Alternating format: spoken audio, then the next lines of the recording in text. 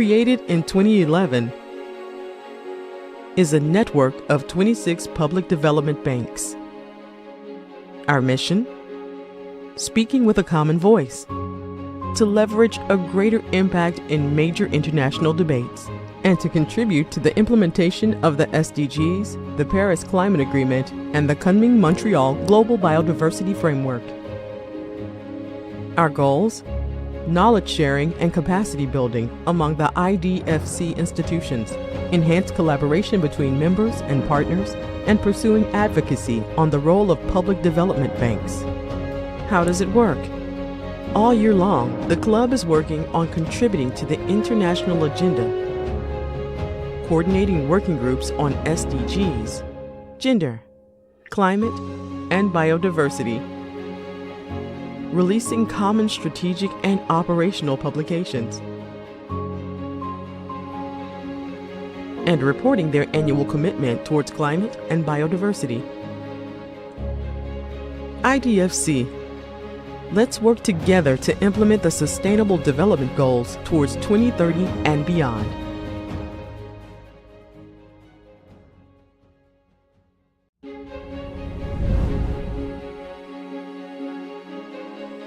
What is IDFC Climate Facility? Created in 2019, the facility has been supporting IDFC members in enabling knowledge exchange and offering capacity development on climate-related topics. Our 3 goals: to strengthen climate finance expertise and capacities, to originate and develop joint climate projects, to institutionalize and facilitate collaborative work among members on climate change. Our activity lines: knowledge sharing, capacity building, access to international climate finance, joint business opportunities. In the past couple of years, the IDFC had been supporting members in mainstream common principles on mitigation and adaptation, developing a framework for the operationalization of the Paris Agreement alignment, promoting a mentoring program between institutions, delivering climate toolbox including GHG accounting, climate risk assessment, Paris Agreement alignment and climate strategy, offering trainings on climate risk assessment, climate strategies, and adaptation, supporting events and partnerships to the international agenda, mobilizing resources and facilitating joint business opportunities and project proposal. IDFC Climate Facility. Let's work together to implement the Sustainable Development Goals towards 2030 and beyond. What is IDFC? The International Development Finance Club, created in 2011, is a network of 26 public development banks. Our mission? Speaking with a common voice, to leverage a greater impact in major international debates, and to contribute to the implementation of the SDGs, the Paris Climate Agreement, and the coming Montreal Global Biodiversity Framework. Our goals? Knowledge sharing and capacity building among the IDFC institutions, enhanced collaboration between members and partners, and pursuing advocacy on the role of public development banks. How does it work? All year long, the club is working on contributing to the international agenda, coordinating working groups on SDGs, gender, climate, and biodiversity, releasing common strategic and operational publications, and reporting their annual commitment towards climate and biodiversity. IDFC. Let's work together to implement the Sustainable Development Goals towards 2030 and beyond.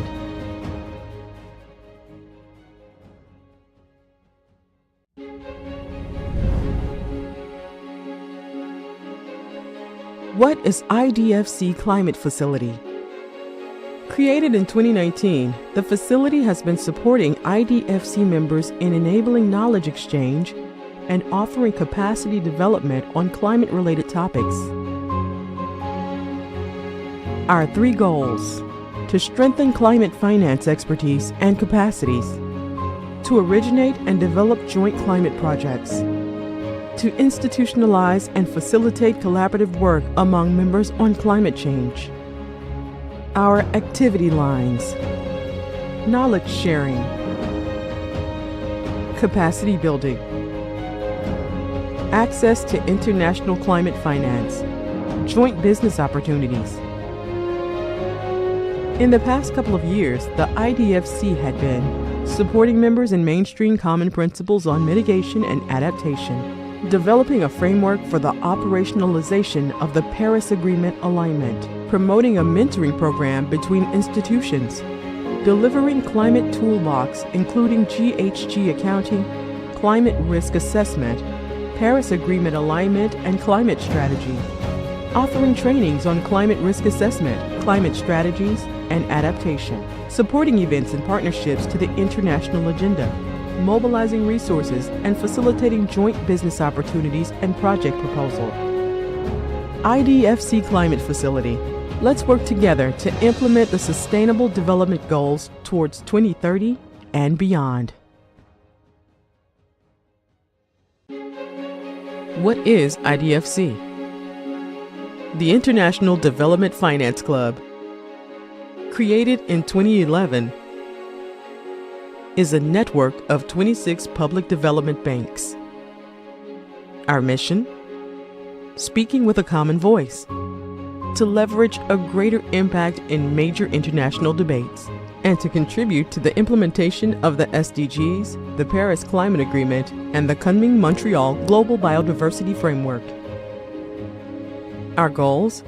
Knowledge sharing and capacity building among the IDFC institutions, enhanced collaboration between members and partners, and pursuing advocacy on the role of public development banks.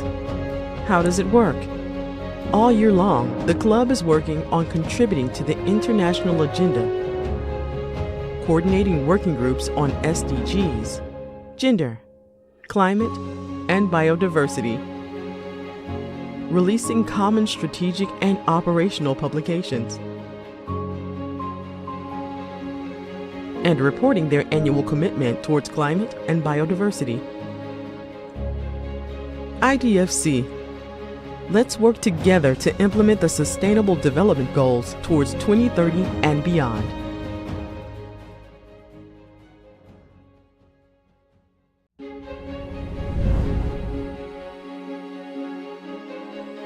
What is IDFC Climate Facility? Created in 2019, the facility has been supporting IDFC members in enabling knowledge exchange and offering capacity development on climate-related topics. Our 3 goals: to strengthen climate finance expertise and capacities, to originate and develop joint climate projects, to institutionalize and facilitate collaborative work among members on climate change.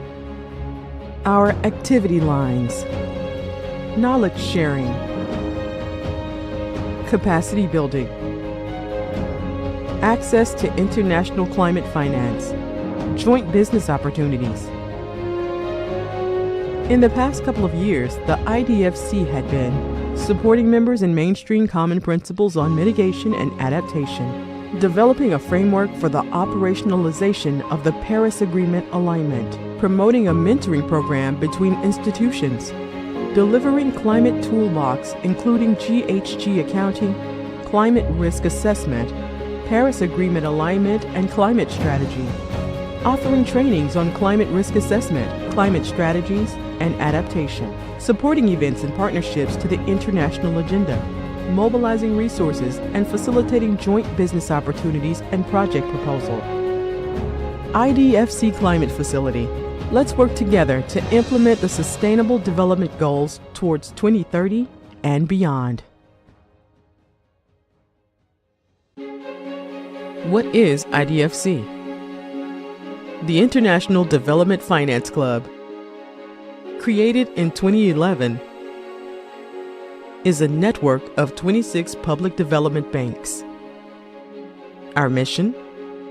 Speaking with a common voice, to leverage a greater impact in major international debates, and to contribute to the implementation of the SDGs, the Paris Climate Agreement, and the coming Montreal Global Biodiversity Framework. Our goals: knowledge sharing and capacity building among the IDFC institutions, enhanced collaboration between members and partners, and pursuing advocacy on the role of public development banks. How does it work? All year long, the club is working on contributing to the international agenda, coordinating working groups on SDGs, gender, climate, and biodiversity, releasing common strategic and operational publications, and reporting their annual commitment towards climate and biodiversity. IDFC. Let's work together to implement the Sustainable Development Goals towards 2030 and beyond.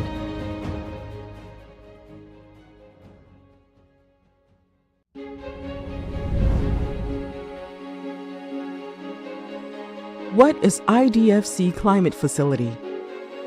Created in 2019, the facility has been supporting IDFC members in enabling knowledge exchange and offering capacity development on climate-related topics. Our 3 goals: to strengthen climate finance expertise and capacities, to originate and develop joint climate projects, to institutionalize and facilitate collaborative work among members on climate change. Our activity lines: knowledge sharing, capacity building, access to international climate finance, joint business opportunities. In the past couple of years, the IDFC had been supporting members in mainstream common principles on mitigation and adaptation, developing a framework for the operationalization of the Paris Agreement alignment, promoting a mentoring program between institutions, delivering climate toolbox including GHG accounting, climate risk assessment, Paris Agreement alignment and climate strategy, offering trainings on climate risk assessment, climate strategies, and adaptation, supporting events and partnerships to the international agenda, mobilizing resources and facilitating joint business opportunities and project proposal. IDFC Climate Facility. Let's work together to implement the Sustainable Development Goals towards 2030 and beyond. What is IDFC? The International Development Finance Club, created in 2011, is a network of 26 public development banks. Our mission? Speaking with a common voice, to leverage a greater impact in major international debates, and to contribute to the implementation of the SDGs, the Paris Climate Agreement, and the coming Montreal Global Biodiversity Framework. Our goals: knowledge sharing and capacity building among the IDFC institutions, enhanced collaboration between members and partners, and pursuing advocacy on the role of public development banks. How does it work? All year long, the club is working on contributing to the international agenda, coordinating working groups on SDGs, gender, climate, and biodiversity, releasing common strategic and operational publications, and reporting their annual commitment towards climate and biodiversity. IDFC. Let's work together to implement the Sustainable Development Goals towards 2030 and beyond.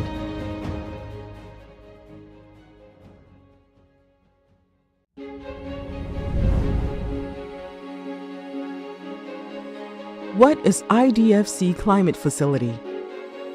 Created in 2019, the facility has been supporting IDFC members in enabling knowledge exchange and offering capacity development on climate-related topics.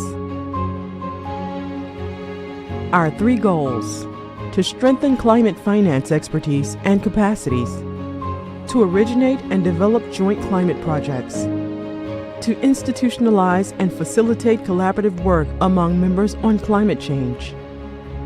Our activity lines: knowledge sharing, capacity building, access to international climate finance, joint business opportunities. In the past couple of years, the IDFC had been supporting members in mainstream common principles on mitigation and adaptation, developing a framework for the operationalization of the Paris Agreement alignment, promoting a mentoring program between institutions, delivering climate toolbox including GHG accounting, climate risk assessment, Paris Agreement alignment and climate strategy, offering trainings on climate risk assessment, climate strategies, and adaptation, supporting events and partnerships to the international agenda, mobilizing resources and facilitating joint business opportunities and project proposal. IDFC Climate Facility. Let's work together to implement the Sustainable Development Goals towards 2030 and beyond. What is IDFC? The International Development Finance Club, created in 2011, is a network of 26 public development banks. Our mission? Speaking with a common voice, to leverage a greater impact in major international debates, and to contribute to the implementation of the SDGs, the Paris Climate Agreement, and the Kunming-Montreal Global Biodiversity Framework. Our goals? Knowledge sharing and capacity building among the IDFC institutions, enhanced collaboration between members and partners, and pursuing advocacy on the role of public development banks. How does it work? All year long, the club is working on contributing to the international agenda, coordinating working groups on SDGs, gender, climate, and biodiversity, releasing common strategic and operational publications, and reporting their annual commitment towards climate and biodiversity. IDFC. Let's work together to implement the Sustainable Development Goals towards 2030 and beyond.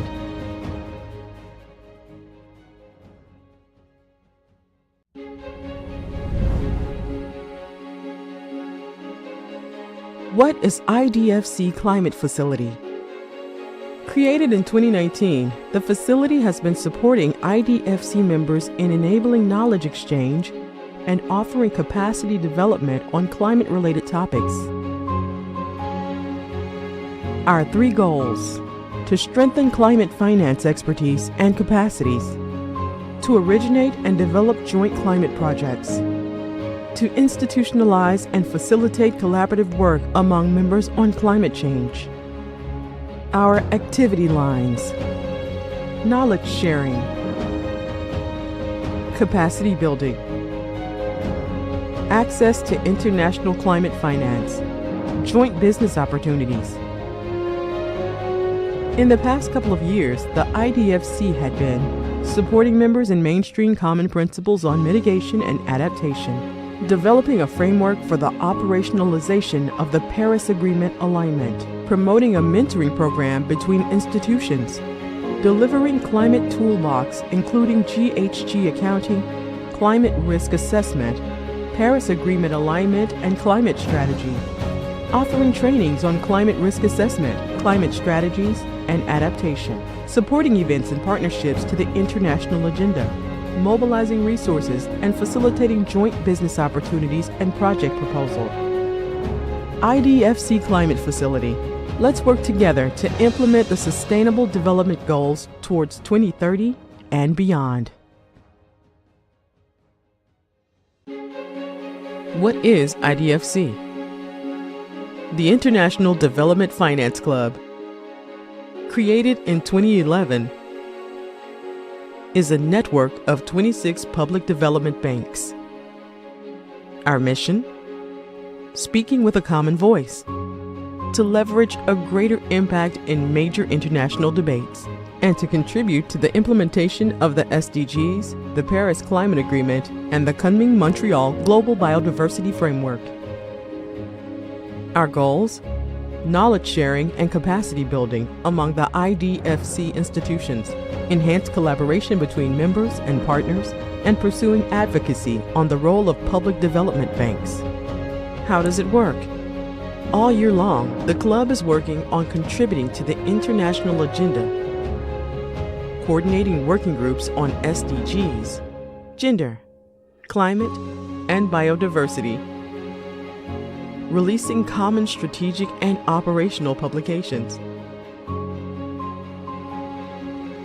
and reporting their annual commitment towards climate and biodiversity. IDFC. Let's work together to implement the Sustainable Development Goals towards 2030 and beyond.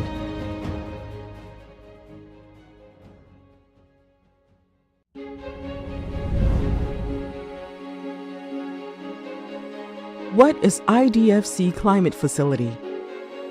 Created in 2019, the facility has been supporting IDFC members in enabling knowledge exchange and offering capacity development on climate-related topics. Our 3 goals: to strengthen climate finance expertise and capacities, to originate and develop joint climate projects, to institutionalize and facilitate collaborative work among members on climate change. Our activity lines: knowledge sharing,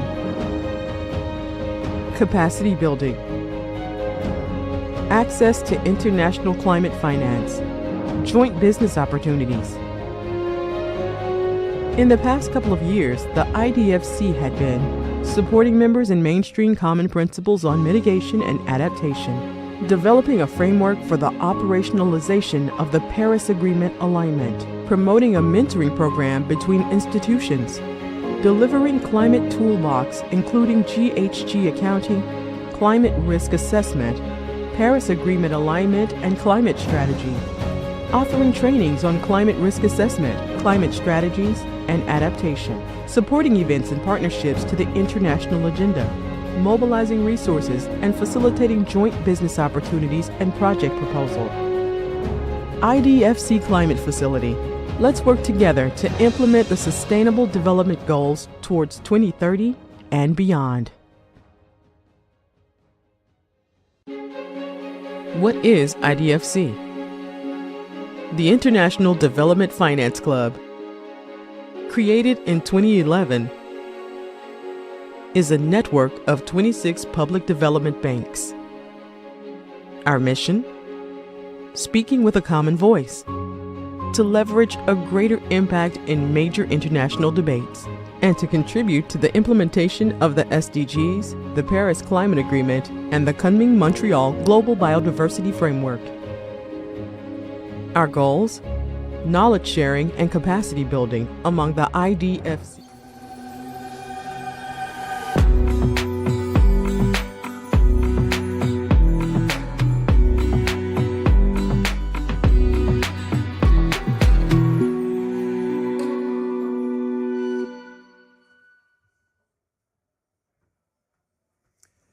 Hello, good morning everyone, and hello to all our online viewers or replay viewers as well.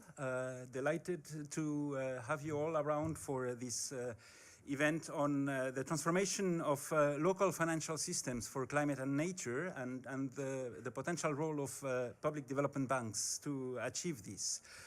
My name is Alexis Bonnel. I am with the French Development Agency, a member of the IDFC. And I will be moderating this session with a very nice set of panelists that will help us go through this very complex issue of transformation. Transforming anything is already difficult, and transforming a system is even more complex, of course. But that's the task that we all need to do, given the magnitude of the challenges and the fact that finance, despite many years of progressive integration of climate, nature, and social considerations is still not at the level required to help us navigate the big challenges that we have ahead. Pressure is mounting on finance to deliver. And that fix is not a technical fix only. It's a more systemic one, and we will go through that during this session. And most importantly, transforming the system has been mentioned on many occasions already. Take Article 2.1c of the Paris Agreement. It's about transforming the entire system. Take Goal D of the Kunming-Montreal Global Framework on Biodiversity. It's also about transforming the whole system. We have the vision there that has been set out. We have the expectations, but how do you do that concretely at the local level with the local stakeholders? Who can do what? And particularly development banks that have a public mandate, that are working for long-term issues, that are trying to promote general interest. What's their specific role in achieving this transformation? We will go through that during this session, and starting with a presentation on an ongoing program that the World Resources Institute is undertaking in the Amazon region with the support of the French Development Agency, but other partners as well, that is trying to look exactly at that. How do we achieve that local financial system transformation in the Amazon region? We have the honor of having Shuang Liu, who is the acting global director of the Finance Center at the World Resources Institute, that will help us navigate through that ongoing work, and more generally speaking, on the importance of undertaking this type of work to try to achieve this needed transformation.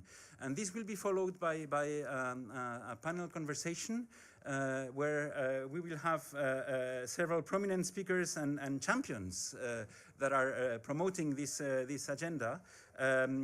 Anderson Caputo Silva from the Inter-American Development Bank. He is Division Chief of Connectivity and Capital Markets. And within his unit, he also is running the secretariat of the Green Coalition for the Amazon that was set up just a few months ago in connection with other initiatives, including the Finance in Common initiative, where the coalition was presented a few months back. We would, of course, hear a lot about all of these efforts that the coalition and more generally the Inter-American Development Bank is undertaking in this space. We also have with us Alejandra Lopez, who is head of climate diplomacy at Transforma, a Colombian think tank that is also pushing a lot the financial stakeholders to go all the way to the transformation that is needed. We will hear from her regarding their vision on how development banks can support this type of transformations. With us also we have Olympus Mantata, who is head of climate and environment finance at the Development Bank of Southern Africa. In South Africa, we have an ongoing Just Energy Transition Partnership, and many other things are happening in South Africa. These are transformative objectives. How can finance adjust itself to deliver and play its role on those transformational objectives? We will get insights from Olympus on that. With us as well is Edgardo Alvarez. He's the Secretary General of ALIDE. That's the Association of Latin American Development Finance Institutions.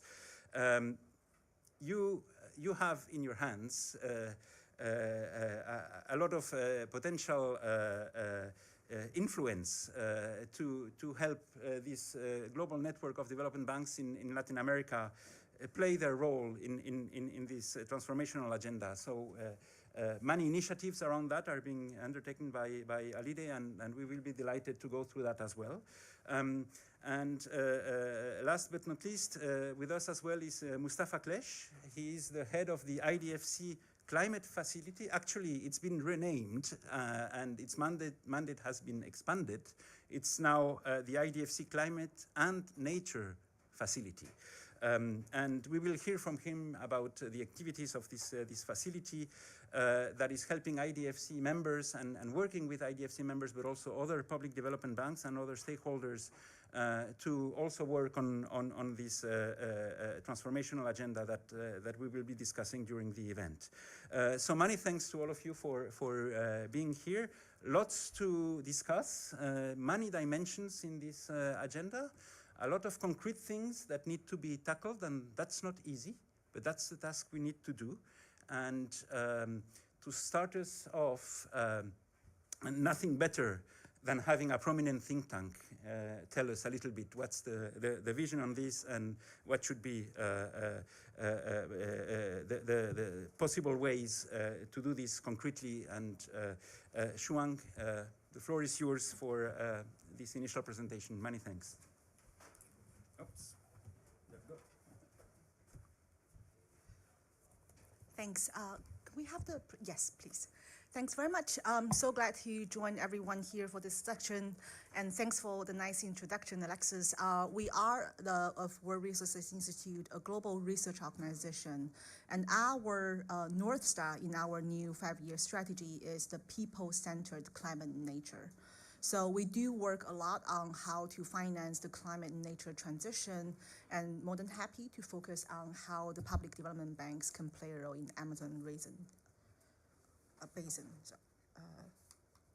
So yes, in the presentation, we're going to share the primary goals of this ongoing initiative with the support from AFD and in partnership with many organizations here today. We're also going to share the focus area and the plan on how we're planning to get to the end of the objects of the project, some preliminary fundings, and also conclude on where we see as next steps, and we'd like to invite for collaboration on this as well. The primary goals, through this project, what we are looking at is that how we can support the key actors to green financial systems in Latin America for sustainable and resilient economic development. And then second, we're also planning to look beyond the Amazon region after this project. We also look at how to advance the global climate and biodiversity goals. The other regions we have in mind, for instance, will be DRC and Indonesia, the other basins with rich natural capital, and how we can use the lessons from this ongoing initiative to scale up in the other regions. The focus areas, I think it almost goes without saying why we're focusing on Amazon, but just a couple of data points I want to share with everyone. It is so rich in the area in the natural capital. We're looking at 10% of the known species on Earth, 20% of the liquid fresh water, and 50% of the tropical rainforest. That is why we want to pay so much attention to the area to see how the experiences can be built up in this area. I also want to just quickly share in the RISE Brazil office, we recently published a report jointly with the New Climate Economy to look at economic growth opportunities as well as the opportunity to protect the biodiversity in the area. Some of the results we found in this report is that the investment that's needed to achieve the biodiversity goal will be looking at about 8.2 billion per year. So the GDP actually we're looking at that can be resulted from a deforestation-free model in Brazil, and we're looking at the GDP of the country with $82 billion per year by 2050. And this is actually at minimum cost to the biodiversity and nature in the region. It will be of some additional investment needed. So the estimate we're looking at is that will cost about 1.8% of the GDP every year for the transition on the nature and climate. However, if we're going to do nothing in Brazil, according to our estimate, the cost to the country will be twice of the 1.8% of GDP that we're talking about. So it is because of the data showing the importance of biodiversity and climate transition that we want to focus on how we can better understand the scenario in the Amazon region. And public development banks, of course, the different roles and important responsibilities of public development banks in the region, how they can bridge actually the public sector and private sector. also how they can build the financial flow to support the green and local transitions, and how they can set the standards for responsible and sustainable finance. That's why in this ongoing initiative, we're going to focus on the role of public development banks in the Amazon region. So this is a quick cap on our plan of how we're planning to conduct this analysis. We are actually between phase 1 and phase 2 as we are speaking. In phase 1, what we did, and with the great support from IDFC and ALIDI, is we disseminated a survey to identify the common challenges as well as the opportunities we have heard from the local and global public development banks in the Amazon region. We also want to understand with the mapping practices, what's the data available that public development banks in the region can have to inform their decision-making process, and how we can use and leverage the data for the phase 2, which we are planning to move on to. This project is very much centered on the so-called collaborative inquiry approach. The way we're planning to do so is to actually have the stakeholders have a brilliant buy-in of the discussion. And actually, it's very much engaging the stakeholders on different dimensions and based on the data analysis that we can provide. So during the phase 2, building upon the results from the phase 1 survey, we're planning to provide analytical support and also to the local MDB and local and global MDBs in the region to unpack priorities and challenges, and also facilitate the conversations and dialogue to have a more common understanding of the system dynamics in Amazon region. Last but not least, as the phase 3 of this project, we're planning to conduct even more stakeholder engagement. That is where we're going to further advance the shared priority through the additional analytical support, and this will be largely in conversation and kind of co-developed it with our partners we're going to engage in phase 2. So next couple of slides, we're going to share just quickly some of the preliminary findings from the survey we conducted in phase 1. Firstly, just a couple of mapping of who we have heard from. We got responses from 5 PDBs, and at least 3 of them reached out and asking for more. Additional 3 PDBs reached out asking for more time to fill in the survey. We actually have national development banks in the Amazon region countries, which host about 3/4 of the rainforest in Amazon region. So we're really glad to see the active response from the PDBs in the region. Some of the shared priorities we have heard very clearly from the partners we're working with is that all of them highly agree on the shared priority for the green finance in the region. When we're asking them to rate from 1 to 5, and 5 being the most important agenda, all of them have responded saying this is the most important agenda on their list. We've also seen that high-level commitment on greening the financial system. At the end of the results, we'll be more than happy. And also to inform the next steps on engagement, we'll share more details of what this is. At the bottom right of the slide, there is a link to the survey. So if there will be partners who are interested to share more information, we'll be more than happy to collect those feedback as well. Next, the shared challenges. I think we have heard some of the similar challenges, but just to categorize them in a way. First, we have seen the PDBs sharing very clearly within their own work, there are struggles with instrument, tools, and capacity. There isn't sufficient financial and non-financial products for biodiversity, especially considering the diversity of the actors and needs in the region. We also heard that it's actually challenging to manage the impacts, both in terms of the social and the environmental one, how to quantify them and also build them in the process. We also heard from the PDBs there's also more challenges in the broader context. That's, we're highlighting 4 points here. For instance, the regulatory environment in the region. And the economy in the region is how high informal and how the PDBs can better fit into the local situation. and also the poor infrastructure and the low financial inclusion. These are the challenges we have heard repeatedly from the PDBs in the region. Also, just want to share what kind of activities we have heard from PDBs that we surveyed. All of the 5 PDBs who have responded to the survey are investing in agriculture and agribusiness.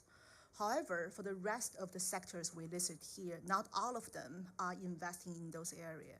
What we see is this is a great opportunity for the partners we're going to work with in this project to probably learn from each other how the experiences have been to invest in these areas and sectors, and how they can actually scale up these practices and expand it to the other areas their peer organizations are investing in. Also, we are also looking into how PDBs are investing in this region. These are the 3 common threads we have seen of the approaches that the PDBs have taken in the region. For instance, they are directly investing and promoting green finance in the region. We've seen a very clear signal on how they're providing the microfinance lines. They use grants to attract private finance, as many other peer organizations have done, and also how they have worked very closely with the local entrepreneurs on innovation. We also seen, other than the direct investment, how the stakeholder engagement will shape the enabling conditions to unlock more finance. And that it's a long list of stakeholders we're talking about, ranging from the government agencies, from the private sector, from the local community and CSOs in the region. And that's how collaboratively, with the role of PDB can play, we can work on the engagement and partnership. And last but not least, the counterparty support. This is where actually with their clients, the PDBs in the region have provided the capacity development, as well as the general and specialized technical assistance to help their clients in the biodiversity and the other investment management approach. So finally, this is how we are planning to finalize the project for next steps. We see 2 highlights we want to share today with everyone. Is first, we will want to confirm the shared priorities and identical basis.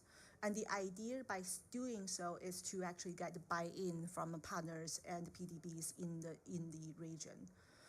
For instance, we have seen a very clear demand in how to provide a tailored, innovative financial instrument and some of the tools that the PDBs will need. One example, maybe to quickly highlight, is that we have seen a great need to have some spatial mapping of the investment against the environmental and social indicators. We've seen many tools, including WRI's Green Global Forest Watch, which can provide a geospatial mapping with great granularity, and we're happy to see how those tools can actually help with the local practices in the Amazon region. Second, we are also seeing the great needs in engaging key stakeholders and address the knowledge gaps with further analytical support. And this is using the results from the survey again. We're identifying a list of stakeholders, and we will actually further reach out to the partners in Amazon region, as well as the global partners, including AFD and IDFC, to see how we can capitalize and actually take advantage of the local partners' knowledge in a constructive way. So here's my presentation, and also I actually have other teammates who are more involved in this project. So if you have any question, please don't hesitate to reach out to us. Valerie and Carol are the 2 brilliant colleagues on the team who are deeply involved in this project. Thanks very much. Thanks.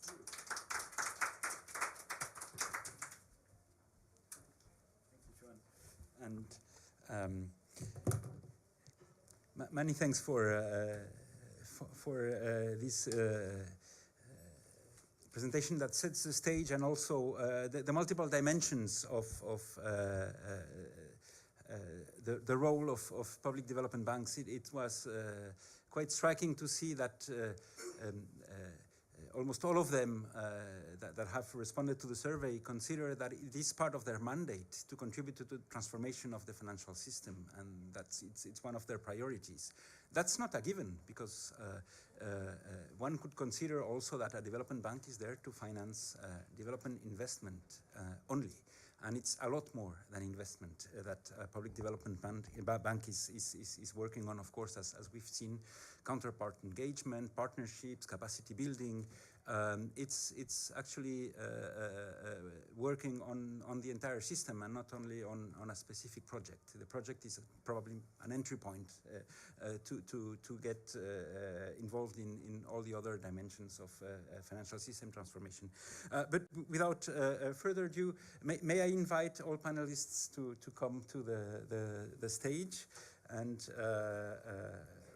we will now hear from different views, different stakeholders, but all part of the system and very much engaged into championing more transformative action for the system. Many thanks, and Xuan, if you wish, you can also join.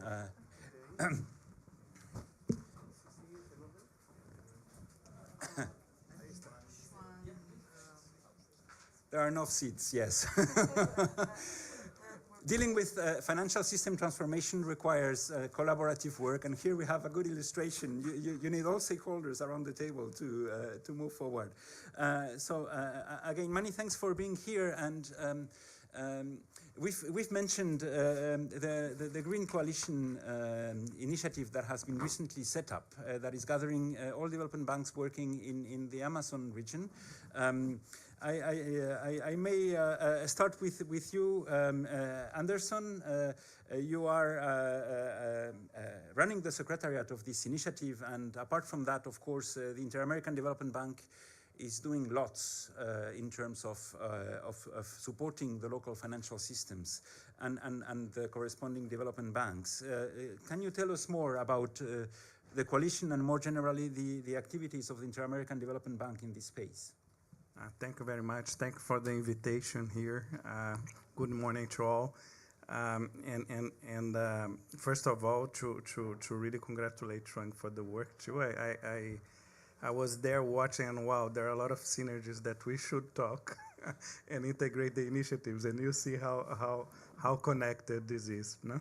So I wanted to tell you, like, we are going in a direction that is covering several of the angles that you just observed. No? So there are a lot of synergies here, and we have a lot of work. The Green Coalition was launched. It's unbelievable, actually. No, the Green Coalition was announced in August 7th. No, so it's not like very, very recent, and it's amazing what was accomplished so far. No, and then it was an idea that was shared by the BNDES and the IDB, the presidents. No, so in Belém, in August 7th, it was announced. This coalition, no, we were out there, no, and then it was a very fast movement to have a declaration at the time. So in the morning we had a declaration, and we were trying to build this coalition and bring development banks of different countries to sign. And then I was telling them, no worries, no need to go through lawyers. We'll figure out later what we're gonna do, right? And then please come to Belém. And then it was amazing, the result, because it started like 3 weeks before the event. We didn't have the signatories yet, but then in Belém we were able to bring 16 development banks. Now today we are 20 development banks, 17 development banks of 6 countries in the Amazon region, plus the IDB, the World Bank, and CAF as international development partners. So this goes a bit into what we discuss here, what we can do together, multilateral development banks and public development banks in the region. For the IDB, this was super timely because President Elon had got the mandate of the members of the countries of the Amazon to think through about what could be done. And the IDB launched the Amazon Forever program, that has several different pillars that look into, like, the sustainable development in the Amazon, looks into people, look into cities, looks into connectivity, then the bioeconomy. So it's several different angles. And then we see the Green Coalition as an implementation arm that will allow, like for the IDB, to support the development in the region. So what happened since August? It was really, really amazing because we announced in the morning, in the afternoon we had a closed door first working session, because I was like President Hillen was with the whip on me, right? Saying like announcing is nice, but we want to deliver, right? So in the afternoon we had a working session with all the members. Then we had a fixed meeting in Cartagena. We had the second session, working session with the group. And then we have multiple one-on-one calls and surveys with all the members in preparation of our bylaws and the action plan. And then we had targeted and we delivered here at COP the bylaws and the action plan for the 2 years that we are going to work to deliver by COP30 in Belém, back to Belém. So it's Belém, the action plan. And this action plan is focused in 4 areas that are very, very related here. The first work stream is integration, collaboration, and mapping. Like, what is the footprint of all these banks together? Where are these banks strong? Where are they weak? You know? What are the key verticals, like bioeconomy, sustainable infrastructure, etc., right? And then we have some results that are very similar here on the survey. You know? But we'll work on that and identify areas that the group can improve. Based on this, work stream 2 is that we are going to develop then sustainable investment frameworks. What are high standards for bioeconomy, high standards for each of the sectors? And that would then pave the ground for also synergistic with the work stream 3, that is a financial innovation lab that this group is having. And then to provide innovative solutions for the different work streams. And finally, the 4th one is the resource mobilization. With all these organized, we have tremendous strength in terms of mobilization of catalytic resources, do blended finance, and then implement financial solutions for the results. So let me stop here, but I wanted just to highlight that we are super excited with this initiative. In every work stream, there are already identified leaders of public development banks that will be leading each of these work streams. And then we at the IDB, we are supporting now, after this involvement that we had to launch, create, etc. We have launched a website where everything is transparent and it's reported there. And then we are going to be leading the engagements and making sure that the engine is running. Okay, so let me stop. Thank you so much, Anderson, and it's impressive to see how you're trying to seize the full potential of the development bank network in the region, seeking synergies, building coherence, fostering innovation and concrete action in the field. That's definitely required, and it's also a signal that there is potential out there, and it had not been seized, or at least not enough, and impressed to see that in just one day you achieved so much on August 7 in Belém. Let's hope that in 2 years' time we can wrap up COP in one day, thanks to your leadership. But that's also the signal that there is a demand and there was a need. So putting all of this in motion is very important, and thanks to you, kudos to you for championing that.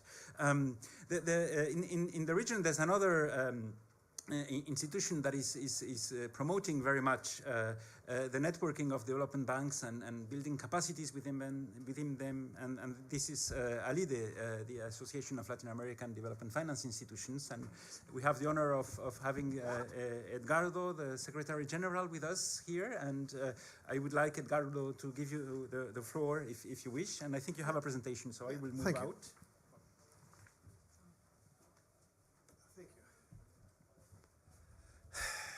Good morning to all of you, my dear friends. It's really a pleasure to be here. Let's see, where is the presentation? Oh, it's there. Oh yeah, thank you. Okay. Please, I invite you to sit there so you can see the presentation. Be my guest at this time. Yeah, because it's very difficult. If not, you are going to get a problem with the neck. Okay. First of all, it's really important for us. We, IDFC is an association of development banks from all around the world.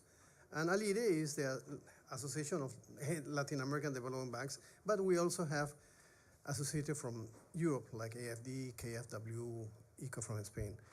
And the idea is that we serve as a network between our banks. We try that our banks share their expertise and all the good things they do, and try to get better relationship with the multilaterals like IDB or or banks from outside of the region.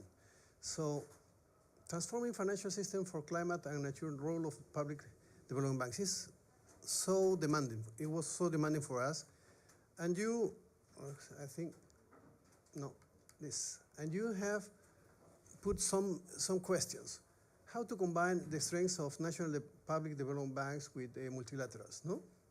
So it was really good because you have the view of the multilaterals, and we are closer to the national development banks. And the idea here is to show you how we are working with the banks, how the banks are working, and the different initiatives we have with the multilaterals, with like IDB, like EFD, and GSF, and others. No? Oops. Yeah. First of all, we think what is not known, it doesn't exist. It means that it's really need to know what each one of us are doing, what we're doing. When we had the COVID, and we was just having just a few words before, COVID was something really bad. But the only thing he could give us positive was that we began to work at home and different places. And at this time, we realized that each one of our members were doing things. It means in Peru, in Colombia, in Brazil. And we thought, okay, we are a network, so let's share the information that each one of them are doing. So we create this observatory. In this observatory, we could share all the things they were doing. I don't know how to get this, but if I could have pressed this part, you could see in Power BI, and you see all you can choose for country and the institutions what they are doing.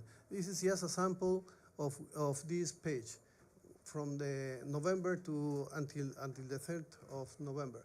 So you could see what the DFC from Belize is doing, the Corfo from Mexico, from Chile, sorry, with the support of IDB, and the BDP, the AFD, what have done. So the idea is that everybody knows what we are doing, and it will be helpful for us. The other thing is that with IDB, we created a hub because we have different initiatives. Okay, let's put everything together in a hub.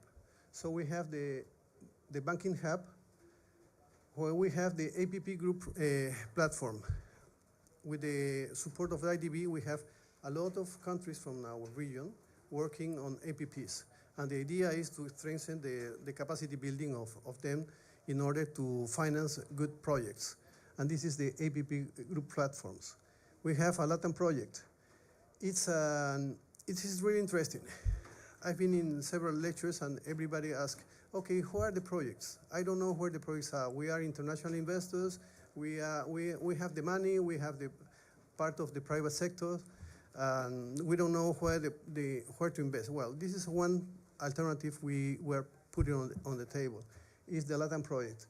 Because if you get to this to this platform, through our platform, you could see all the projects they have in Mexico, in Brazil, and we are asking our other countries from our region to get involved in this. We have the Development Banking Community of Practice, where we can share studies, publicities, and publication and all of this through this community of practical. And we have also a digital bank. It means you ask if you are a bank of our community, you can go there and you see, okay, in which step are we and how we can ask for support for IDB to get to our goals. We also had a relationship with ECF, sorry. You know, it's a very difficult institution to work because it's so demanding. But we are a delivery partner for them. It means we pass their examination, so we could be a delivery partner. We had a project.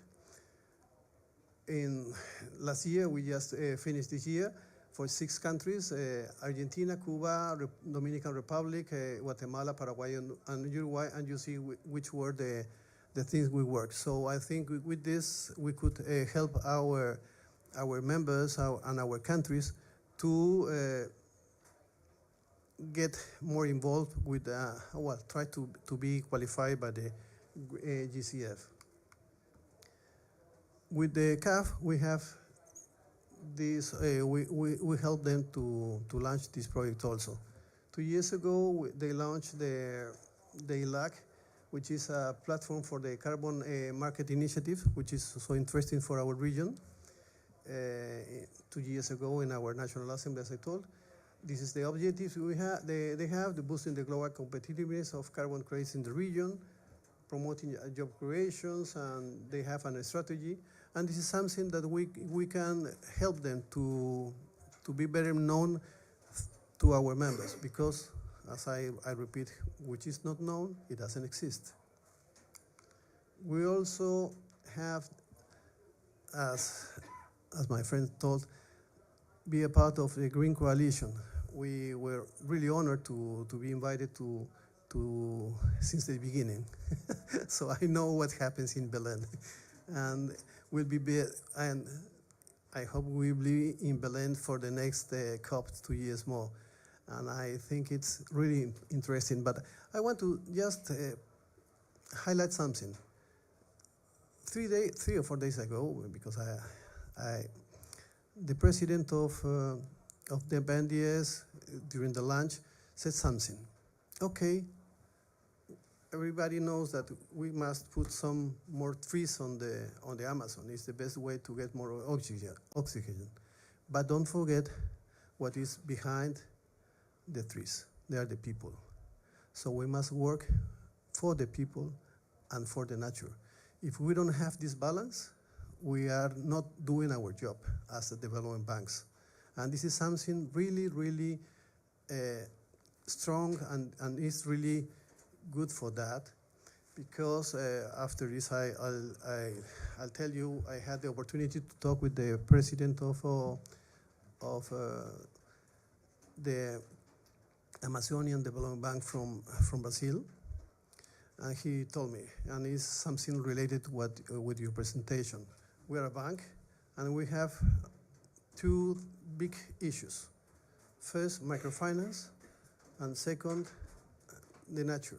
So we must work in balance, because if we don't have, in each project we work, we have to have these 2 things in mind. If not, if you go much to this, you forget the man. And if you go much to this, you forget the nature. So we must equilibrate the things in order to have a sustainable development. And and regarding to the Paris group, we have also worked with the IDB. As you realize, we work a lot with IDB. Thank you, my friend, with the GTAP's objectives. And this is a space that allows knowing the Paris Agreement for the development banks and helping them in which stage we are and do we need to be better? So this is something that we work with them. They can have a personalized mentoring sessions in special skills, in climate, in anything they have. This is something we are doing in Alide. And I wanted to point it this because as Rémi Rioux told us when he launches the next fixed wage, we were really proud to be a part of one of the organizers in the one it was a completely success in Colombia, Cartagena de Indias, said, okay, let's work, but let's try to don't overlap what different organizations are doing, because it's much better to know what we are doing and to join and to reinforce the different things that the different organizations are doing. I don't know, probably you are economists or not, but the resources are scarce and the needs are infinite. So we must be very tough with how we assign the resources. Okay, thanks you a lot for your time, and please I invite you to come here again.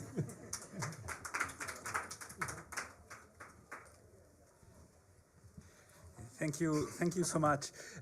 You know, when the SDGs were adopted back in 2015, there's this SDG 17, partnering for the goals. And I remember some discussions when they were adopted at AFD, people were saying, well, okay, yes, partnership, but what does it mean concretely? I mean, how can we do that? And here we have, I think, a demonstration of what it means and why it is so important. And indeed, I mean, what happens in Belém doesn't stay in Belém, thanks to you. It goes, it spreads over all over the place. And I think that's one of the things that Alide forcefully contributes to. Alejandra, you are working and looking at all of these issues from a Colombian-based think tank. What are your views on the financial system transformation issues and the role of public development banks? And what are the opportunities but also challenges that you see moving this agenda forward? Yes. Thank you, and first of all, thank you very much for inviting us, Transforma, to this very interesting conversation. At the outset, I would like to say that Transforma is a Latin American think tank, so it's not working only for Colombia. And well, we have been working in several areas with regards to the participation of financial stakeholders in alignment to the Paris Agreement, in particular institutional investors, insurers, pension funds, but also we have been doing several research work in terms of the consistency of financial flows at the national level, in particular for Colombia, and also an analysis of the reform of fossil fuel subsidies in Latin America.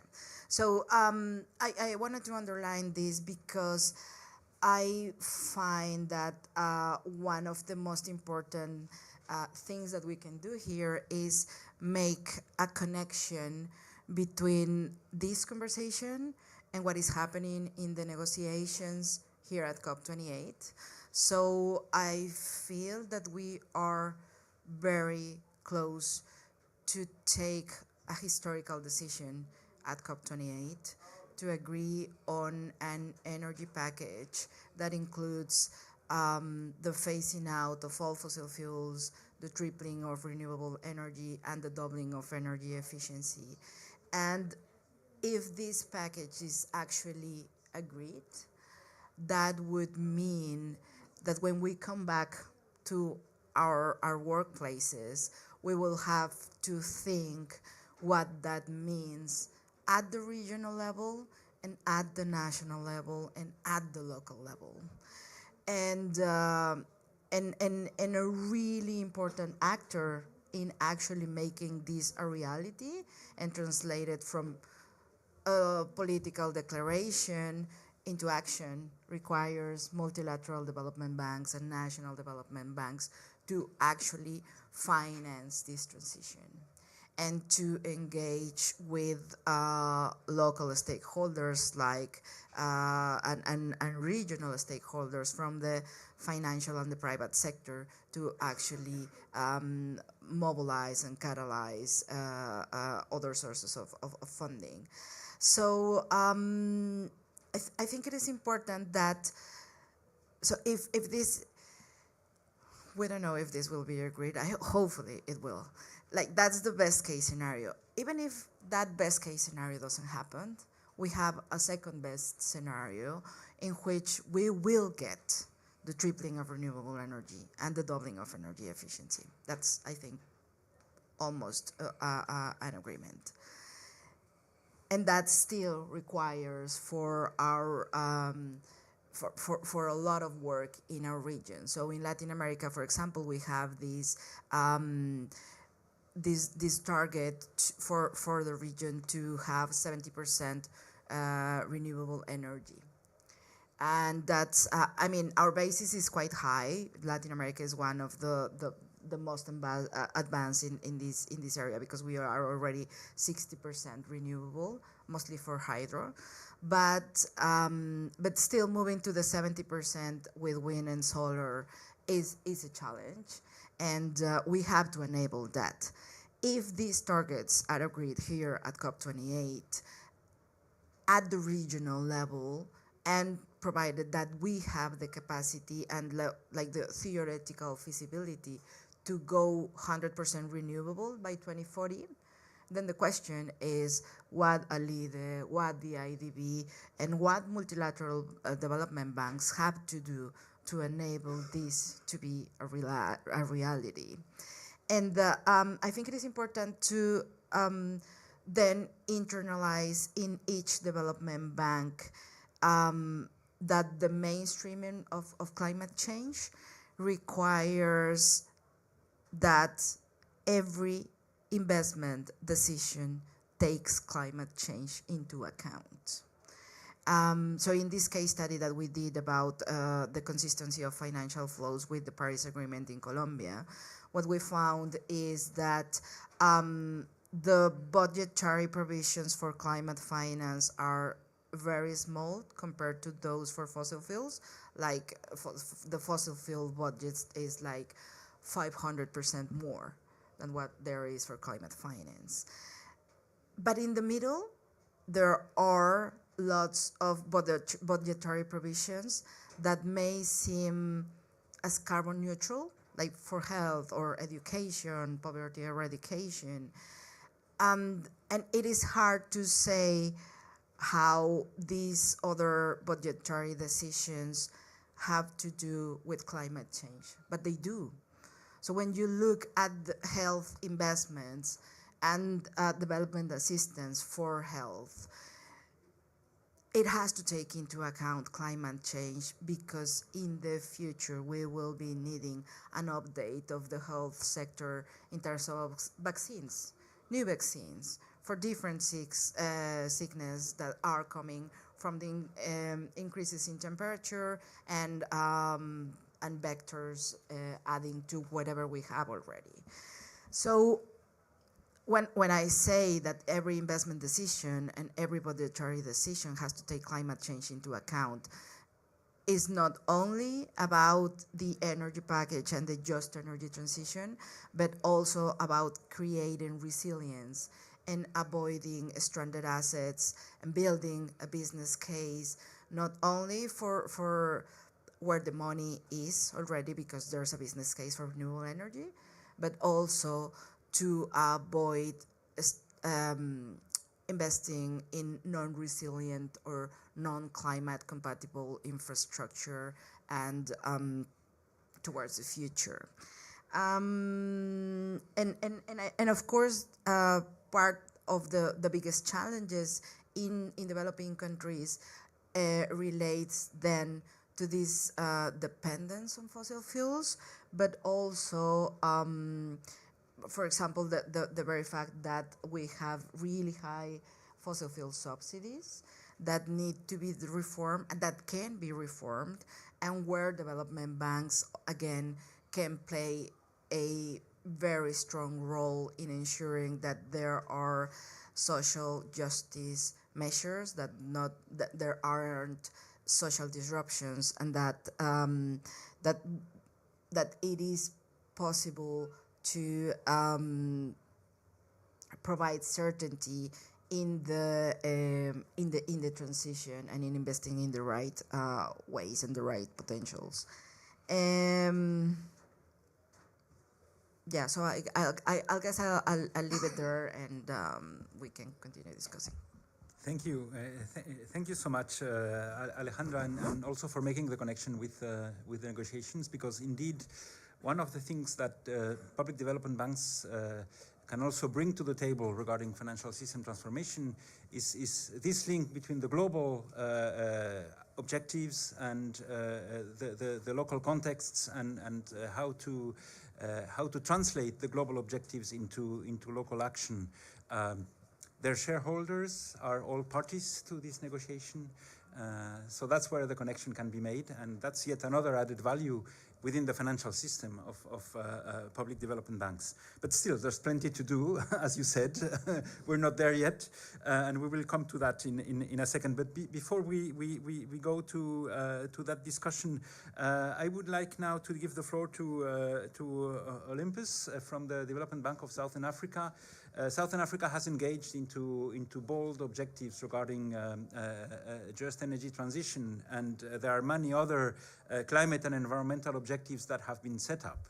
How do you cope from the Development Bank of Southern Africa, and how do you contribute to financial system transformation that is aligned with these objectives that have been set up in your country? Thank you very much, and thanks for the invite. My thinking around this topic, especially the transformation part of the system to respond to the urgent need, took me to look at a paper that was put together by the Stockholm Environment Institute that talks to the key factors that need to be looked at from a transformation point of view. So I was looking at that relative to what we experience on the ground within South Africa, and it was, amazing, even at the DBSA level, the kind of issues that need to change to make life easier and also to give impetus to the work that we do. The first thing that they mentioned was around prioritizing climate critical infrastructure in debt restoration processes.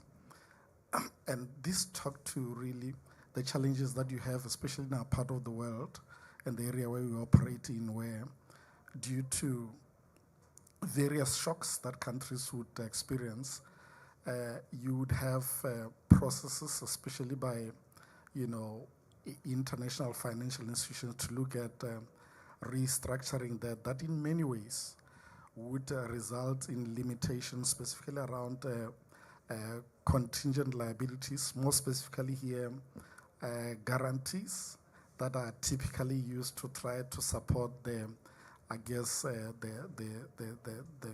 creditworthiness and also the bankability of projects.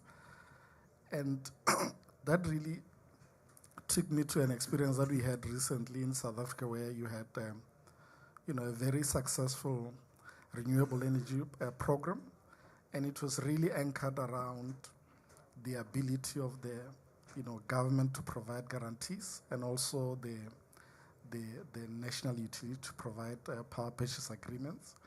And when both those anchors collapsed, if I can put it that way, the program got stuck, and therefore it required a different approach. And from a DBSA point of view, our response was really, even though not directly to the program, but advancing more initiatives around embedded generation. And it was more around trying to use concessional financing, to use it to improve bankability of projects by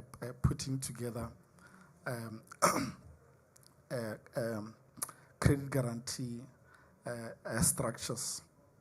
And so it becomes quite important to realize that as much as you might need to respond to the shocks that are experienced in countries, if climate is seen as an emergency that we are talking about, you might need to prioritize key projects and ensure that they are insulated from whatever response you are applying within countries in response to the challenges that you are facing. So I thought that was quite instructive, and I think it's a change in approach that financial systems have got to take into account.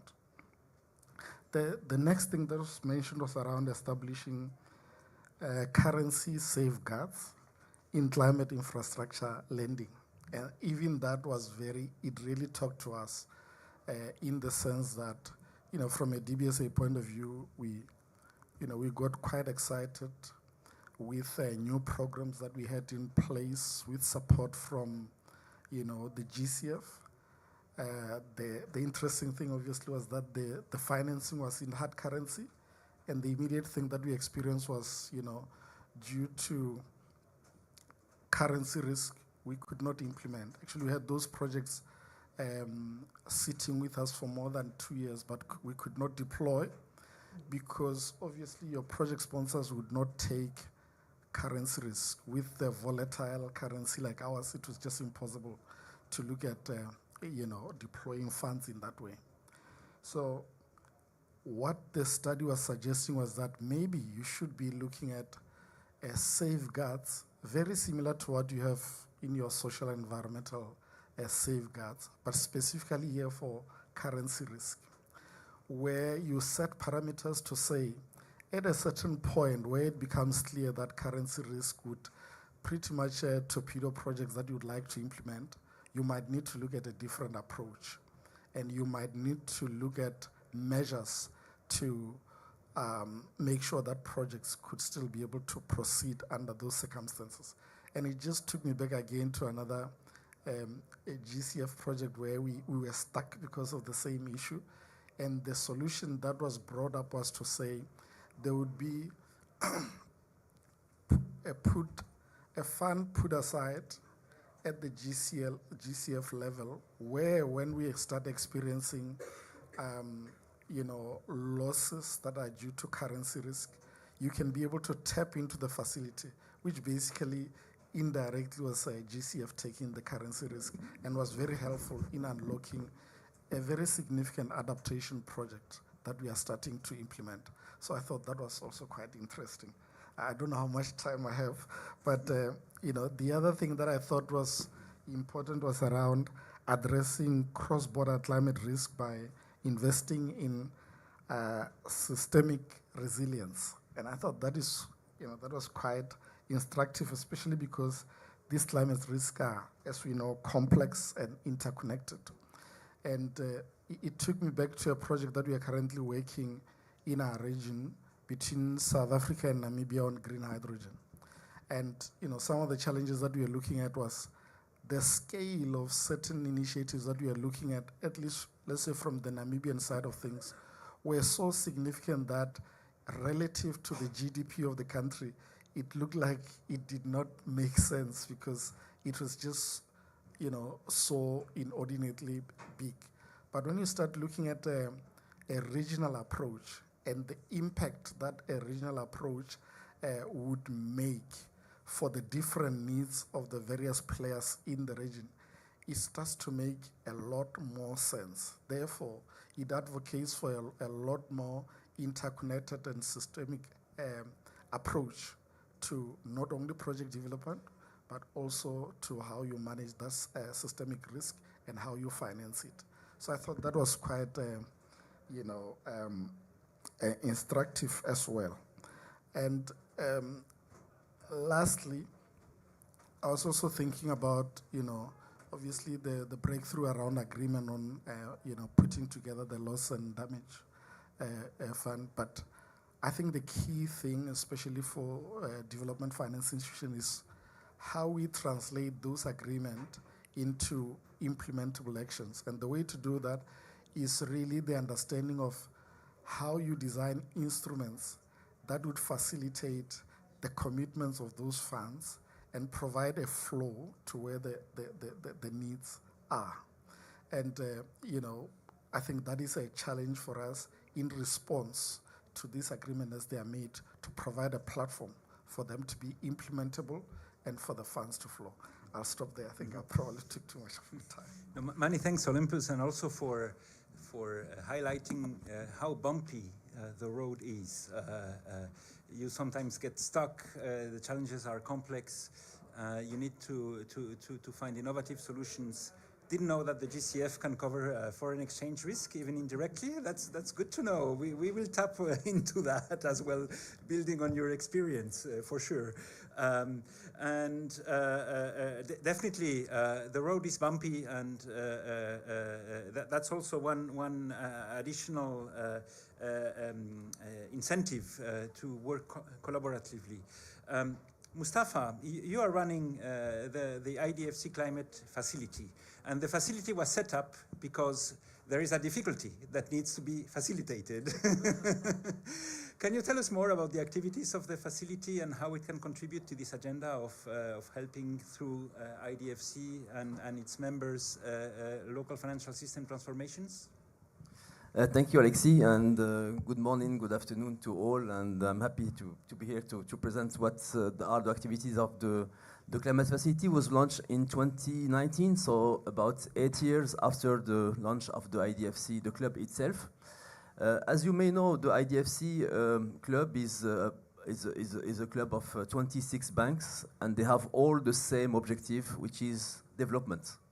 The condition to be part of the club is that you have to have the mandates of development from your country. And today, to fulfill these development mandates, the question of climate and nature in general is not accessory, in fact, because if you want to do it, the development is now challenged by the problem, the crisis of environments, of biodiversity, and there is no question to do it with or without the climate or without the biodiversity, because these crises are challenging the mandate itself. So it's important to mainstream this issue when you are doing these activities. So since the 2019, we put in place some activities to help, of course, not to replace what our other technical assistants are already there, but to try to find a way to assist our members because of the diversity of the members. We have big banks, we have small banks, we have banks with mandates concentrated maybe on development of infrastructure. The other are maybe more concentrated on SMEs. So all these activities, diverse activities, but the point is again the development, and the idea is to share the knowledge, because we have also different progress in terms of mainstreaming the climate and biodiversity in their business. And the idea is really to work between the peers and try to get this the progress from these exchanges between the different peers at the different level of progress and business. So this is why we are mainly composed. The climate facility is managed mainly by people seconded from the banks in the climate facility, because this is important to keep this relationship between the members and these peer exchanges. So we have this knowledge sharing, which is a very important one. We also, so the knowledge sharing is trying to provide tools, activities that are successful in one bank to be also scale up in other banks. We also provide support on the capacity building, because it's necessary to help the members in those activities that for which they don't have a lot of experience, to provide them that experience.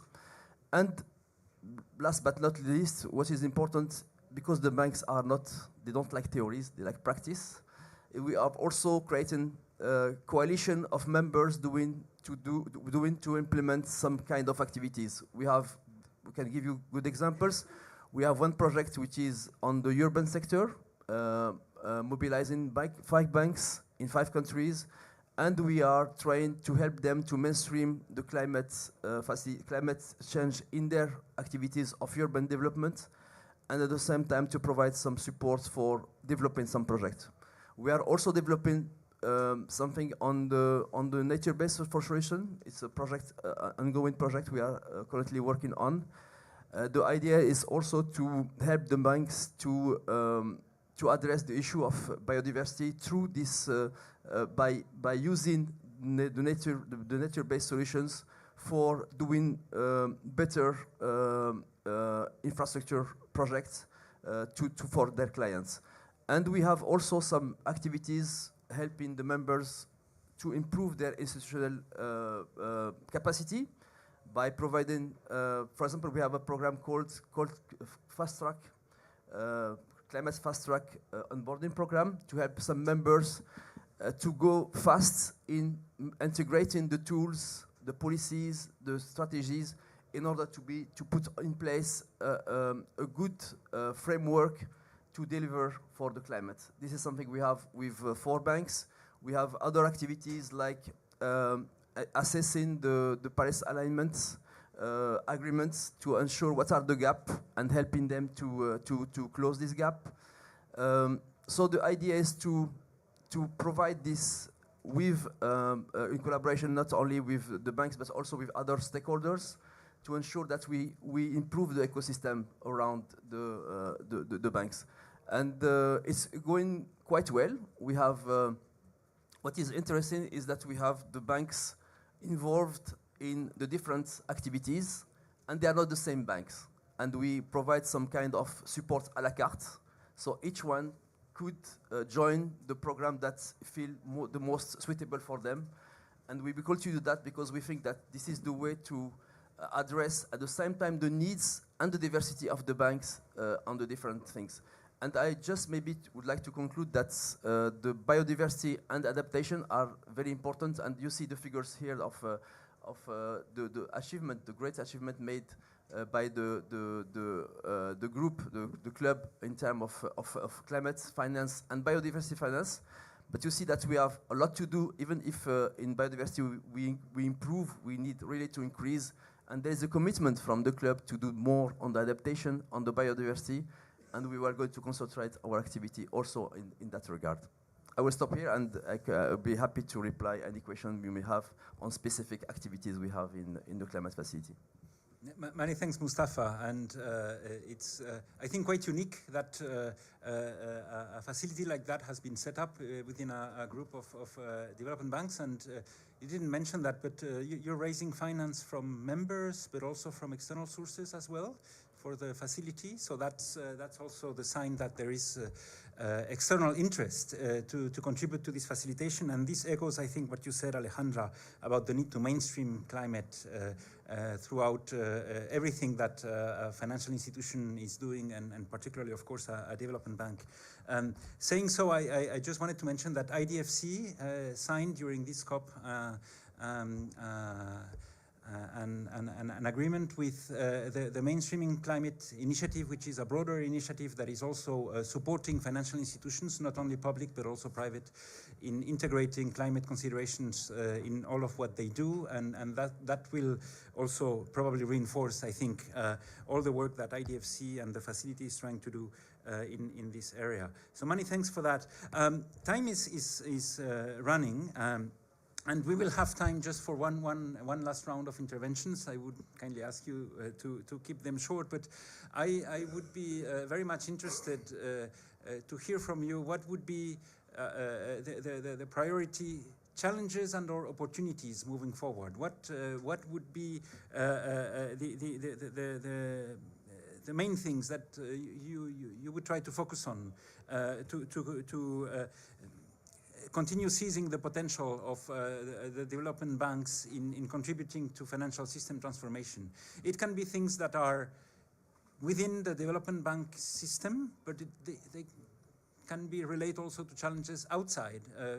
The development banks, they don't work in a vacuum, of course. They are in a context where there are regulations, there are public policies, There's private finance that needs to be mobilized, so they can also relate to those issues. And if you had prepared priorities on those questions, on challenges and opportunities moving forward, but if you want to change them because you've heard from others, don't hesitate to do so as well. So I don't know, Anderson, maybe we could start with you. So let me follow from the previous intervention that I mentioned about the coalition, everything that was done. So you're talking about challenges and opportunities. The coalition also announced here an ambition of mobilizing $10 to $20 billion for sustainable activities in the Amazon. No? So to do that, like I think that the opportunities that we have is really what the combined forces of multilaterals and public development banks. No? And how do you do that? Like the national development banks, they have that capillarity that is impossible for multilateral banks to have, right? They go really to the end. They know the context, etc. They know the problems on the ground, from regulatory issues, mobilization, like they know there. No? But they, like in the current context, there is huge problems of funding, fiscal constraints, and the FX risk that was mentioned here. Multilaterals bring that type of potential of bringing resources in a way that is more affordable, mobilizing resources internationally, driving, for example, from the AAA that you have and bring the funding. Now, and one of the main things we announced here actually in working with the government of Brazil to support the transition was an FX facility that will support Brazil to implement, and we're working on that, on what are the different mechanisms of hedging to FX risk that we can then go down the chain until the projects are there and done. No? So I think that the challenges are these of the costs. It's very costly, it's very risky, like there needs to be capacity, but it's through this combination of multilateral public development banks is an opportunity where we can try to shift and bring much more flows for that. Yeah, many thanks, Anderson. And this is super interesting. It resonates a lot with the discussions on the reform of the global financial architecture, and could lead to multilateral development banks investing more in local systems rather than in investing directly in projects or programs, or at least a combination of both, which I think is very interesting. And I understand that IDB has been championing that for many years. You've been supportive of local development banks already for quite a long period, and it's exciting to see that you're taking that route even further. Alejandra, what would be your views on top opportunities, challenges to tackle? Yeah, from our perspective, one thing that I would say three things. So the first one is continue building a case about how developing countries and the Global South also has to build on the consistency of financial flows and how it is good business for us to do so. The second one is growing bigger these experiences that we have with private investors, financial investors, insurers, pensions funds, and how they relate with development banks in creating the enabling environments for this transition and for mainstreaming climate change. And thirdly, I think Latin America is going to be on the spot in the next 2 years for the G20 presidency in Brazil and then COP30 also in Brazil. So we want to build this campaign for our region to be a role model in the just energy transition enabled through all of these actors.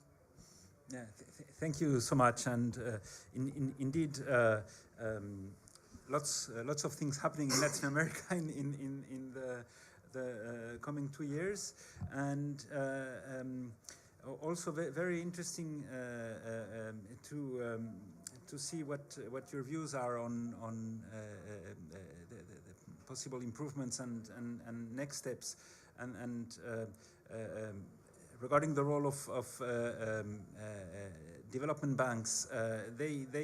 They are more and more central to this story. this provides a lot of responsibilities to these institutions, and it's again not an easy task, but we need to be up to that. Olympus, what's your take on that? Yeah, my closing remarks will be short. I think the challenges are big, but even more so the opportunities. There's significant capacity needed at various institutional levels, skills needed to respond. And in that regard, partnerships are quite important. On our side, we have found that, for example, our membership to the IDFC is quite key in responding to that. Mustafa will tell you that, when I'm facing challenges at the office, I pick up the phone and I talk to him about, how we could respond to the challenge. And it helps that you can have a view of peers from different directions in terms of how they're responding to the challenge. And really that peer-to-peer learning and learning by doing, I find it to be quite important. Thank you. Thanks, Olympus. Having been involved in IDFC discussions in the past, I was surprised to see that when you have colleagues meeting, it's not about a beauty contest. Oh, I've done this and I've done it better than you and so on. No, they speak all the time about, oh, I have this problem, I have this challenge. How do I resolve it? It's so difficult. Do you have the same? Oh, you have the same. Okay. And that is obviously extremely helpful. And I know, having witnessed it, that MDBs are also more and more partners in this space, where there's also this candid but very necessary discussion that needs to be taken to the next level. Edgardo, what would be your views on the top priorities moving forward? There are a lot. I agree with all what is being said, but I mentioned accountability, because you need to know the impact of the projects, of what we are doing in every part. If we don't have an accountability and we don't have this being well measured and shared to everybody, well, as I mentioned before, what is not known, it doesn't exist. So accountability I believe, is a key issue. Another key issue is capacity building, because the development banks, in my former life, I was a private banker and development banker, and in the 90s, the development banks from Latin America, they have big departments where they analyze projects. Now they lost this in 1990 or whatever.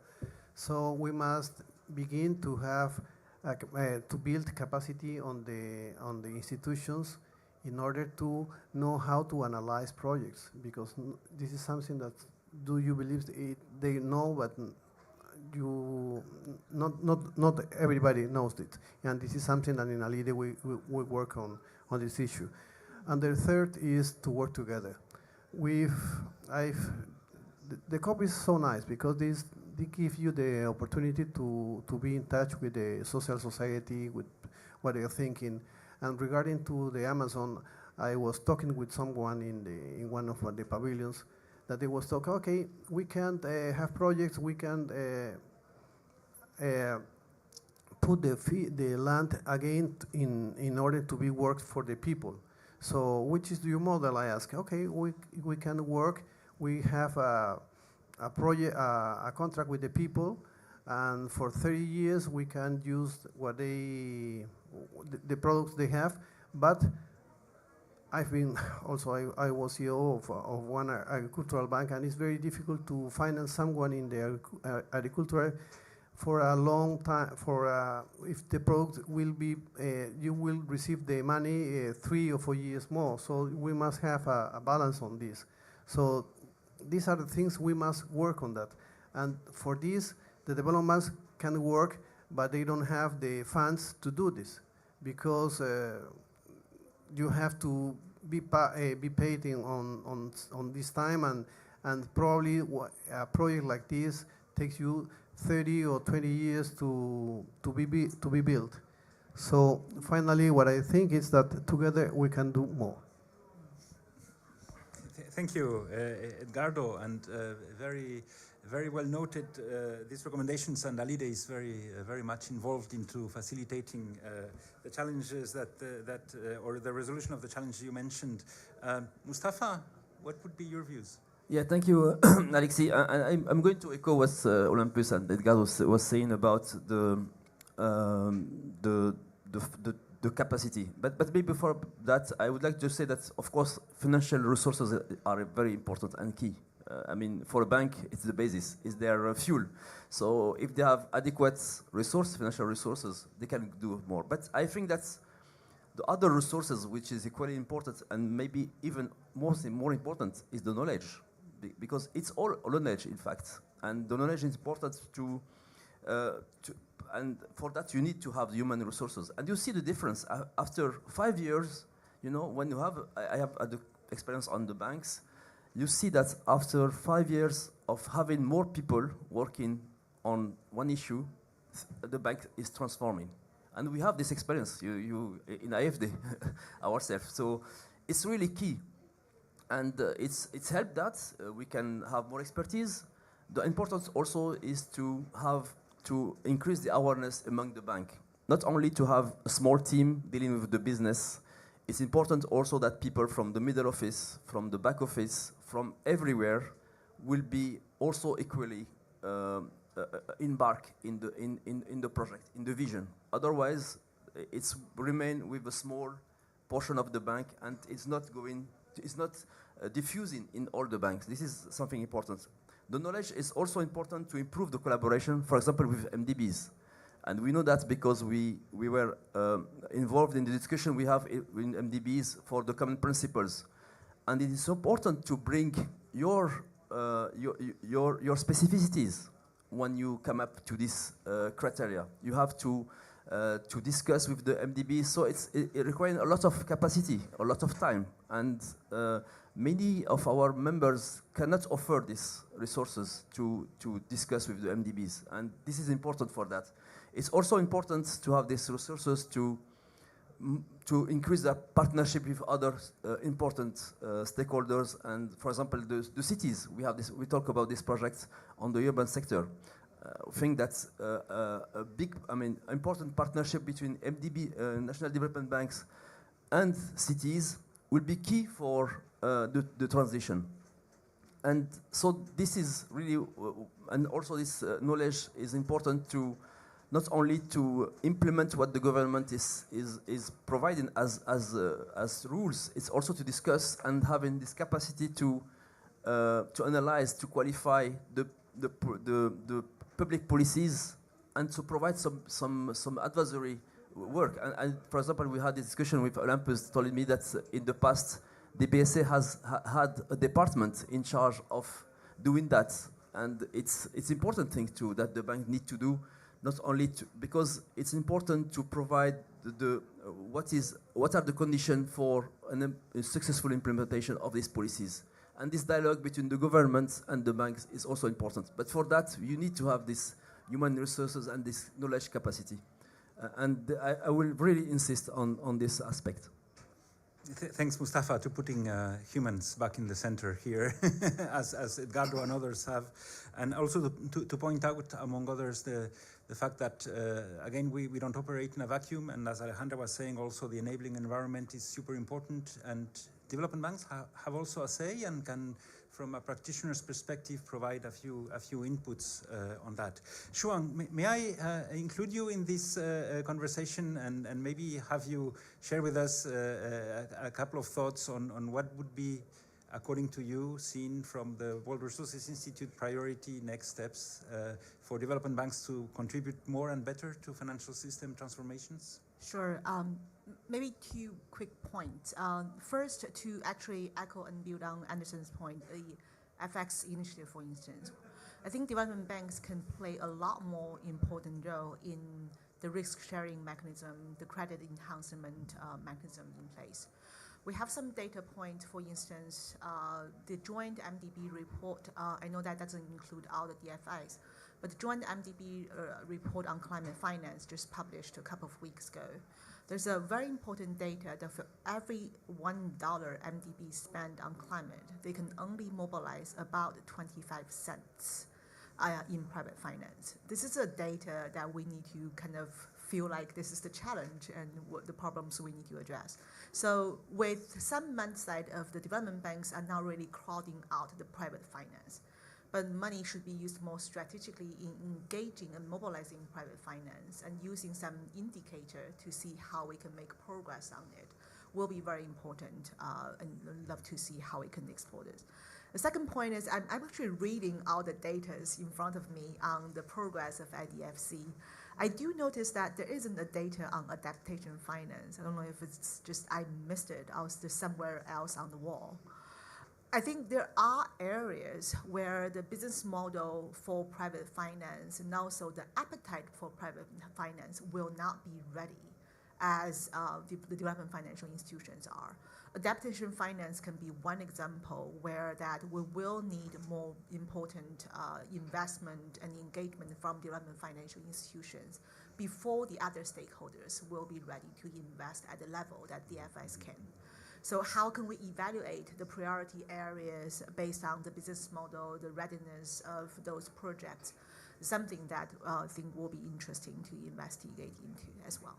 Thanks. No, thank you so much, and this is very insightful. For those who are following online or will be looking at this in replay mode, Shuang was referring to this side of the wall where we have key figures corresponding to IDFC's work, including the more than 280 billion of climate finance that the club has provided.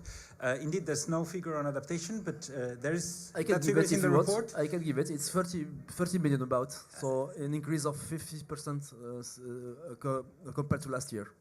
So it's close to 10% of the total climate finance provided by IDFC. Not enough, of course, but it's increasing, and this is an agenda that of course is a priority one. But many thanks also for pointing to the private sector mobilization story. Indeed, the numbers of private finance mobilized remain very low, but maybe, and many of us here have been referring to that, it's also related to the fact that maybe the type of action that development banks can and should be doing in this space is not necessarily related to a direct co-financing with the private sector. Of course, there is a lot that can be done and is being done, but it's also about working more towards an enabling environment that can help more private sector investment come in. It's putting the billions, but also seeking to shift the trillions. That's the bottom line story. Well, with that, many thanks. We are already over time, so many thanks for your participation. This is to be followed, but there are many insights here and ideas that have been noted, and the conversation will continue. We will, of course, when it's done, share the outcomes of the study that WRI is conducting, and anyway, it will lead to potentially another event or conference where we will be inviting also stakeholders from outside the development bank space, because this needs to be discussed in a more systemic manner, including with governments, regulators, think tanks, and others. So to be continued, but many thanks for this. And one very last word, IDFC at this COP released a paper relating to how IDFC sees the future of climate finance post-2025 in connection with the discussions here at COP on the new collective quantified goal and the implementation of Article 2.1c, the Sharm el-Sheikh dialogue. In this paper, one of the things that IDFC promotes is the idea that beyond volumes that are absolutely needed and need to increase, there's this idea of adding another dimension to the climate finance criteria, which is a more qualitative dimension, looking at how impactful or transformational climate finance can be. And there's a list of examples that IDFC believes could be transformational. Among those, you have capacity building finance that probably has more transformational power than financing with the same US dollar a bit of a wind power plant or something like that. And also among the transformational elements that could be considered for climate finance is the reinforcement of the local financial systems. Anything that can contribute to that, as Anderson and others have pointed out, could be counted differently than the traditional climate finance with co-benefits. Paper published this week by IDFC and open for discussion, but also a continuation of this discussion. Many thanks again, and looking forward to a lot more on all of this and together, of course. Thank you.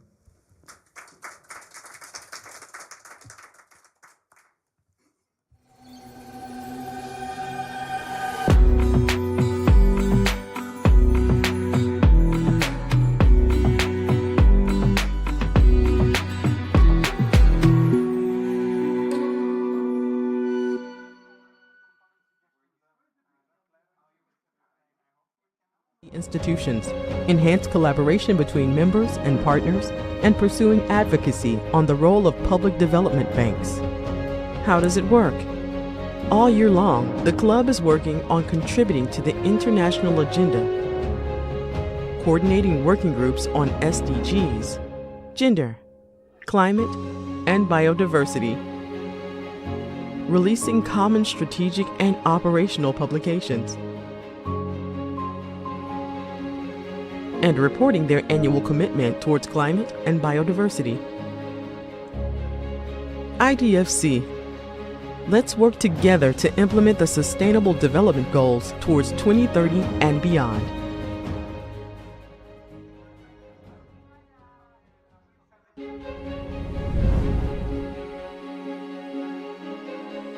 What is IDFC Climate Facility? Created in 2019, the facility has been supporting IDFC members in enabling knowledge exchange and offering capacity development on climate-related topics.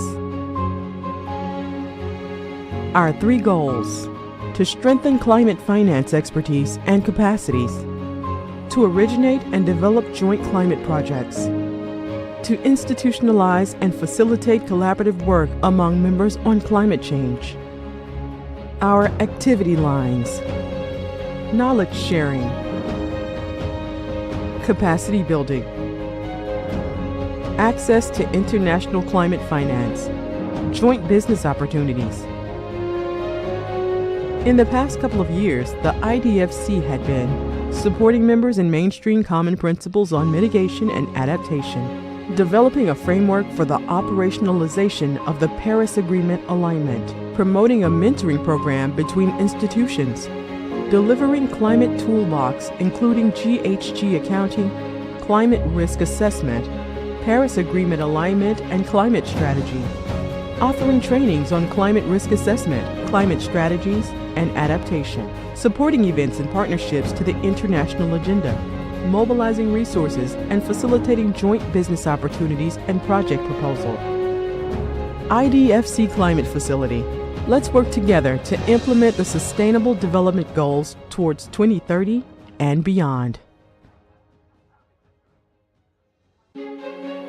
What is IDFC?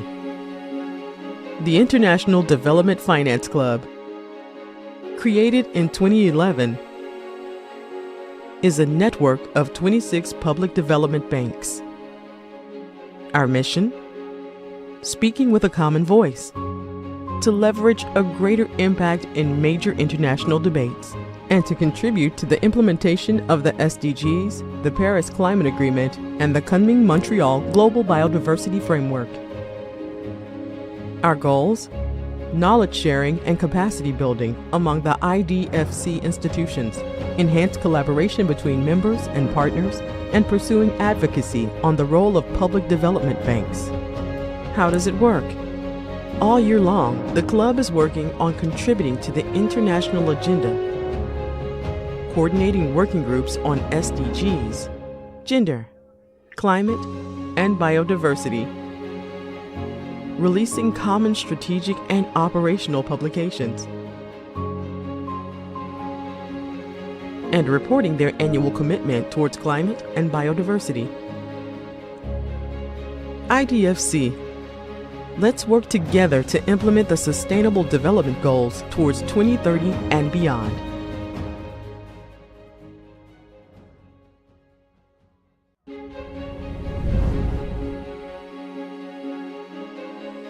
What is IDFC Climate Facility?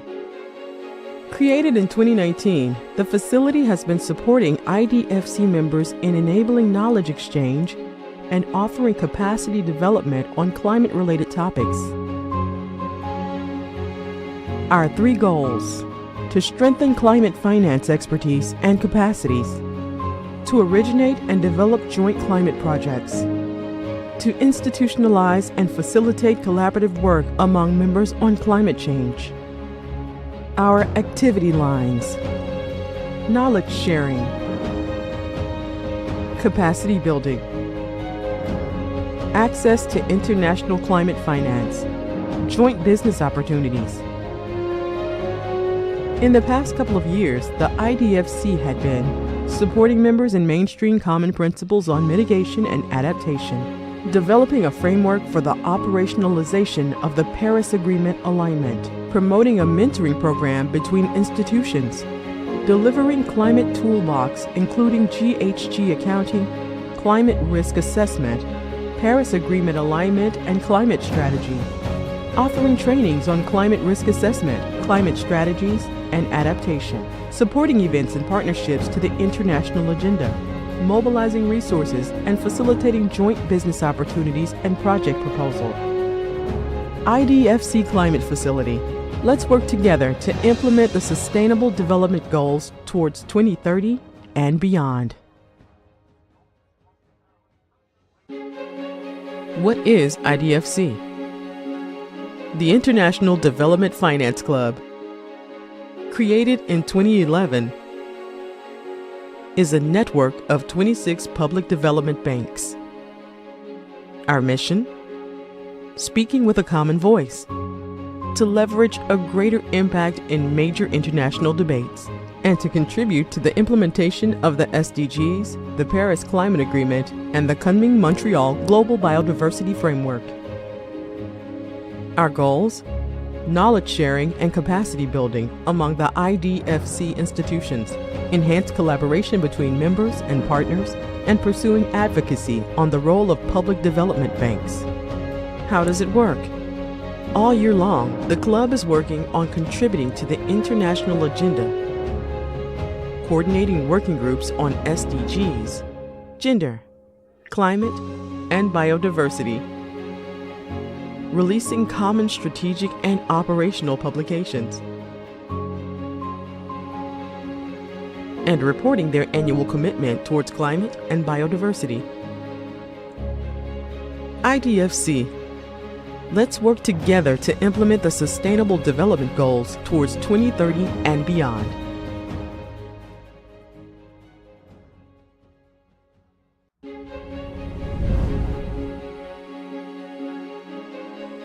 What is IDFC Climate Facility? Created in 2019, the facility has been supporting IDFC members in enabling knowledge exchange and offering capacity development on climate-related topics. Our 3 goals: to strengthen climate finance expertise and capacities, to originate and develop joint climate projects, to institutionalize and facilitate collaborative work among members on climate change. Our activity lines: knowledge sharing, capacity building, access to international climate finance, joint business opportunities.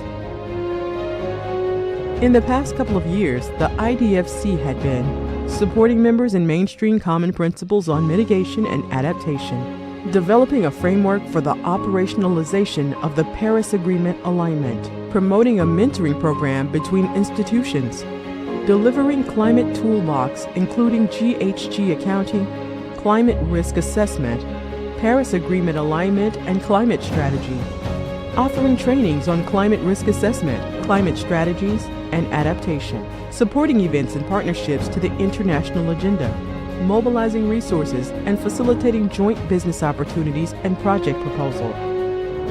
IDFC Climate Facility. Let's work together to implement the Sustainable Development Goals towards 2030 and beyond. What is IDFC?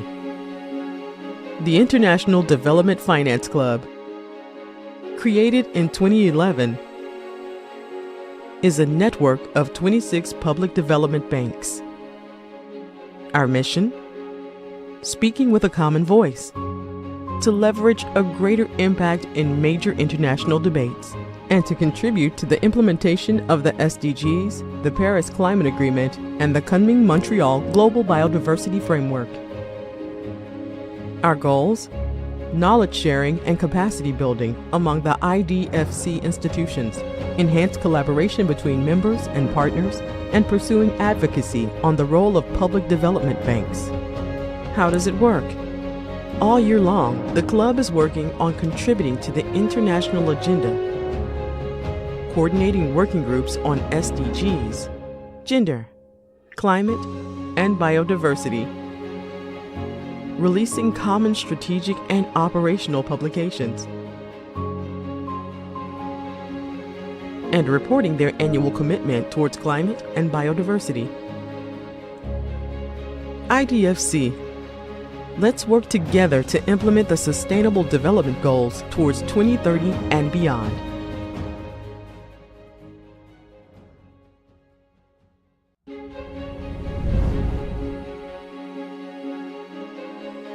What is IDFC Climate Facility? Created in 2019, the facility has been supporting IDFC members in enabling knowledge exchange and offering capacity development on climate-related topics. Our 3 goals: to strengthen climate finance expertise and capacities, to originate and develop joint climate projects, to institutionalize and facilitate collaborative work among members on climate change. Our activity lines: knowledge sharing, capacity building, access to international climate finance, joint business opportunities.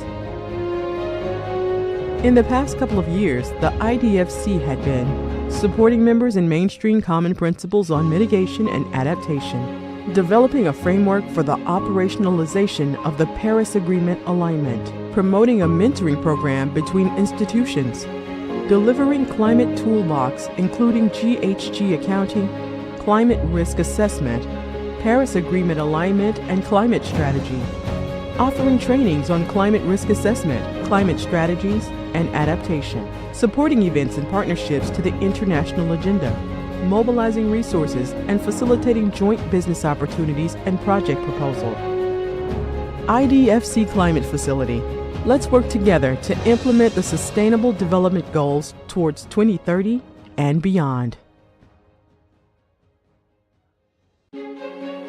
What is IDFC? The International Development Finance Club, created in 2011, is a network of 26 public development banks. Our mission? Speaking with a common voice, to leverage a greater impact in major international debates, and to contribute to the implementation of the SDGs, the Paris Climate Agreement, and the Kunming-Montreal Global Biodiversity Framework. Our goals? Knowledge sharing and capacity building among the IDFC institutions, enhanced collaboration between members and partners, and pursuing advocacy on the role of public development banks. How does it work? All year long, the club is working on contributing to the international agenda, coordinating working groups on SDGs, gender, climate, and biodiversity, releasing common strategic and operational publications, and reporting their annual commitment towards climate and biodiversity. IDFC. Let's work together to implement the Sustainable Development Goals towards 2030 and beyond.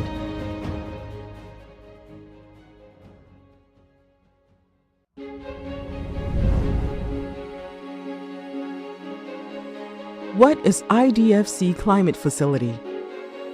Created in 2019, the facility has been supporting IDFC members in enabling knowledge exchange and offering capacity development on climate-related topics. Our 3 goals: to strengthen climate finance expertise and capacities, to originate and develop joint climate projects, to institutionalize and facilitate collaborative work among members on climate change. Our activity lines: knowledge sharing, capacity building, access to international climate finance, joint business opportunities.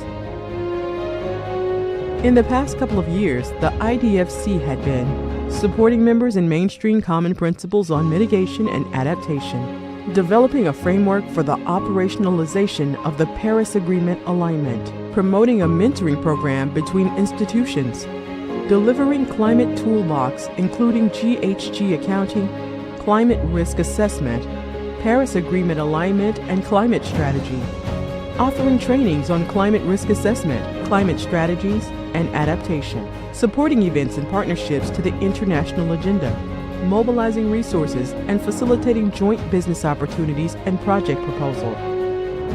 IDFC Climate Facility. Let's work together to implement the Sustainable Development Goals towards 2030 and beyond. What is IDFC? The International Development Finance Club, created in 2011, is a network of 26 public development banks. Our mission? Speaking with a common voice, to leverage a greater impact in major international debates, and to contribute to the implementation of the SDGs, the Paris Climate Agreement, and the Kunming-Montreal Global Biodiversity Framework. Our goals? Knowledge sharing and capacity building among the IDFC institutions, enhanced collaboration between members and partners, and pursuing advocacy on the role of public development banks. How does it work? All year long, the club is working on contributing to the international agenda, coordinating working groups on SDGs, gender, climate, and biodiversity, releasing common strategic and operational publications, and reporting their annual commitment towards climate and biodiversity. IDFC. Let's work together to implement the Sustainable Development Goals towards 2030 and beyond.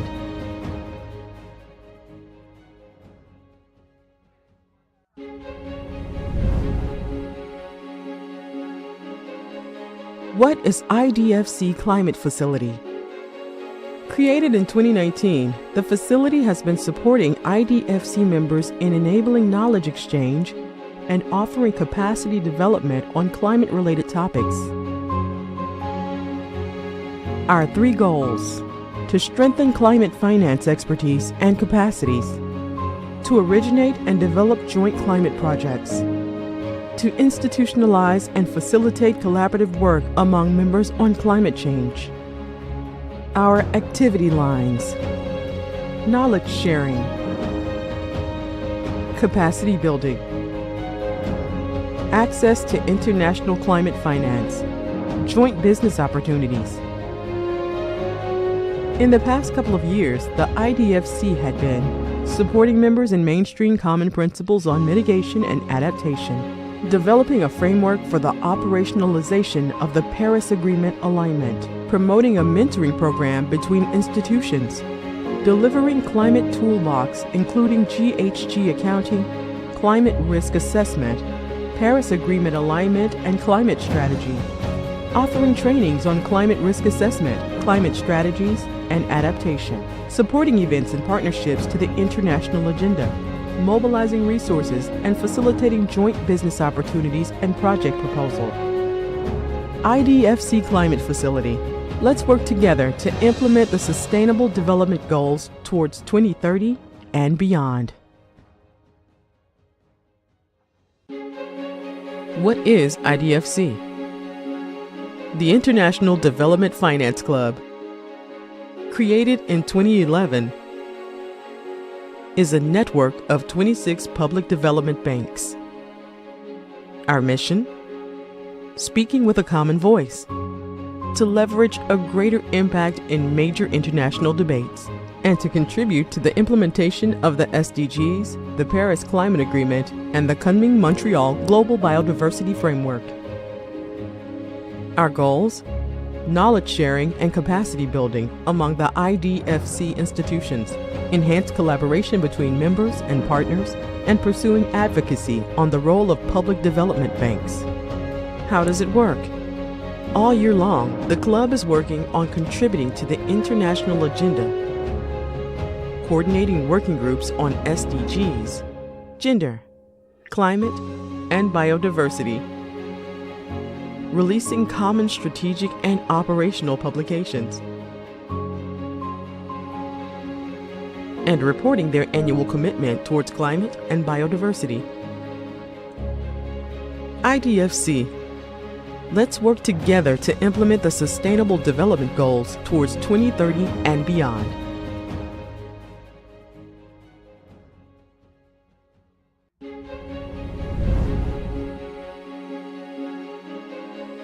What is IDFC Climate Facility? Created in 2019, the facility has been supporting IDFC members in enabling knowledge exchange and offering capacity development on climate-related topics. Our 3 goals: to strengthen climate finance expertise and capacities, to originate and develop joint climate projects, to institutionalize and facilitate collaborative work among members on climate change.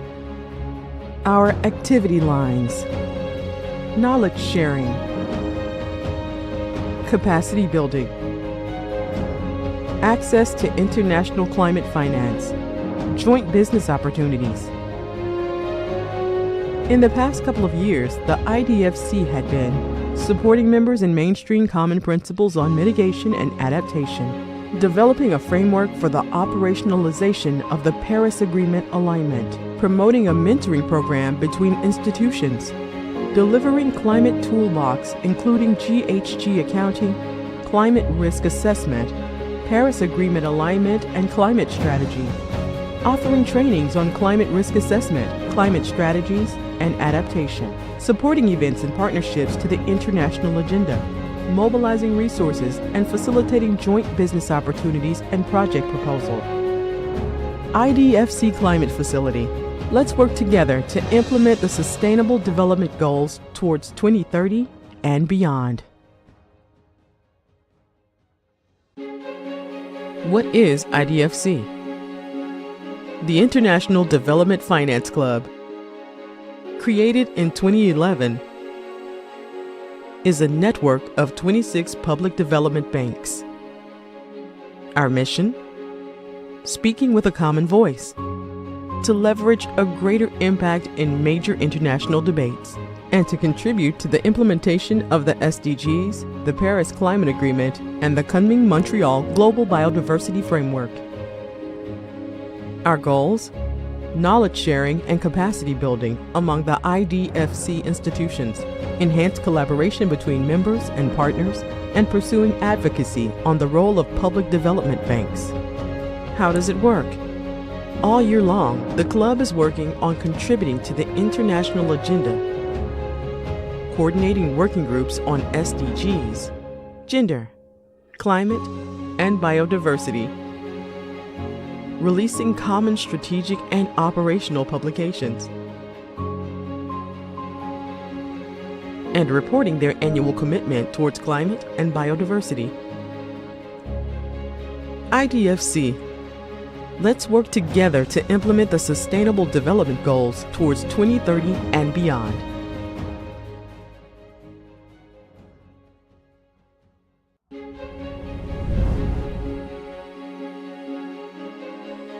What is IDFC Climate Facility? Created in 2019, the facility has been supporting IDFC members in enabling knowledge exchange and offering capacity development on climate-related topics. Our 3 goals: to strengthen climate finance expertise and capacities, to originate and develop joint climate projects, to institutionalize and facilitate collaborative work among members on climate change. Our activity lines: knowledge sharing, capacity building, access to international climate finance, joint business opportunities. In the past couple of years, the IDFC had been supporting members in mainstream common principles on mitigation and adaptation, developing a framework for the operationalization of the Paris Agreement alignment, promoting a mentoring program between institutions, delivering climate toolbox including GHG accounting, climate risk assessment, Paris Agreement alignment and climate strategy, offering trainings on climate risk assessment, climate strategies, and adaptation, supporting events and partnerships to the international agenda, mobilizing resources and facilitating joint business opportunities and project proposal. IDFC Climate Facility. Let's work together to implement the Sustainable Development Goals towards 2030 and beyond. What is IDFC? The International Development Finance Club, created in 2011, is a network of 26 public development banks. Our mission? Speaking with a common voice, to leverage a greater impact in major international debates, and to contribute to the implementation of the SDGs, the Paris Climate Agreement, and the Kunming-Montreal Global Biodiversity Framework. Our goals? Knowledge sharing and capacity building among the IDFC institutions, enhanced collaboration between members and partners, and pursuing advocacy on the role of public development banks. How does it work? All year long, the club is working on contributing to the international agenda, coordinating working groups on SDGs, gender, climate, and biodiversity, releasing common strategic and operational publications, and reporting their annual commitment towards climate and biodiversity. IDFC. Let's work together to implement the Sustainable Development Goals towards 2030 and beyond.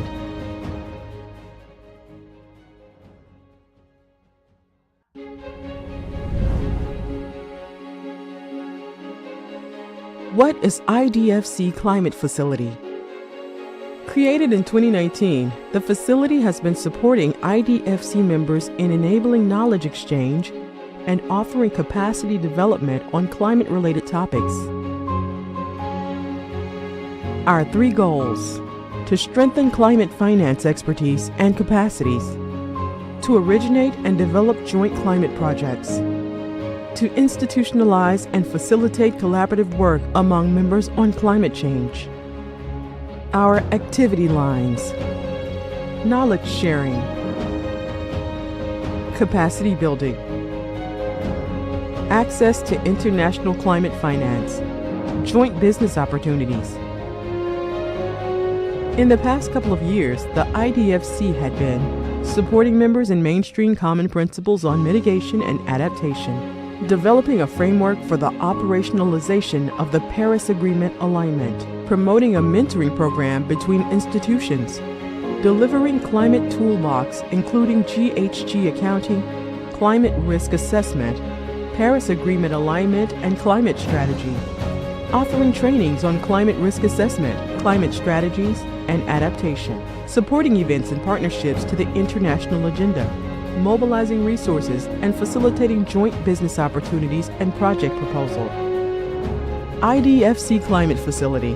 Let's work together to implement the Sustainable Development Goals towards 2030 and beyond. What is IDFC? The International Development Finance Club, created in 2011, is a network of 26 public development banks. Our mission? Speaking with a common voice to leverage a greater impact in major international debates and to contribute to the implementation of the SDGs, the Paris Climate Agreement, and the Kunming-Montreal Global Biodiversity Framework. Our goals? Knowledge sharing and capacity building among the IDFC institutions, enhanced collaboration between members and partners, and pursuing advocacy on the role of public development banks. How does it work?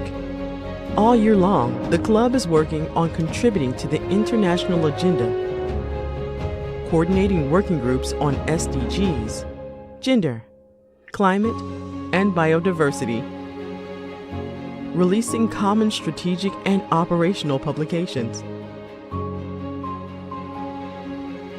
and reporting their annual commitment towards climate and biodiversity. IDFC.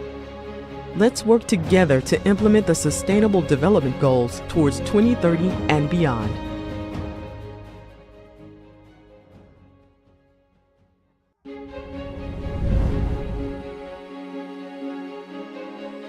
What is IDFC Climate Facility?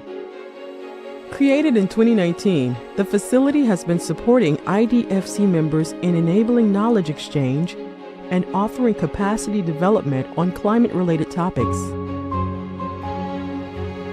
Our 3 goals: to strengthen climate finance expertise and capacities, to originate and develop joint climate projects, to institutionalize and facilitate collaborative work among members on climate change. Our activity lines: knowledge sharing, capacity building, access to international climate finance, joint business opportunities.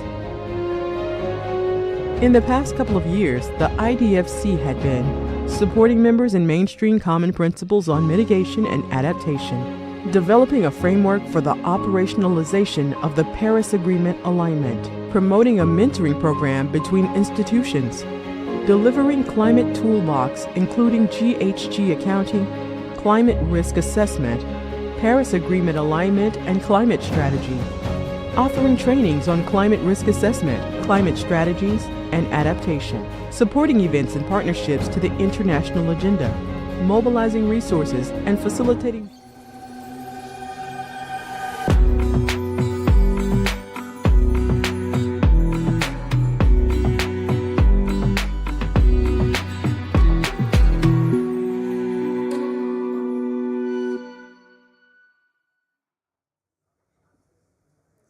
Good morning.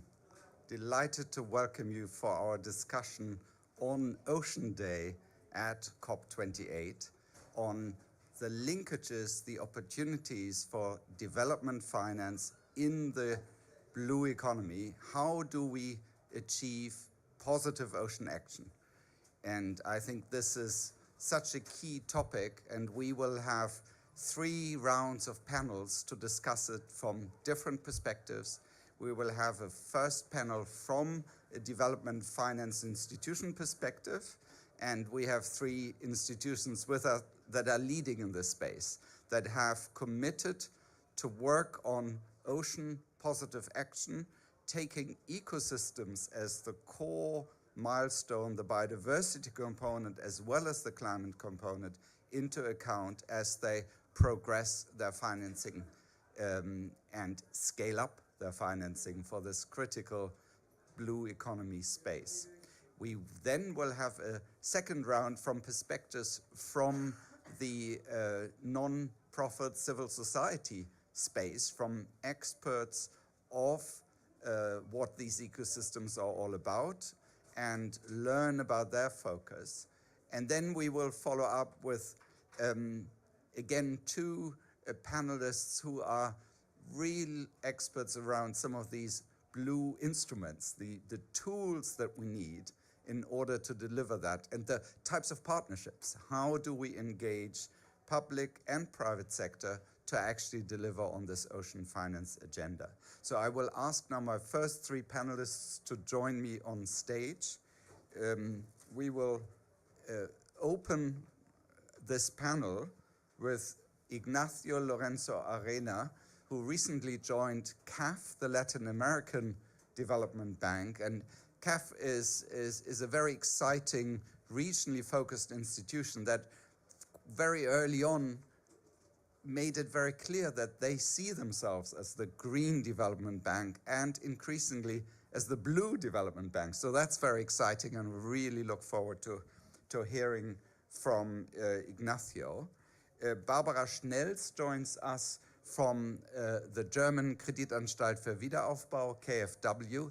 Again, great expertise around the world in supporting development finance, and an early actor in this blue space, ranging from the work KfW does with the Blue Action Fund to support very concrete biodiversity type projects in a whole range of countries, but also being a major funder both for governments and for the private sector in this development finance space. And then our third panelist is Romain Chabrol from the French AFD, Agence Française du Développement. Again, a leading thinker. In fact, the whole Finance and Commons initiative that brings, I think it's now over 520 development finance institutions together, is driven by the work of AFD, and Romain in particular brings the biodiversity perspective into this discussion and is driving the thought leadership in this space. So I'm really delighted to have all three of you here with me. And I will start with you, Ignacio. CAF as the Blue Bank, how do you approach this space? Thank you so much, and good morning. It's great to be here, and it's a great opportunity by IDFC to celebrate this Ocean Day, having this conversation and to look forward for new partnerships, new innovative solutions to assist the ocean in this current landscape of opportunities and crises as well. For CAF, as I was introduced back in Glasgow, we have our first strategic decision to become the Green Bank of Latin America and the Caribbean by introducing our goal of 40% green finance by 2026. We have a yearly approval of $15 billion, so actually it's a great amount of green finance going to the region. And the first thing is that we consider that green finance in a very complex integrated approach, whether it's not only mitigation but adaptation and resilience as well, biodiversity and ecosystems, also resource management. We were speaking earlier, we have a new conversation later today about nature and climate finance and integration, and we are seeing that around quite a lot.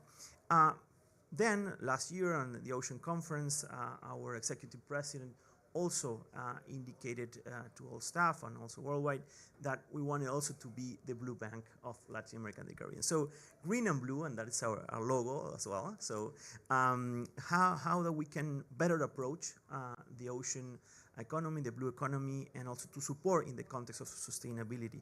So in that regard, we established a goal of $1.25 billion by 2026 in terms of investments in blue economy, supporting our member countries, and that also together with what we call as a decalogue of blue commitments.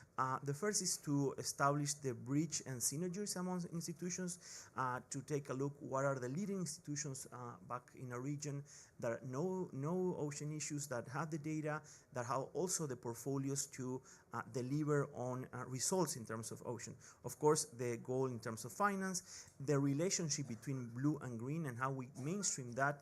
We are an infrastructure bank, mainly an infrastructure bank, so how we can mainstream blue and green into our infrastructure development to better understand and better conceive this infrastructure going into the future.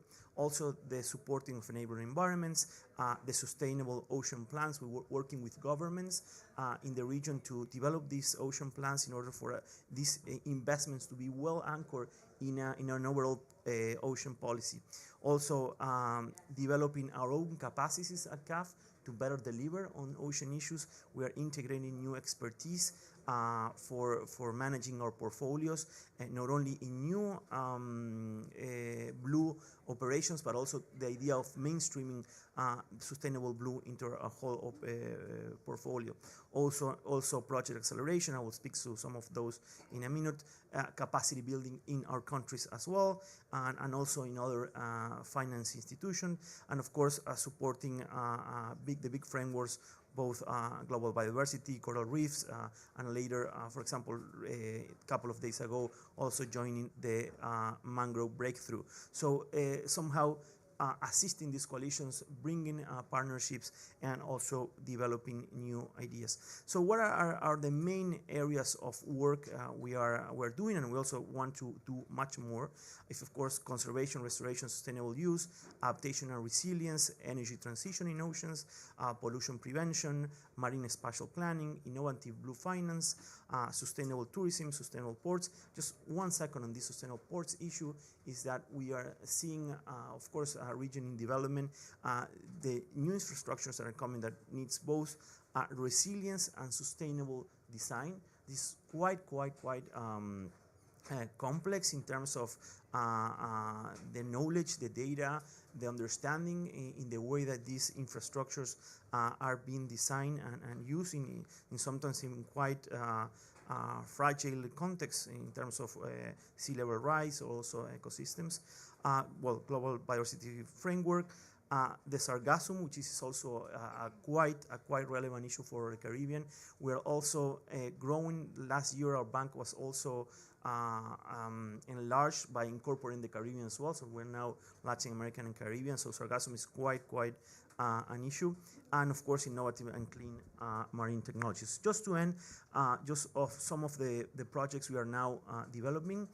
Waste management and ocean in Colombia, fishing technologies in Argentina, tropical Pacific marine corridor, CEMAR, with several countries in Latin America, coral reefs in the Caribbean. We just approved last week a project with many Caribbean countries on blue economy priorities through marine spatial planning, so trying to connect public policy, but also opportunities for development. Blue corridor in Ecuador, sargassum in the Great Caribbean. Also, we announced this 2 days ago with the leadership of Mexico and many other countries to have better knowledge of the sargassum issue and try to find ways to control and also even have somehow sustainable use of that. And of course, supporting the Joint Declaration of the Americas in Ocean Protection, support of the Ocean 2030 Coalition, and as again, the mangrove breakthrough. So we're trying to move the agenda as fast as we can, try to invest and move forward. Indeed, it's quite challenging to get this 1.25 billion for 2026, but for that we need to build these strong networks and try to get to the portfolios on ground and the capacities on ground to deliver. Thank you. Well, thank you very much indeed. I think that was a really impressive list, and it's so exciting to see how you are integrating the external work that's going on in various places into that development pathway. Because if we take, for example, you referred to the Sustainable Ocean Plans. We have the work from the high-level panel on the sustainable ocean economy, and the Sustainable Ocean Plans are really a great tool to integrate nature-based solutions, to integrate technology innovation into an approach to ocean finance that fully values the climate component and the biodiversity component. So that's a wonderful work, and I know that some countries in your region are particularly advanced in making this work. So really exciting news. You mentioned the mangrove breakthrough. The high-level champions in another room will today announce the financial roadmap that goes with these mangrove breakthroughs, and this ambitious commitment of 4 billion investment in that blue natural capital space that are the mangroves. And that really gives clear guidance and a pathway for a lot of people to rally around. We have great science already in that space. We have a real concentration of that type of partnership that you mentioned that is required to bring this over the line. And I think there's a critical role for development finance institutions because this is about development, and the livelihoods component that come out of development are a key part of that. And in particular, your reference to infrastructure, because that is obviously a core expertise that development finance institutions bring to the table. But infrastructure in that coastal and marine zone has to be rethought very significantly in this context of climate change, of coastal resilience, and that is exactly the work you're doing. And so in setting some of these nature-based solutions into these types of developments is a really important part. And ports play a critical role in using the wetlands as part of the system of thinking larger, thinking more about the coastscapes, thinking beyond the pure physical infrastructure to the broader integration of nature into these processes. So now I'm delighted to introduce Barbara Schnelz, and you head the sector policy development at KfW. And so we're really interested to hear from you how KfW approaches this really exciting but not easy ocean challenge. Thank you. Yeah, I'm very, very pleased to be on this panel because KfW, on behalf of the German government, funds a lot of biodiversity and focused on protection areas. We are one of the largest bilateral donors, Germany is, for the benefit of nature. And it's a few years back that we have identified marine protection as one very exciting focal area needing our attention. And we do marine protection really two ways. We indirectly preserve the oceans by improving waste management and sewage management near coastal areas. And I'm not going to talk about it that much today. I'm going to focus on our direct support for the protection of our oceans. And we do that by dedicated programs, including sustainable aquaculture and fisheries, and also coastal protection through mangroves. And I'm going to introduce our small portfolio. It's a portfolio which grows by between 100 million euros to 250 million euros a year over the last 3 years. And in order to also support these activities, we signed the Sustainable Blue Economy Initiative in June 2021, calling for mobilization of more funding, and also the Finance in Common Summit statement in Cartagena, Colombia, and the call for action for the blue economy financing. So we are part of this coalition you have also mentioned before. So our small, distinct portfolio,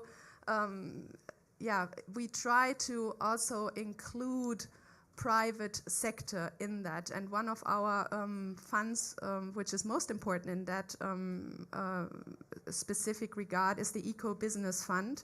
That's a collaboration with the private sector. It's a fund which invests in sustainable business model and, amongst others, also aquaculture and fisheries. All of our companies who are investees of this fund, they are certified through, if they are in the forest areas, Rainforest Alliance, but if they are in the fisheries area, through MSC and ASC, so official certificates. And our ocean-based portfolio makes up about a fifth of the overall portfolio of this fund. So we think this is a very good approach because it supports sustainable business models and revenue streams and includes the private sector in our efforts. And then we have the Blue Action Fund. You already mentioned it. That was launched in 2016. That was actually the first very, very visible outcome of our push for marine protection. And that the aim of this fund, where we also have gathered support from AFD, from Sweden, from Ireland, is really to support programs preserving oceans of NGOs, such that they can widen their activities and reach more people and more protection areas that way. And that Blue Action Fund is very successful. There's a lot of applications from NGOs for their specific projects, and we are happy that we can directly work with NGOs that way. Yeah, and then we also have a couple of other funds in other regions. For instance, the Caribbean Biodiversity Fund that provides long-term funding for existing and new marine protected areas. The fund supports national funds in order to support nature-based climate adaptation measures, as well as also circular economy approaches in these areas. And then we have the Mesoamerican Reef Fund. That's another good example. It ranges what its activities are concerned from Mexico over Belize to Guatemala, Honduras, and supports the coastal and marine protection areas in that very important region around the Mesoamerican Reef. And likewise, the Pacifico Fund supports tropical Eastern Pacific protection areas. And then we have a very large bilateral portfolio also in various countries, like Ecuador, like Indonesia. In Indonesia, we support mangroves. We support the work of the World Mangrove Center. And we like to work in Indonesia because the Indonesian government always takes care of including the local population into their protection activities. So sustainable management of fishing zones and maritime protected areas is part of the work there.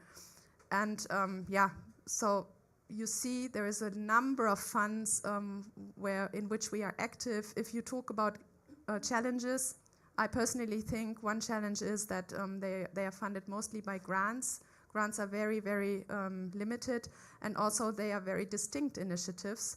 So I think what we need to work on is really finding models where we generate revenue streams and ultimately also find ways to link it to capital markets, be it through carbon credits that's the most popular mean I can think of. Or another thing is also debt for nature swaps. I find that very promising, and also the role development banks can play in providing guarantees for cheaper debt and then dedicating the savings to protected areas, including marine protected areas. I find that also quite compelling. And KfW still has to find a role in these models, providing guarantees, etc. So we need to work on that. And we need to bundle our activities, really, learn from each other, collaborate intensively. And this is really the goal of the initiatives we are supporting, which we will learn about in our session today, as far as I understand. So I'll leave it at that for the moment. Thank you. Thank you very much indeed. And indeed, KfW is a really interesting institution in that it has a lot of scope. You have the grant side, you have the lending side, you have the ability to work directly with private sector in emerging economies.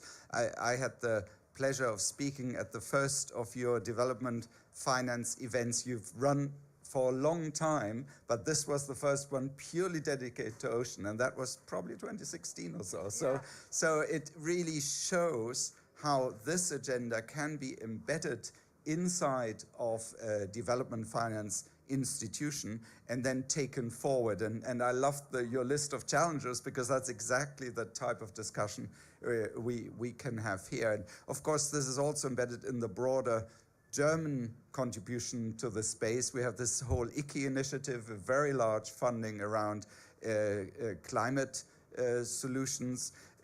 Germany signed 2 days ago, I guess it was, with the EBRD, a guarantee structure where the lending from the development finance institution goes into the emerging market projects. The finance institution takes that risk, but the private sector partner that comes along receives some guarantee protection. So there are all these models, and it's a great way forward. So Romain, if we move to you, your focus is biodiversity and the ocean. You're driving this process, but you're also are sitting in an institution. France at Brest had a significant commitment to this ocean space. We have a UN Ocean Conference coming up in 2025, led by France and Costa Rica, where we really need to deliver ocean action at scale. So we have an exciting, important pathway here. So over to you. So it's a lot of responsibility for us. So I'm glad we are all together to do this. Yes, thank you, Thorsten, and thank you all for being there. I'd like just to mention that this is the first time we have a side event dedicated to blue finance and blue economy on this IDFC pavilion during a COP. So it's certainly a sign that this topic is growing importance. We still have a lot to do, but yeah, I think it's a good sign. It's true that for us, development finance institution, this topic so far has been maybe overlooked, maybe not identified, forgotten. It's true that it's very cross-cutting, very transversal, so not that easy to integrate in our portfolio and in our strategies. However, it should be reminded that ocean protection is a development issue, and this is very important for us. When we're talking about ocean protection, we're talking about sustainable mobility, sustainable food, food security, but also resilience of coastal communities. So it's a very important topic for us. And also because ocean is a carbon sink, a major source of oxygen, and a massive climate thermostat. So again, very important. So at AFD, what we have done so far, we've adopted a dedicated ocean strategy in 2019, and ocean-related projects are today about 7% of our total portfolio. Let's say that in 2022, it was 881 million euros with about 40 projects. So maybe more importantly, in these global commitments, 61% of these global commitments are from projects with biodiversity co-benefits. And I think, again, my focus here is mostly on biodiversity. So basically, these projects are loans or grants for mangrove protection, for coastal adaptation in the Pacific Islands, but also eco-ports, let's say in Indonesia, for instance, where we have a very big portfolio, or coastal infrastructure for solid waste treatments, in, let's say in Togo or in many other African countries. So a lot of different sectors, a lot of different interventions. What we have so far, and I will just very quickly come to challenges, remaining challenges, because I think it's an important part of the topic. We have an initial framework, but we have a sectorial approach. So what we miss is a more detailed framework, and that will be part of the work of this new coalition launched in September. We need a more detailed framework. We need targets, financial targets. At AFD, we have financial targets regarding biodiversity, regarding climate finance, for sure. We don't have anything specific to ocean. So we need targets. We need to go beyond sectors. The sectoral approach is very classical to this. We know how to do that, but we need to go beyond sectors. And for this, of course, we have to work with public policy loan. We know how to do this. We've had at AFD some public policy loan dedicated to ocean protection in Costa Rica, Ecuador, and we're working with KfW on a very interesting public policy loan on marine pollution in Indonesia as well. Very interesting project. So we need also, and I'm glad that TNC is with us today, we need to develop a little bit more, you mentioned it, Barbara, some specific financial blue tools. We are very new to this. Just like you, we are working a little bit on blue carbon credits. It's still new, but we need to do some efforts and explore blue bonds and debt for nature swap as well.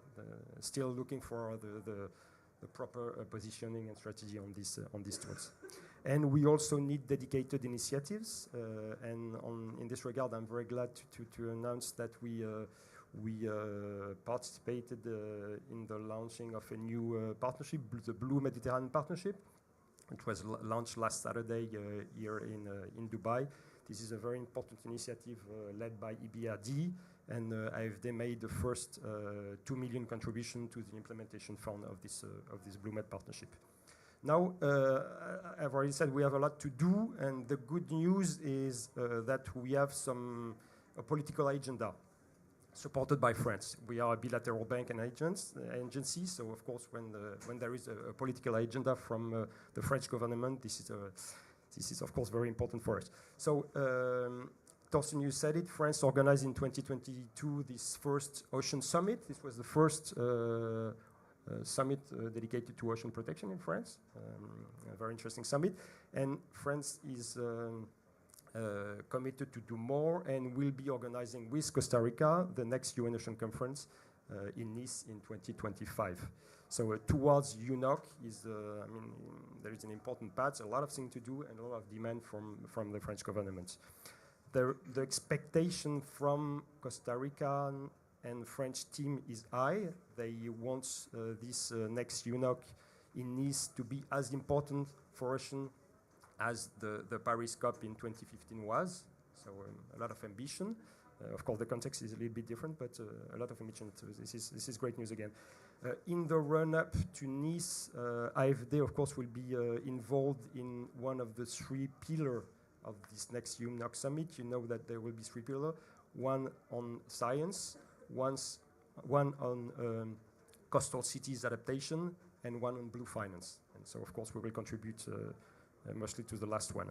And there will be, for this, a dedicated pre-summit in Monaco, the 7th and 8th June 2025. So, of course, this road from Brest to Nice, let's say, is important for us, and it's the opportunity for all AFD group, including Expertise France, including Proparco, to have a global roadmap for the group, bringing in all the sectors, all the geographies, with commitments, sectorial priorities, and dedicated tools. So this is a very interesting roadmap for us. So on the way to Nice, the coordination with our colleagues and partners from other development banks is critical, and this is the reason why we launched with the IB and of course with CAF and CAFW this new call for action at the last FIC summit in September in Cartagena.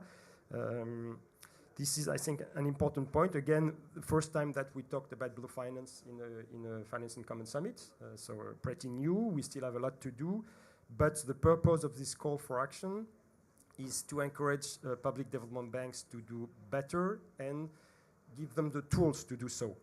So, and the commitments from the 9 banks signing this call in September was to create a specific working group and work on a common roadmap to be presented in Nice.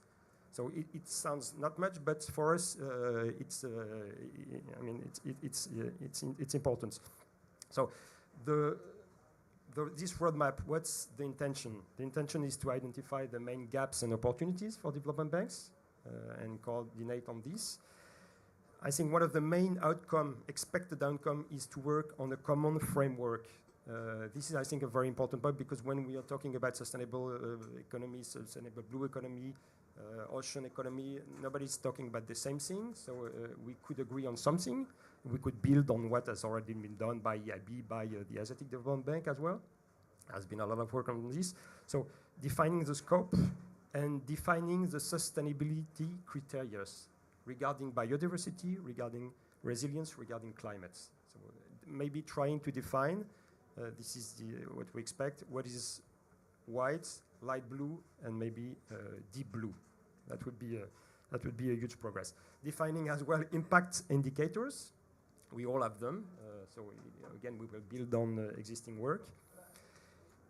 Try to identify what is ocean finance tracking, how to track ocean finance, and maybe so that we have a little bit of accountability of ocean finance within our institutions.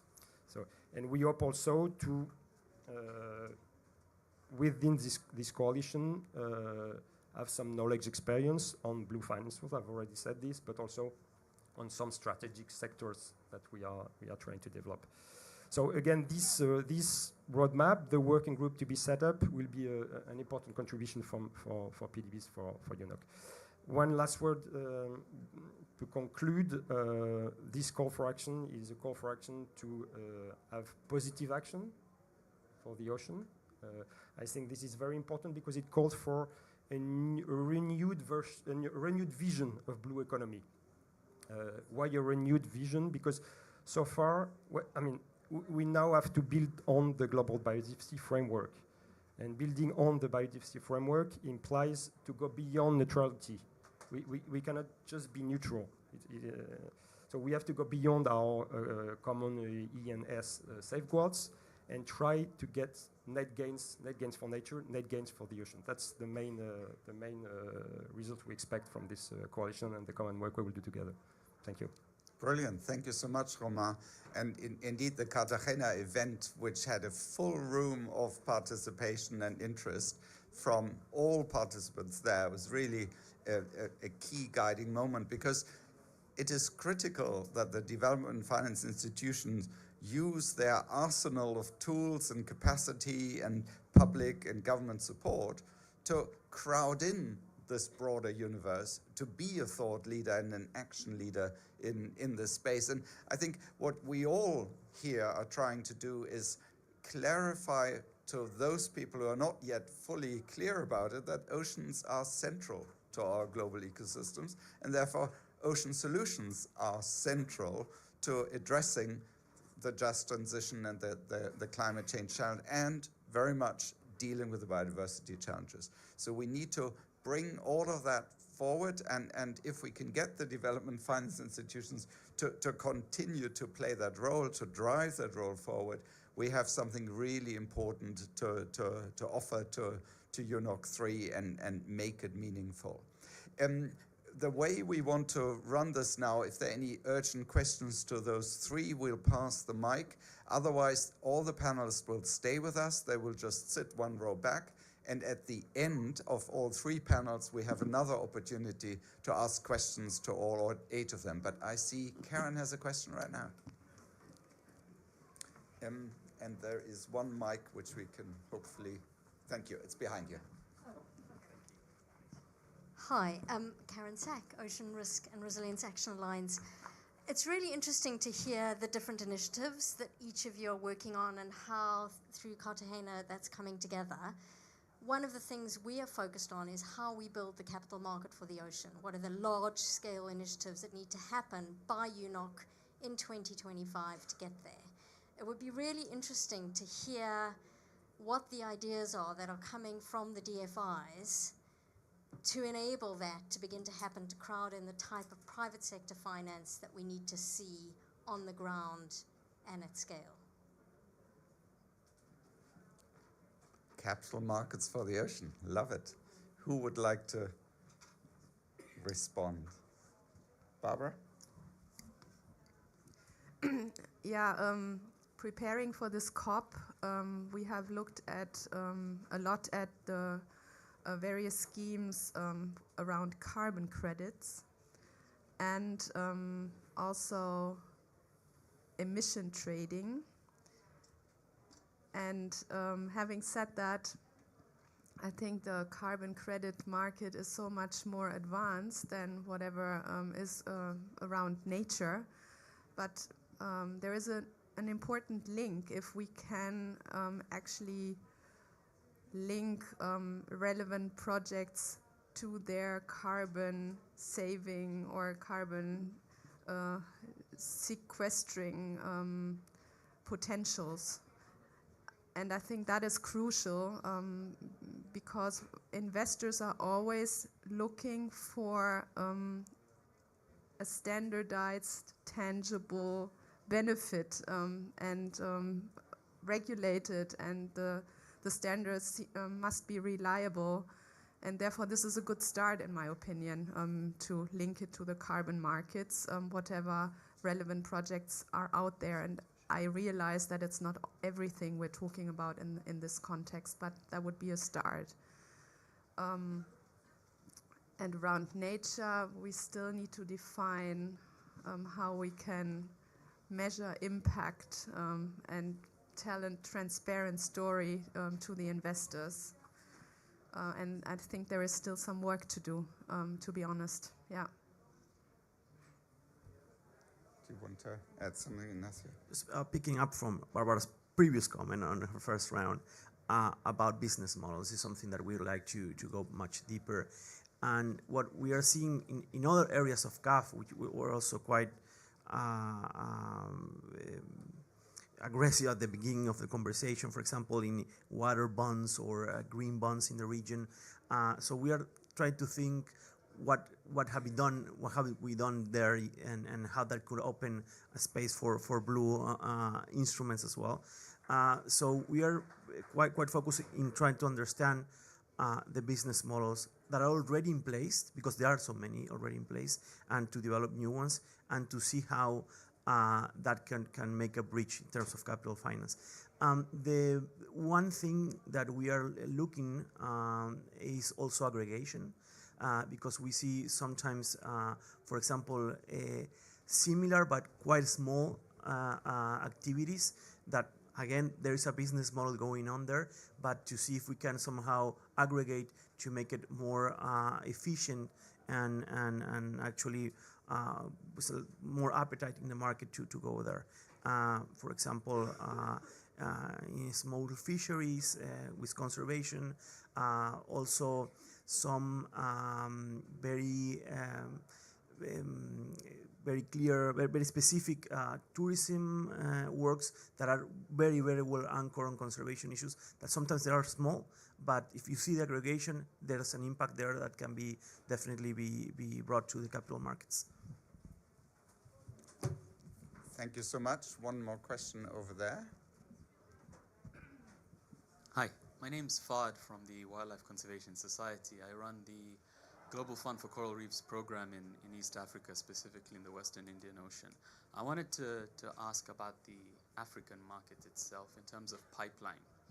Clearly, it's underwhelming. There's a lot of potential to invest in Africa. What do you think the challenges specifically are, and where do you see opportunities for investing in a sustainable blue economy within the African context? Omar. Yes, I will say a short word on this, and maybe answer the last question on capital market. At IFD, what we are exploring is mostly blue bonds, trying to build on the track record we have on sustainable bonds and green bonds. So it's not done yet, but we have a dedicated working group on this. To answer your question on African, IFD has a very important portfolio in West Africa, and the Guinea Gulf. So, our, the main opportunity we're seeing on this is in West Africa. It's not that easy for us to work on this. We would like to work more on small-scale fisheries, which is a very important topic for us, a very important topic for, of course, all our partner countries, but also a very difficult topic to work on, considering the specificity of the fishermen and the dispersion, and because IFD is working only with public actors, so it's small-scale fisheries are difficult to manage because we'd like to explore this. We have already some small portfolio on this, but it could be one of our sectoral focus for West Africa in the coming years. Thank you so much. Thanks to the first panelist, and if I ask you to sit in the front row and get our second group of panelists up, I'm delighted to invite Marina Mantanopoulou, the Conservation Director from WWF here in UAE, and Barka Moussef, the Regenerative Blue Economy Manager from IUCN, also in the region. So we now are really happy to have both of you here because you work in, would you like that mic over there?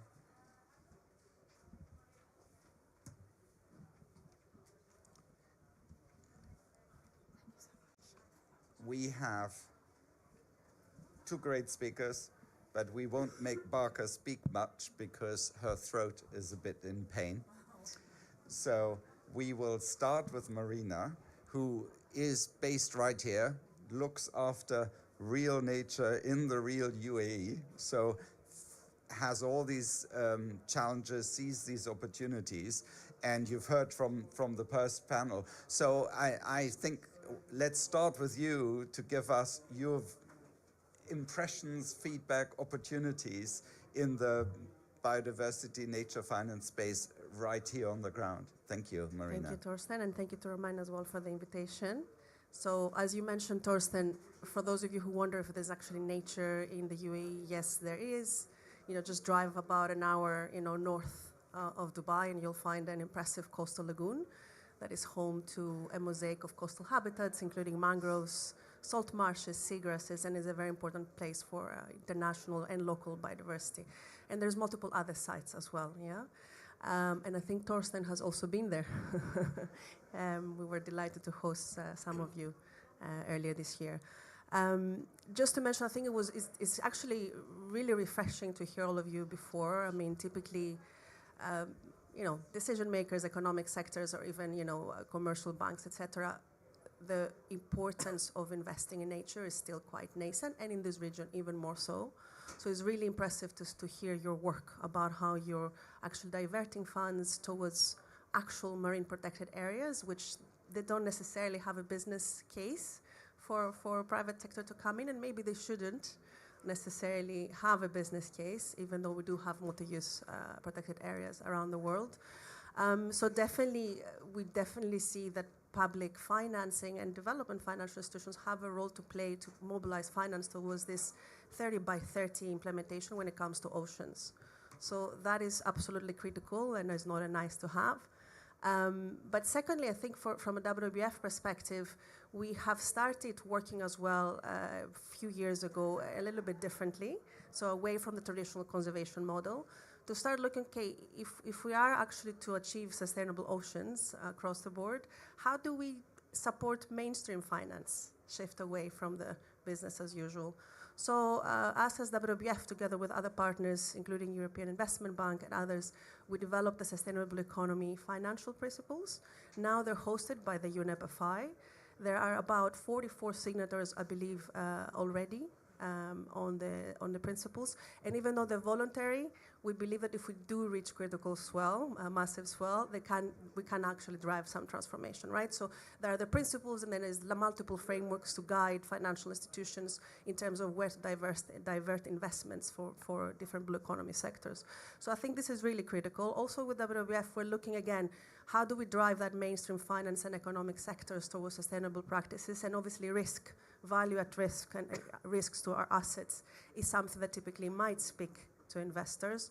So we have done a study a few years ago implementing that value at risk model, and we're showing some statistics in terms of, okay, where are, for example, coastal infrastructure, what are the financial risks? So I'm just have it here as a, I don't remember it, that was for myself, that for example, 66% listed companies are actually at risk from ocean-related risks.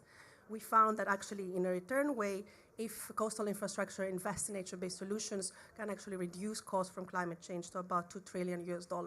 So we're trying also, together with, of course, the whole community, to start putting those numbers in front of investors, in front of insurance, in front of commercial entities, so we can start seeing what is the price essentially we're paying, that in a way that we're not protecting our oceans and our coastal ecosystems. But I think you also touched upon local communities. And we tend to forget that, especially in the global south, the majority of local communities rely on those coastal ecosystems, and they're most vulnerable. We mentioned markets, and we do want to, of course, see that growing, but of course we don't want to forget the importance of coastal communities, because they are the ones who know best, or traditionally, how to manage resources, or they see climate change happening already in the front door. So we just want to make sure that whatever comes from the market, make sure that coastal communities are at the heart of those decision making. And also we create opportunities for the communities to shift, if you like, what they do as well from business as usual. So again, WWF is working in Africa actually with some partners to look at small-scale enterprises with coastal communities. So start developing, if you like, with the coastal communities, different types of business models that can be aggregated, of course, to reach that scale, and build the capacity as well in a way that they can have access to also financial instruments. So this is also for us quite important. What I would also like to add that we mentioned about blended finance, of course, a lot, and it's very important for blended finance to come in for multiple reasons, and I would echo some of the points earlier. Enabling conditions. Oceans, coastal ecosystems have super complicated governance. If we don't fix that, we might not have long-lasting impact. So, of course, private sector is not going to finance that. We need that public financing to come in. Lack of data, lack of credibility, lack of monitoring. Who's going to pay for that? So that's where, again, we believe that public institutions and development institutions can support, build that momentum. And again, with WWF, I think we have an interesting model. We have been part of a consortium of multiple institutions when it comes to more pipeline projects that they embed nature-based solutions. We have been part of the Dutch Fund for Climate and Development, so that is a sort of an ecosystem of players with the Dutch Development Bank, with commercial banks, but also NGOs, to help the origination of pipeline projects at the very early stage until they become investment ready. And I think this is an interesting model to show how partnerships and collaboration can help pick that up. Locally also, I just want to mention that in that coastal lagoon, we are essentially bringing all those tools in practice in the local, at the local level, because it's obviously, ocean and coastal ecosystems have to be local to a great extent. So how do we build that ecosystem valuation and natural capital into the local level? That's one of the work that we have been doing. How do we build best practice on nature-based solutions, blue carbon, but with communities and integrity at the heart of what we do? And in addition, we're helping the local government look at nature protection, SME creation through the sustainable blue economy model as well.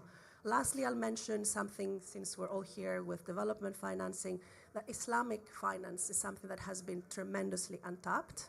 There is a lot of sustainable finance deals, but typically exclude Sharia compliant capital. It's a $1 trillion industry that is growing super fast. So one of the initiatives that we are actually launching as well in this COP is with other entities as well as with Islamic Development Bank. We want to start that roadmap of how do we integrate, if you like, nature, blue finance with Islamic finance as well. So I'll stop here. I'm happy to continue conversations with all of you.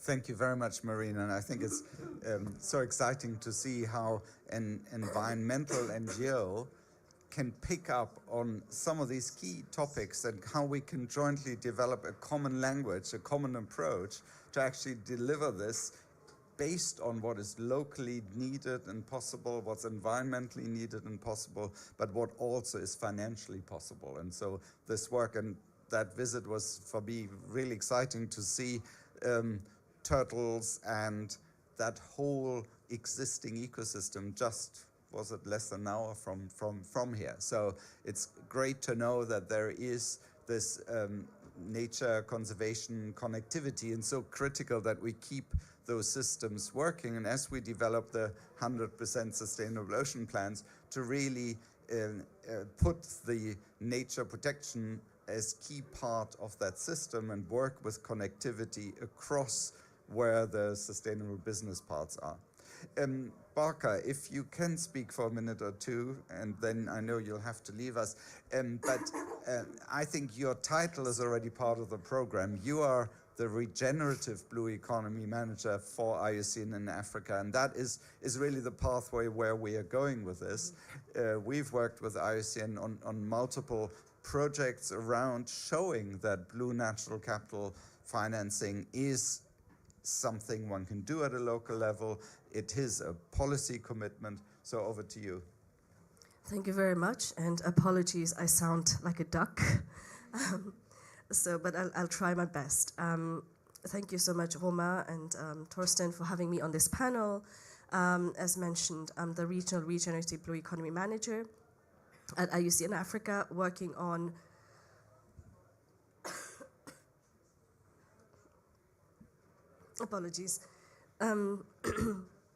Bear with me a second.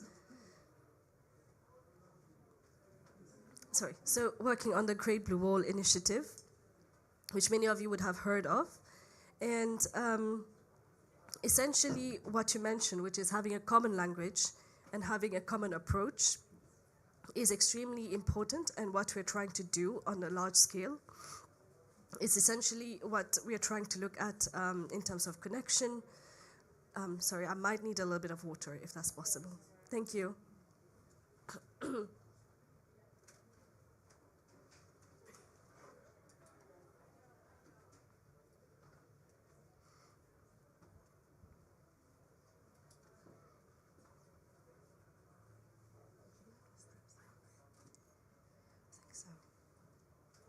They're getting water. Or maybe a shot of whiskey. Sorry, it at takes this a point. second. Oh no, I hope you didn't hear that.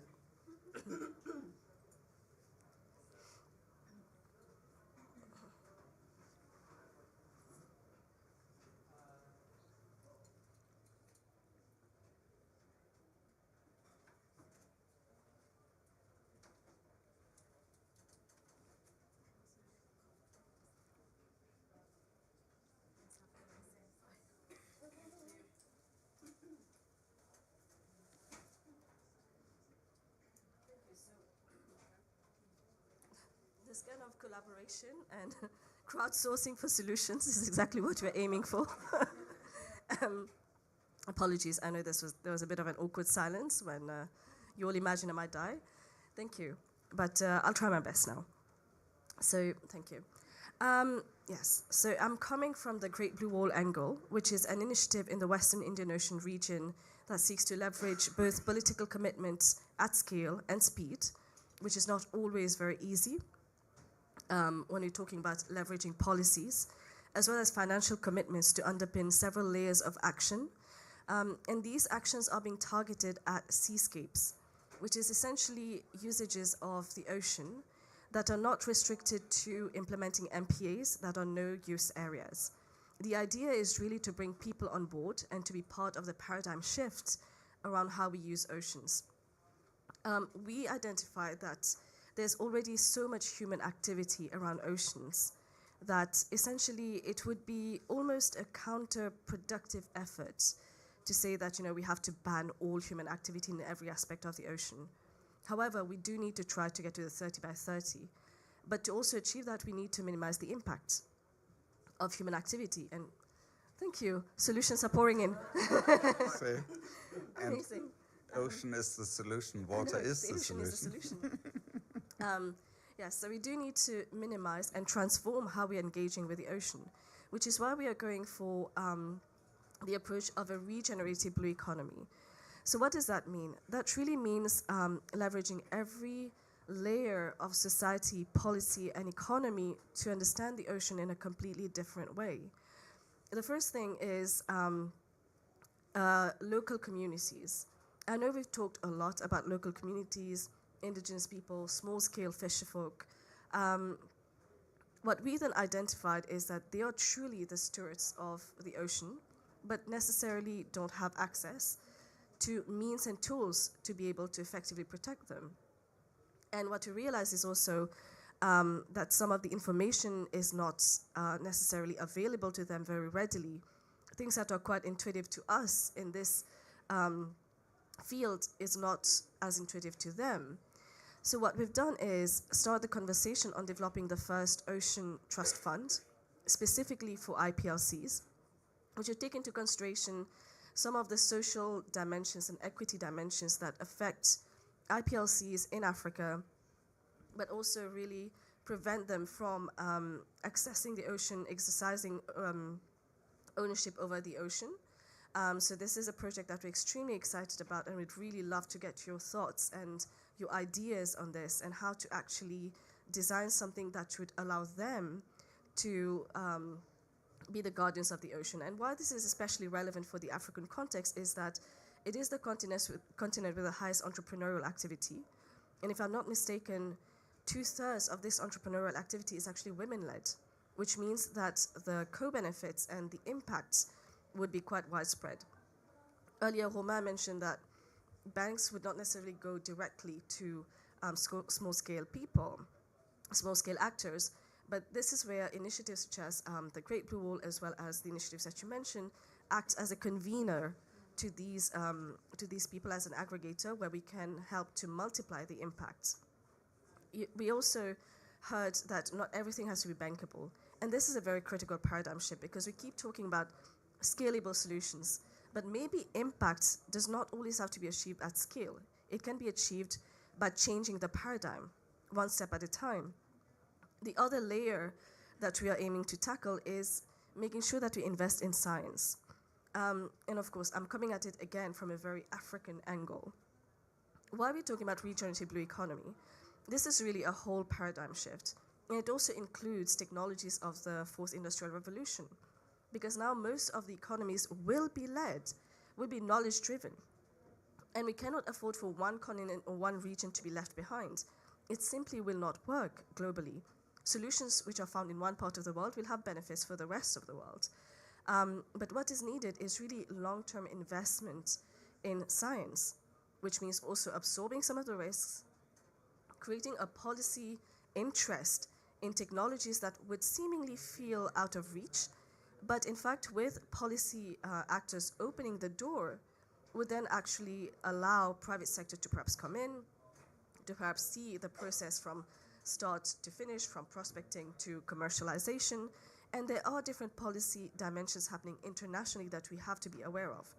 The BBNJ Treaty, for example, one of the key aspects, one of the key areas of interest of the BBNJ Treaty for the developing world has been not just the conversation around NGR, marine genetic resources, but also around the conversation on science capacity building.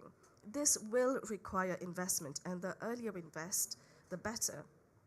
And what this also means is that from a government angle, we need to really ensure that these conversations do not seem that they are out of reach, out of sight, out of mind, but we need to keep talking about them and creating the interface between policymakers and highest levels of science integration. And then finally, with regards to, again, last but not least, the African continent, and joining a little bit what I was saying on science, I was at a very interesting panel the other day on shipping from a nature positive aspect, not just the decarbonization aspect. Because a lot of the conversation around shipping has been on precisely how do we decarbonize, how do we reach net zero, but not so much on how is it nature positive and affects biodiversity. And what was interesting was the coming together of ideas. Okay, shipping is basically the vector for trade. Shipping can also facilitate illicit trade of wildlife. Shipping can also create very positive aspects of protecting biodiversity if we only can plan routes around KBAs, around EPSAs, around areas that are ecologically sensitive. And also science. How do you look at the life cycle of the products that are used by the shipping industry? Are they nature positive? And this to me was very emblematic of the kind of conversations that we need to be having and bringing together what really underpins those conversations, which is how do we finance those? So I would just join what you said, which is that we need to change the way we look at finance, the way we look at a very long-term perspective, and just work with what is actually needed by the planet, really. So I thank you for bearing with me, and I hope that we can have this conversation. We continue this conversation. I will unfortunately head out because, well, this. But thank you so much for listening. Well, thank you very much, both of you. Excellent second panel. We release you to the front row, or Barker out of the room to recover, and ask our third and final two panelists to join us on stage right now. I'm really delighted to introduce Ariane Steinsmeyer from Aura and Melissa Garvey from the Nature Conservancy. You are both contributing to this transition in a very practical, meaningful way. Ariane, Aura is a coalition. It includes governments, it includes large corporates, it includes projects. So it's really about how do we make this partnership work. And then Melissa, your work on blue bonds has been critical to unleash financing into the space in a new and innovative way. So I think having that discussion about tools, and they already came up before, and of processes is really absolutely key. So maybe Ariane, why don't you start out? Yeah, thank you. Partnership has been mentioned before, and I think, I'm delighted to see so many partners of ours also in the room. So Aura is an alliance with more than 80 members now from the private sector as well as from the NGO community, academia.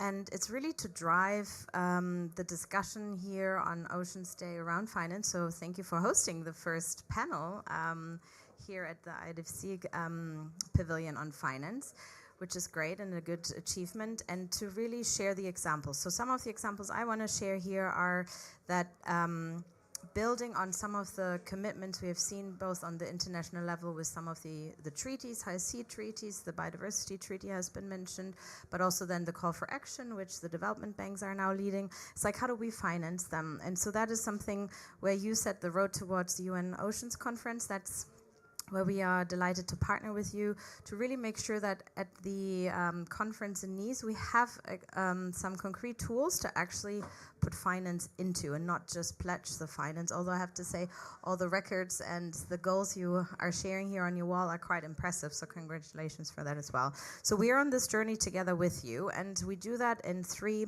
main areas. One is, I think it came up, project pipeline. So we have over the last years had several calls for proposals for smaller to medium-sized projects which are locally driven and really have that finance angle at its core. So we have over 60 projects now. 40 of them have a innovative financial solution which is community-driven, voluntary carbon markets, financial resilience, but it's also around sort of insurance products, parametric insurance, and some of the other tools we are testing. And so that is there, and I welcome you all to have a look at the great portfolio we are building, and know that other of the NGOs here in the room are building the same.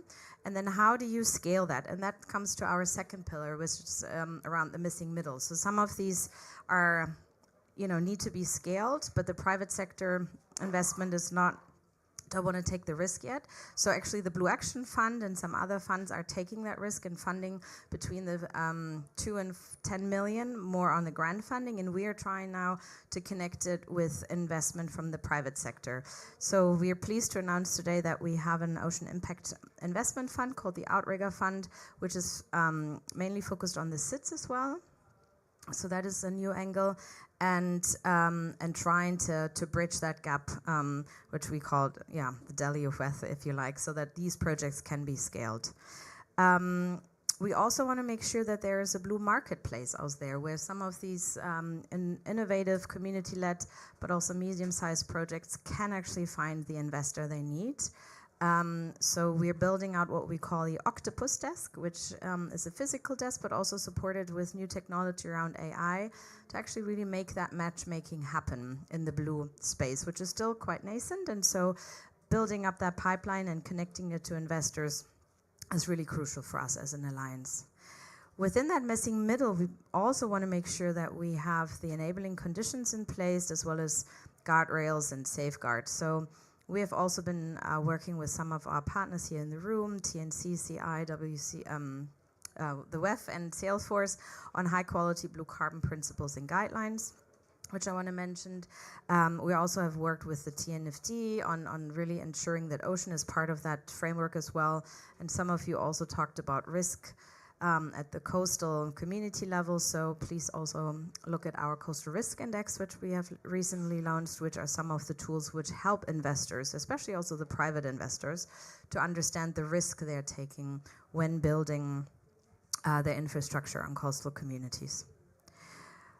And so lastly, and that is our third pillar, which we really want to drive to have finalized by UNOC in a way that we have these concrete financial mechanisms. So currently, we're incubating ideas around larger scale financial mechanisms, and you, Melissa, will talk a little bit about blue bonds and other tools as well.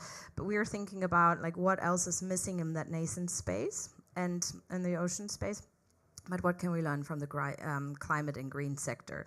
So we saw that de-risking private capital is important. So we are now building an ocean risk company in that space to really be able to foster more investment, both also from national banks in that space. So that's what we hope to build and launch at UNOC. We're also working with a team on a Blue Bond incubator. So again, trying to understand what are some of the lessons learned, but also what are the key challenges with blue bonds in that space, and how can an incubator help with thinking through the structuring, aggregating smaller scale products, but really sort of also help to build the market, which obviously we have heard a lot of buzz about blue bonds here at the COP, so that's great. And then lastly, maybe to mention small-scale fisheries. So a small-scale fisheries financing facility, I think, is needed also to ensure that small-scale fishers have access to new innovative financial solutions, both with the national banking sector, but also the insurance products that are out there. And how do you connect that then to a sustainable use and conservation connected to the 30 by 30 target? So again, maybe to wrap up is to say there is a lot out there. There are a lot of opportunities to build on, especially also community-led. And how do we scale them now with bringing these financial tools in place? UNOC is a great opportunity from here to build these different initiatives and that have finance then pledged, so that we have the call to action turn into actually funding on the ground. Brilliant. Thank you very much indeed. And it does show how important it is to have these types of alliances and partnerships, because it brings the projects together with the large-scale investors and all the other market participants. And the DFIs are, of course, a key part of that equation. So Melissa, over to you. You've done some amazing transactions in the blue bond space. Tell us more. Sure. Thanks so much. It's great to be here, and congratulations. I always love celebrating the amazing work that you're doing with Aura. So I want to just try and make some connections, connect the dots today a little bit on oceans, biodiversity, climate, and also where development banks can play a really integral role. So we all know that there's a climate crisis ahead of us. That's why we're all here. And I think it's become pretty evident that nature can be a significant portion of the solution, providing about 30% of the offsets for industry and fossil fuel use. Very important. And at the same time, there's also the tremendous benefits that we see from nature, in particular on the resilience side, and how intact biodiversity can really be supporting people, and that's so evident in coastal areas in particular. So there's the biodiversity crisis, there is the climate crisis, and there's this additional piece, which is the debt crisis. And so many of the countries that are so important to be, addressing the climate and biodiversity crisis are also facing the challenge of needing to, whether it's recover from increasing storm damage or other climate disasters, going into tremendous amounts of debt. And years ago, we realized that there was a correlation that we were seeing, in particular with small island developing countries in the Caribbean, between storms and debt. So it's not a huge stretch to imagine that the increasing number of storms, which were becoming more severe over time because of climate change, were then needing to rebuild and having greater debt loads. You pull back and look beyond what we recognized in the Caribbean, and we're seeing that the debt crisis is hitting the world, in particular after COVID. And it's so important, in particular in the places that have great biodiversity, and it's rich biodiversity that needs protection, and that can be done in support of climate. So we're seeing right now that more than half of low-income countries are facing debt distress. And we're seeing that of the 58 most vulnerable, climate-vulnerable countries, right now they have debt repayments in the area of about $435 billion that they need to make between now and 2028. So huge amounts of debt that they're needing to repay, and huge opportunity to think about how those debt repayments can actually be redirected in support of biodiversity and climate objectives. The approach that we have developed at the Nature Conservancy, we now call it our Nature Bonds program, is a way that you can bring together debt refinancing as well as technical assistance, and that's both on planning and policy and science, and use that to help address the biodiversity finance gap that exists right now, which is about a $700 billion annual gap. Use that in support of countries to be able to redirect those debt payments in support of whether it's NDCs or in support of 30 by 30 objectives. So this is what we have been able to pioneer, initially starting in Seychelles in 2016, and then through 3 other projects in Belize, Barbados, and Gabon. Collectively, we've been able to refinance about $1.2 billion in debt and unlock $400 million for ocean conservation specifically, and in support of all of those countries committing to protect 30% of their ocean and manage their entire ocean space. Now, that's an area just with those 4 countries that's the size of the Gulf of Mexico. We see a lot of potential in this approach, and to get a little bit more specific on how the projects work and how development banks can be part of that, each one of the projects, they've all been quite different, right? But there is a consistent thread in all of them. They all have a transaction at the core, where there is the opportunity for the Nature Conservancy to work with countries, come up with some very ambitious goals that are related to biodiversity and climate.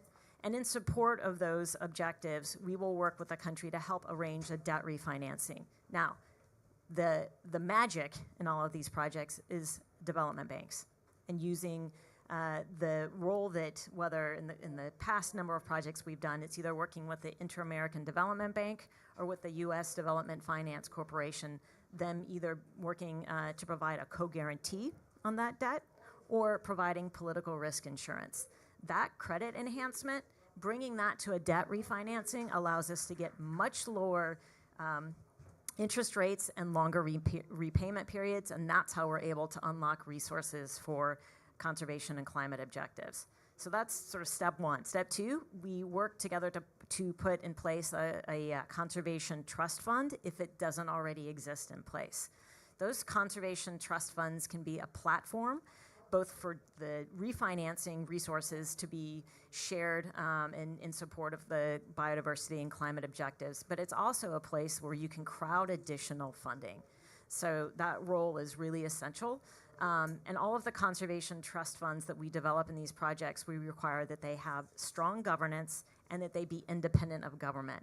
So we ensure that that can, help ensure the sort of the credibility of any of those conservation trust funds, and that there's clear and transparent reporting. So that's really important as we work with private investors on these projects, but it's also a place that can give development banks a lot of certainty on what they may be crowding funds into. That transparency is essential. The next step in all of these projects is, of course, to be working with communities, working with various stakeholders to develop the conservation and climate, whether it's new protected areas or policies that are associated with climate mitigation and adaptation benefits. So again, it's a way to have there be visibility and ensure that communities, indigenous peoples, rights holders are all engaged in ensuring that you've got that durable and effective climate and conservation outcomes in any projects. We were really excited to think about moving beyond just the project levels, working from one place to another, to think about how these kinds of approaches can be scaled much more broadly. And so we've been working with this is a mouthful, and I always get it slightly wrong, but the Sustainability-Linked Sovereign Debt Hub in support of what has now become a joint declaration that's being led by the Inter-American Development Bank and U.S. Development Finance Corporation to work together to try and identify ways that credit enhancement can be scaled and these kinds of efforts can be replicated. We're excited and proud of the work that we've done, and we know it's the tip of the iceberg. There are billions that can be refinanced in support of biodiversity and climate, in particular for oceans. And we need other entities to be helping support that, and we need to make sure that other NGOs can get in this space as well. So we're really excited to see that next step on scaling beyond just sort of the project by project work that we've been able to do. Let me address just really quickly what are some opportunities for any of the development banks to get engaged in this space. And I'd say there's three that are really important. One, you all have incredible relationships. You've got leadership that you can draw upon to be helping both raise the ambition, but also raise the understanding of the kinds of tools that are out there that I'm working on, that Aura's working on. So that is those relationships and the leadership that you have is really, truly essential. There's the additional opportunity of thinking about how to be crowding resources into existing conservation trust funds that are being developed. That's such an important next step.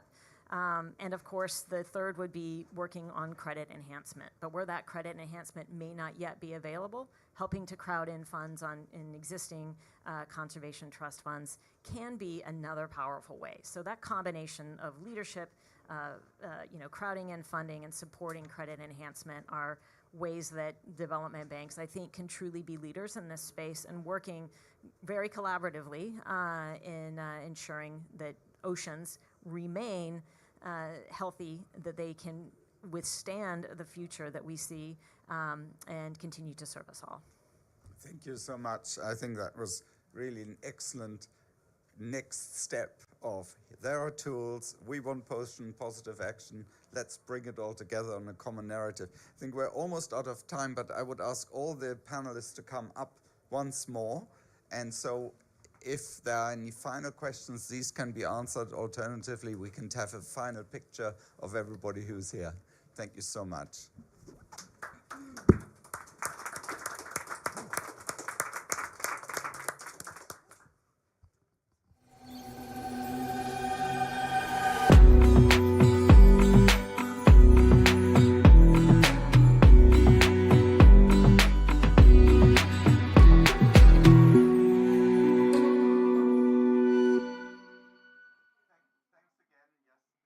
Up, but anybody who would like a question to be posed, why don't you approach directly our speakers? And I thought this was an excellent discussion, so thanks so much to all of you.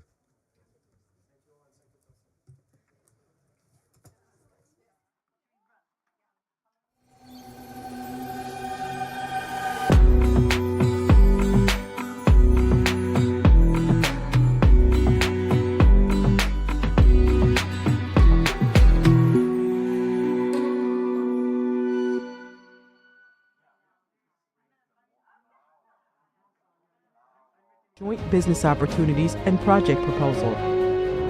IDFC Climate Facility. Let's work together to implement the Sustainable Development Goals towards 2030 and beyond. What is IDFC? The International Development Finance Club, created in 2011, is a network of 26 public development banks. Our mission? Speaking with a common voice, to leverage a greater impact in major international debates, and to contribute to the implementation of the SDGs, the Paris Climate Agreement, and the Kunming-Montreal Global Biodiversity Framework. Our goals? Knowledge sharing and capacity building among the IDFC institutions, enhanced collaboration between members and partners, and pursuing advocacy on the role of public development banks. How does it work?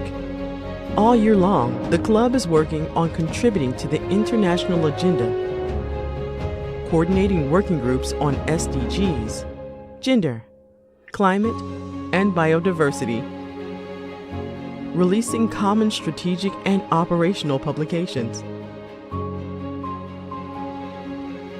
and reporting their annual commitment towards climate and biodiversity. IDFC. Let's work together to implement the Sustainable Development Goals towards 2030 and beyond.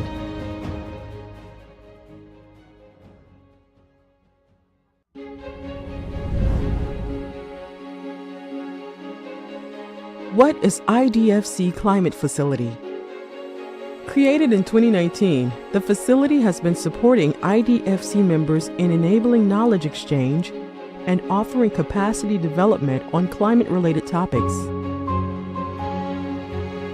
Our three goals: to strengthen climate finance expertise and capacities, to originate and develop joint climate projects, to institutionalize and facilitate collaborative work among members on climate change.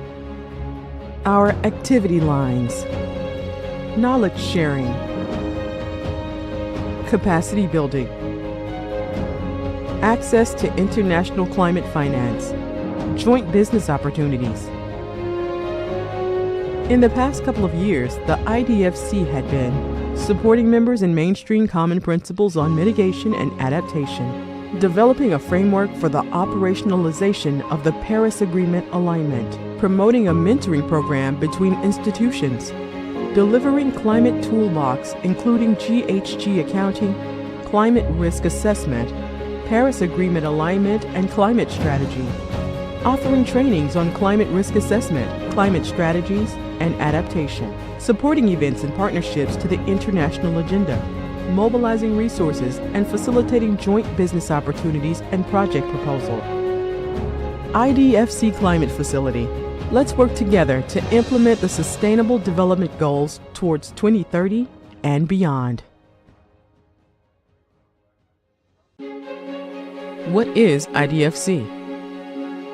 The International Development Finance Club, created in 2011, is a network of 26 public development banks. Our mission? Speaking with a common voice, to leverage a greater impact in major international debates, and to contribute to the implementation of the SDGs, the Paris Climate Agreement, and the Kunming-Montreal Global Biodiversity Framework. Our goals? Knowledge sharing and capacity building among the IDFC institutions, enhanced collaboration between members and partners, and pursuing advocacy on the role of public development banks. How does it work? All year long, the club is working on contributing to the international agenda, coordinating working groups on SDGs, gender, climate, and biodiversity, releasing common strategic and operational publications, and reporting their annual commitment towards climate and biodiversity. IDFC. Let's work together to implement the Sustainable Development Goals towards 2030 and beyond.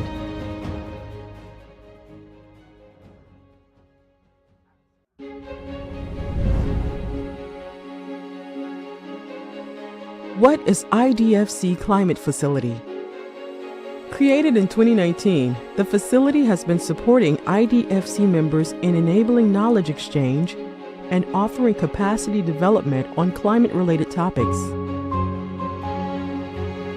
Our 3 goals: to strengthen climate finance expertise and capacities, to originate and develop joint climate projects, to institutionalize and facilitate collaborative work among members on climate change. Our activity lines: knowledge sharing, capacity building, access to international climate finance, joint business opportunities.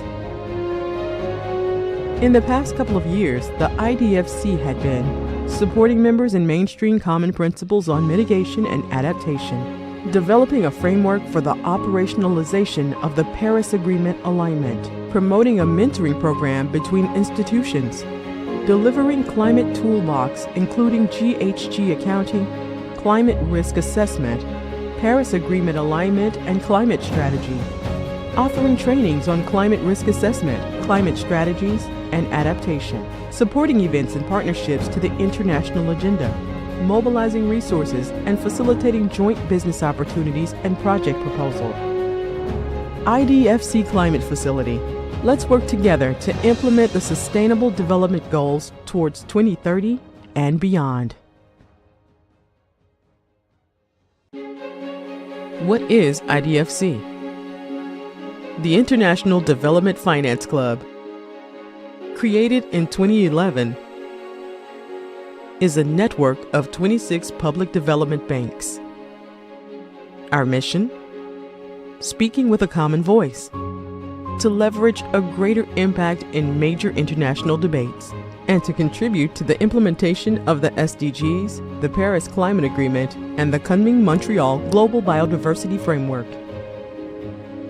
Our goals: knowledge sharing and capacity building among the IDFC institutions, enhanced collaboration between members and partners, and pursuing advocacy on the role of public development banks.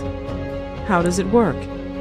All year long, the club is working on contributing to the international agenda, coordinating working groups on SDGs, gender, climate, and biodiversity, releasing common strategic and operational publications,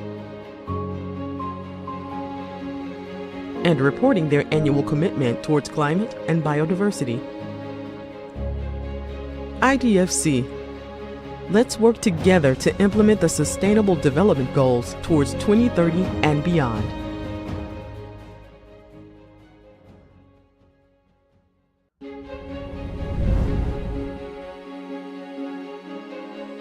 What is IDFC Climate Facility? Created in 2019, the facility has been supporting IDFC members in enabling knowledge exchange and offering capacity development on climate-related topics. Our 3 goals: to strengthen climate finance expertise and capacities, to originate and develop joint climate projects, to institutionalize and facilitate collaborative work among members on climate change. Our activity lines: knowledge sharing, capacity building, access to international climate finance, joint business opportunities. In the past couple of years, the IDFC had been supporting members in mainstream common principles on mitigation and adaptation, developing a framework for the operationalization of the Paris Agreement alignment, promoting a mentoring program between institutions, delivering climate toolbox including GHG accounting, climate risk assessment, Paris Agreement alignment and climate strategy, offering trainings on climate risk assessment, climate strategies, and adaptation, supporting events and partnerships to the international agenda, mobilizing resources and facilitating joint business opportunities and project proposal. IDFC Climate Facility. Let's work together to implement the Sustainable Development Goals towards 2030 and beyond. What is IDFC? The International Development Finance Club, created in 2011, is a network of 26 public development banks. Our mission? Speaking with a common voice, to leverage a greater impact in major international debates, and to contribute to the implementation of the SDGs, the Paris Climate Agreement, and the Kunming Montreal Global Biodiversity Framework. Our goals: knowledge sharing and capacity building among the IDFC institutions, enhanced collaboration between members and partners, and pursuing advocacy on the role of public development banks. How does it work? All year long, the club is working on contributing to the international agenda, coordinating working groups on SDGs, gender, climate, and biodiversity, releasing common strategic and operational publications, and reporting their annual commitment towards climate and biodiversity. IDFC. Let's work together to implement the Sustainable Development Goals towards 2030 and beyond.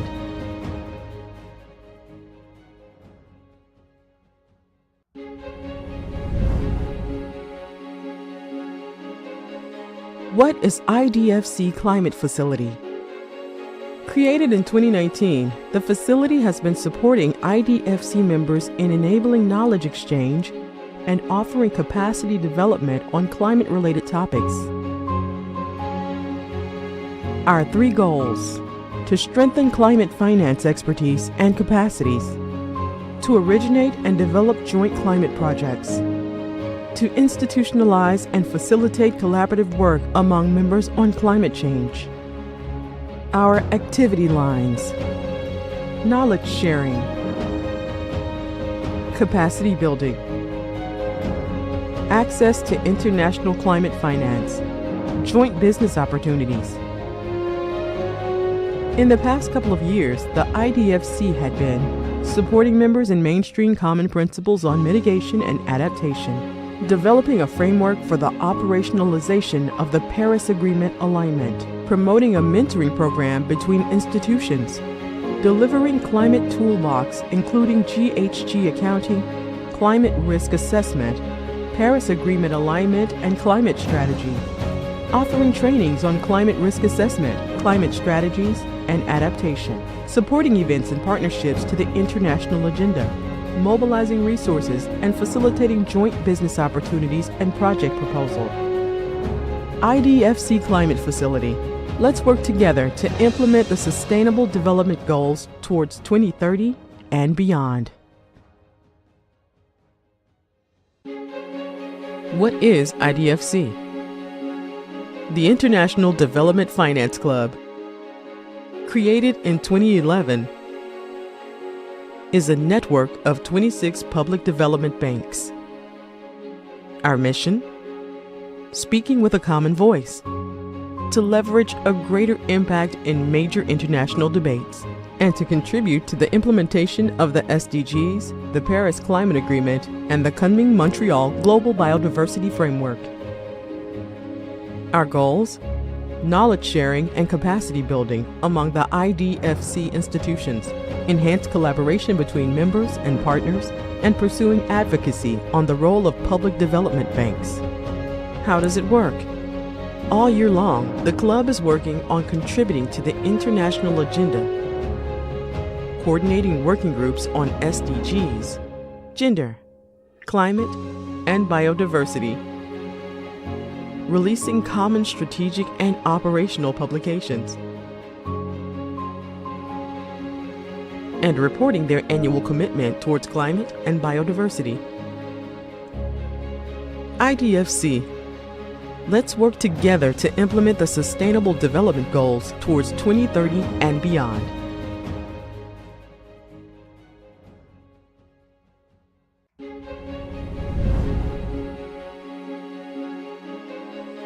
What is IDFC Climate Facility?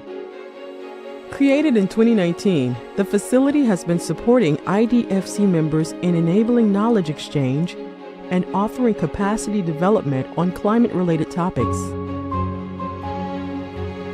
Our 3 goals: to strengthen climate finance expertise and capacities, to originate and develop joint climate projects, to institutionalize and facilitate collaborative work among members on climate change. Our activity lines: knowledge sharing, capacity building, access to international climate finance, joint business opportunities. In the past couple of years, the IDFC had been supporting members in mainstream common principles on mitigation and adaptation, developing a framework for the operationalization of the Paris Agreement alignment, promoting a mentoring program between institutions, delivering climate toolbox including GHG accounting, climate risk assessment, Paris Agreement alignment and climate strategy, offering trainings on climate risk assessment, climate strategies, and adaptation, supporting events and partnerships to the international agenda, mobilizing resources and facilitating joint business opportunities and project proposal. IDFC Climate Facility. Let's work together to implement the Sustainable Development Goals towards 2030 and beyond. What is IDFC? The International Development Finance Club, created in 2011, is a network of 26 public development banks. Our mission? Speaking with a common voice, to leverage a greater impact in major international debates, and to contribute to the implementation of the SDGs, the Paris Climate Agreement, and the coming Montreal Global Biodiversity Framework. Our goals: knowledge sharing and capacity building among the IDFC institutions, enhanced collaboration between members and partners, and pursuing advocacy on the role of public development banks. How does it work? All year long, the club is working on contributing to the international agenda, coordinating working groups on SDGs, gender, climate, and biodiversity, releasing common strategic and operational publications,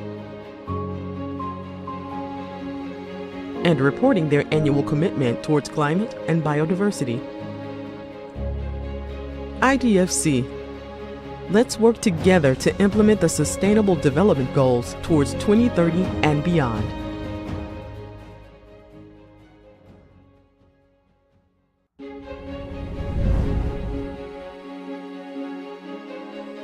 What is IDFC Climate Facility? Created in 2019, the facility has been supporting IDFC members in enabling knowledge exchange and offering capacity development on climate-related topics.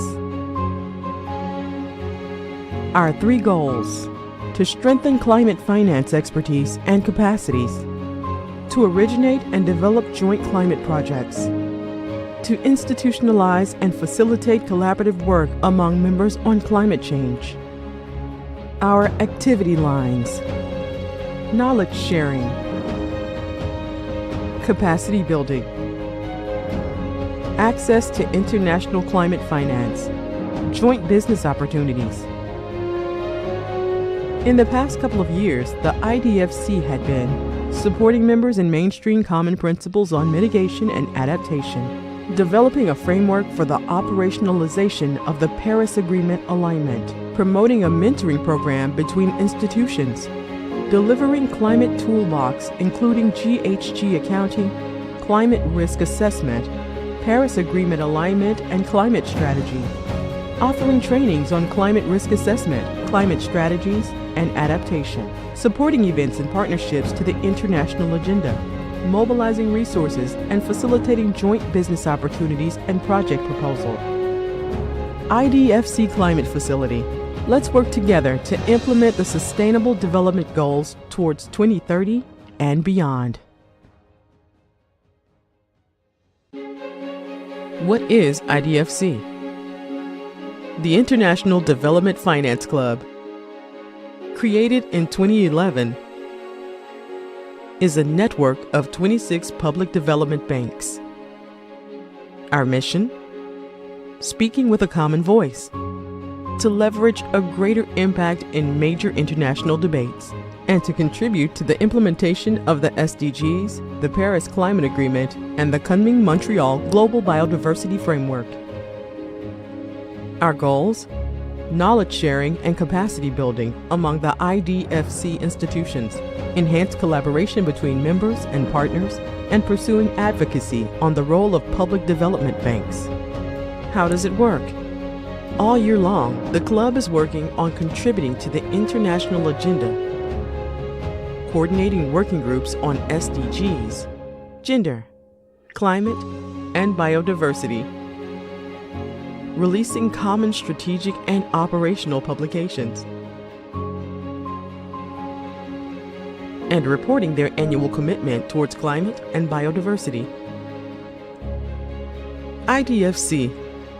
Let's work together to implement the Sustainable Development Goals towards 2030 and beyond.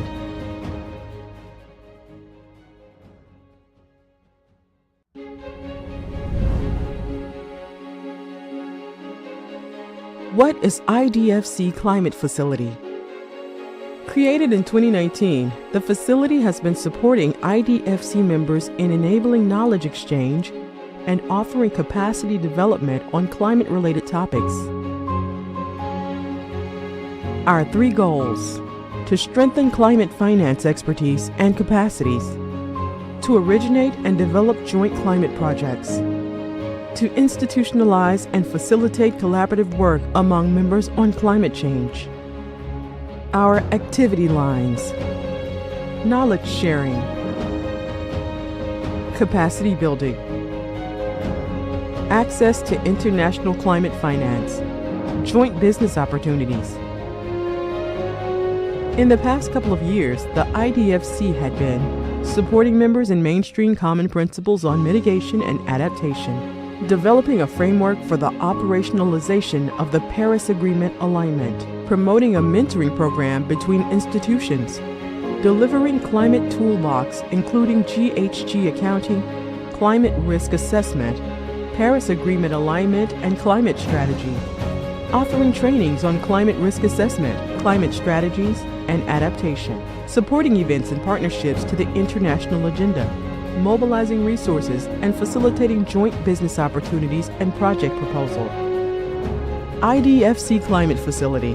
Let's work together to implement the Sustainable Development Goals towards 2030 and beyond. What is IDFC? The International Development Finance Club, created in 2011, is a network of 26 public development banks. Our mission? Speaking with a common voice, to leverage a greater impact in major international debates, and to contribute to the implementation of the SDGs, the Paris Climate Agreement, and the Kunming-Montreal Global Biodiversity Framework. Our goals?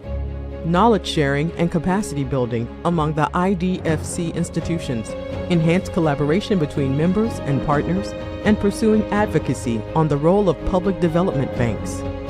How does it work? All year long, the club is working on contributing to the international agenda, coordinating working groups on SDGs, gender, climate, and biodiversity, releasing common strategic and operational publications, and reporting their annual commitment towards climate and biodiversity. IDFC. Let's work together to implement the Sustainable Development Goals towards 2030 and beyond.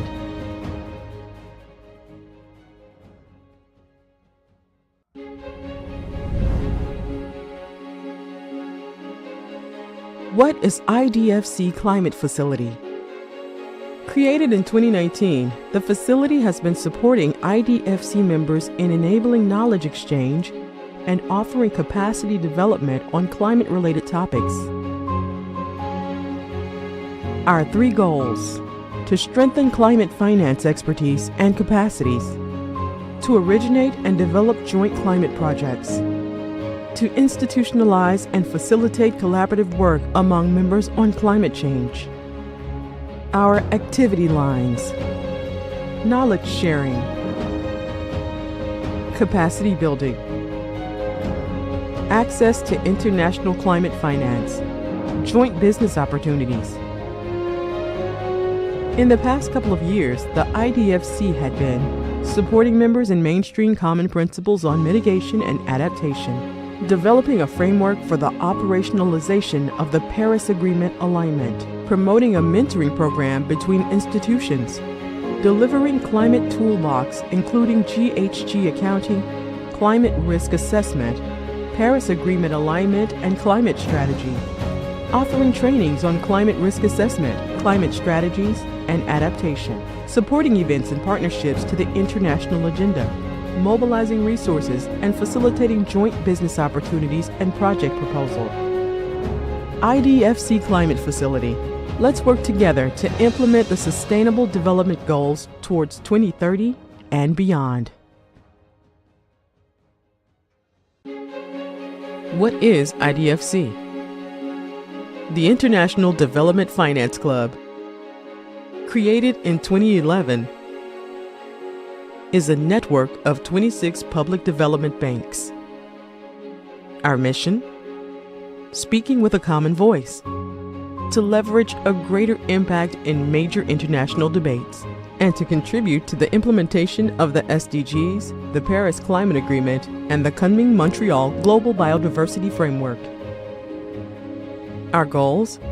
knowledge sharing and capacity building among the IDFC institutions, enhanced collaboration between members and partners, and pursuing advocacy on the role of public development banks. How does it work?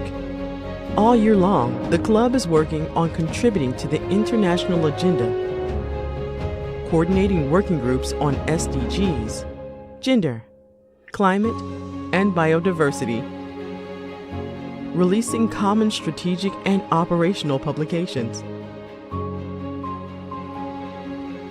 and reporting their annual commitment towards climate and biodiversity. IDFC.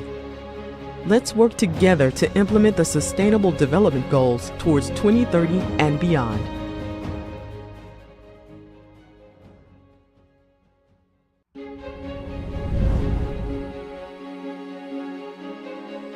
What is IDFC Climate Facility? Created in 2019, the facility has been supporting IDFC members in enabling knowledge exchange and offering capacity development on climate-related topics.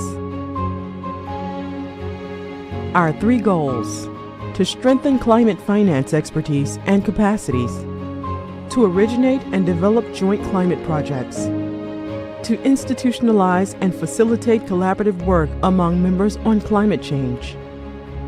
Our activity lines: knowledge sharing, capacity building, access to international climate finance, joint business opportunities. In the past couple of years, the IDFC had been supporting members in mainstream common principles on mitigation and adaptation, developing a framework for the operationalization of the Paris Agreement alignment, promoting a mentoring program between institutions, delivering climate toolbox including GHG accounting, climate risk assessment, Paris Agreement alignment and climate strategy, offering trainings on climate risk assessment, climate strategies, and adaptation, supporting events and partnerships to the international agenda, mobilizing resources and facilitating joint business opportunities and project proposal. IDFC Climate Facility. Let's work together to implement the Sustainable Development Goals towards 2030 and beyond. What is IDFC?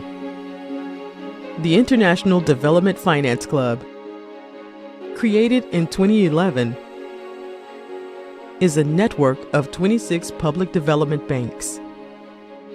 Our mission? Speaking with a common voice, to leverage a greater impact in major international debates, and to contribute to the implementation of the SDGs, the Paris Climate Agreement, and the Kunming-Montreal Global Biodiversity Framework. Our goals? Knowledge sharing and capacity building among the IDFC institutions, enhanced collaboration between members and partners, and pursuing advocacy on the role of public development banks. How does it work? All year long, the club is working on contributing to the international agenda, coordinating working groups on SDGs, gender, climate, and biodiversity, releasing common strategic and operational publications, and reporting their annual commitment towards climate and biodiversity. IDFC. Let's work together to implement the Sustainable Development Goals towards 2030 and beyond.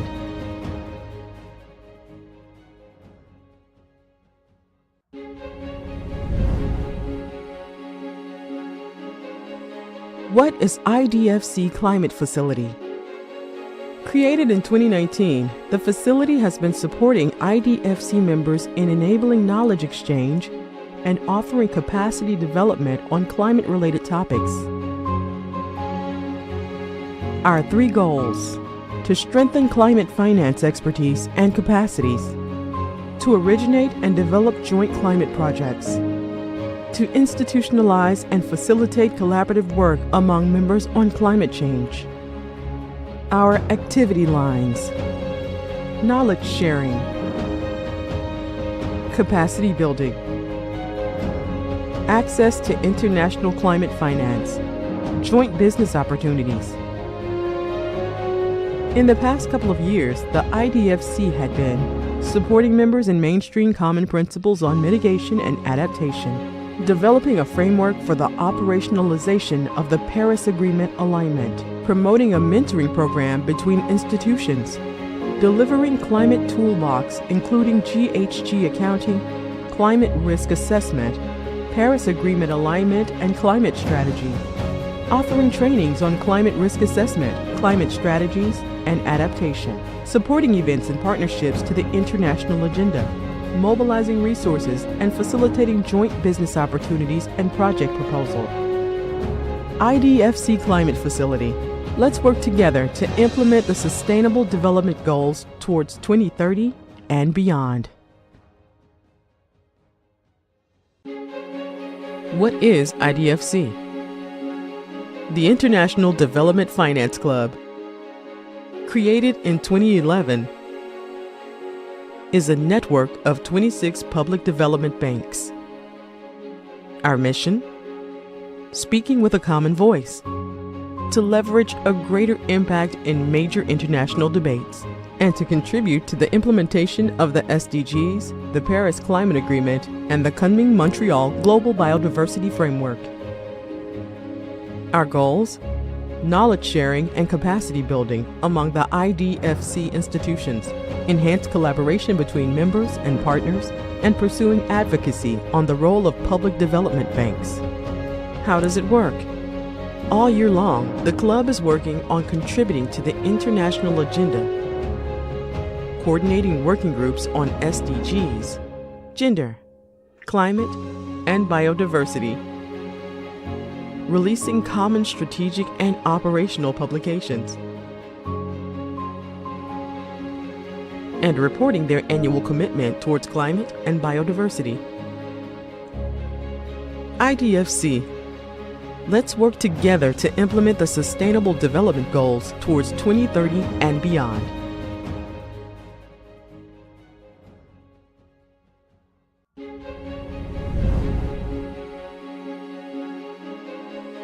What is IDFC Climate Facility? Created in 2019, the facility has been supporting IDFC members in enabling knowledge exchange and offering capacity development on climate-related topics. Our 3 goals: to strengthen climate finance expertise and capacities, to originate and develop joint climate projects, to institutionalize and facilitate collaborative work among members on climate change. Our activity lines: knowledge sharing, capacity building, access to international climate finance, joint business opportunities. In the past couple of years, the IDFC had been supporting members in mainstream common principles on mitigation and adaptation, developing a framework for the operationalization of the Paris Agreement alignment, promoting a mentoring program between institutions, delivering climate toolbox including GHG accounting, climate risk assessment, Paris Agreement alignment and climate strategy, offering trainings on climate risk assessment, climate strategies, and adaptation, supporting events and partnerships to the international agenda, mobilizing resources and facilitating joint business opportunities and project proposal. IDFC Climate Facility. Let's work together to implement the Sustainable Development Goals towards 2030 and beyond.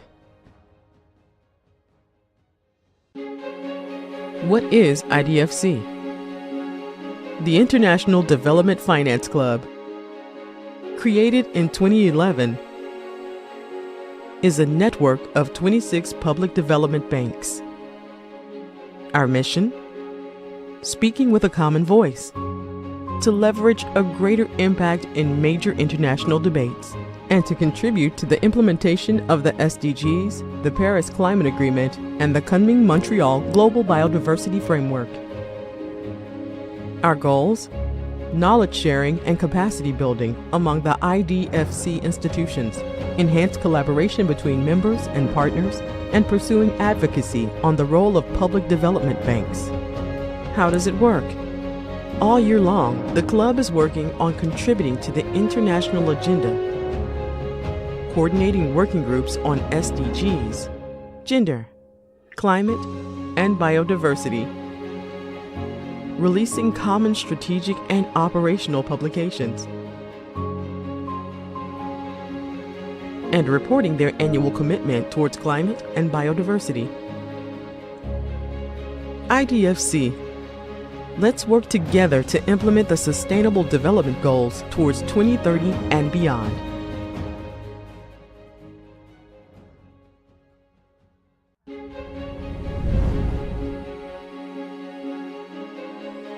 What is IDFC Climate Facility? Created in 2019, the facility has been supporting IDFC members in enabling knowledge exchange and offering capacity development on climate-related topics. Our 3 goals: to strengthen climate finance expertise and capacities, to originate and develop joint climate projects, to institutionalize and facilitate collaborative work among members on climate change. Our activity lines: knowledge sharing, capacity building, access to international climate finance, joint business opportunities. In the past couple of years, the IDFC had been supporting members in mainstream common principles on mitigation and adaptation, developing a framework for the operationalization of the Paris Agreement alignment, promoting a mentoring program between institutions, delivering climate toolbox including GHG accounting, climate risk assessment, Paris Agreement alignment and climate strategy, offering trainings on climate risk assessment, climate strategies, and adaptation, supporting events and partnerships to the international agenda, mobilizing resources and facilitating joint business opportunities and project proposal. IDFC Climate Facility. Let's work together to implement the Sustainable Development Goals towards 2030 and beyond. What is IDFC? The International Development Finance Club, created in 2011, is a network of 26 public development banks. Our mission? Speaking with a common voice, to leverage a greater impact in major international debates, and to contribute to the implementation of the SDGs, the Paris Climate Agreement, and the Kunming-Montreal Global Biodiversity Framework. Our goals? Knowledge sharing and capacity building among the IDFC institutions, enhanced collaboration between members and partners, and pursuing advocacy on the role of public development banks. How does it work? All year long, the club is working on contributing to the international agenda, coordinating working groups on SDGs, gender, climate, and biodiversity, releasing common strategic and operational publications, and reporting their annual commitment towards climate and biodiversity. IDFC. Let's work together to implement the Sustainable Development Goals towards 2030 and beyond.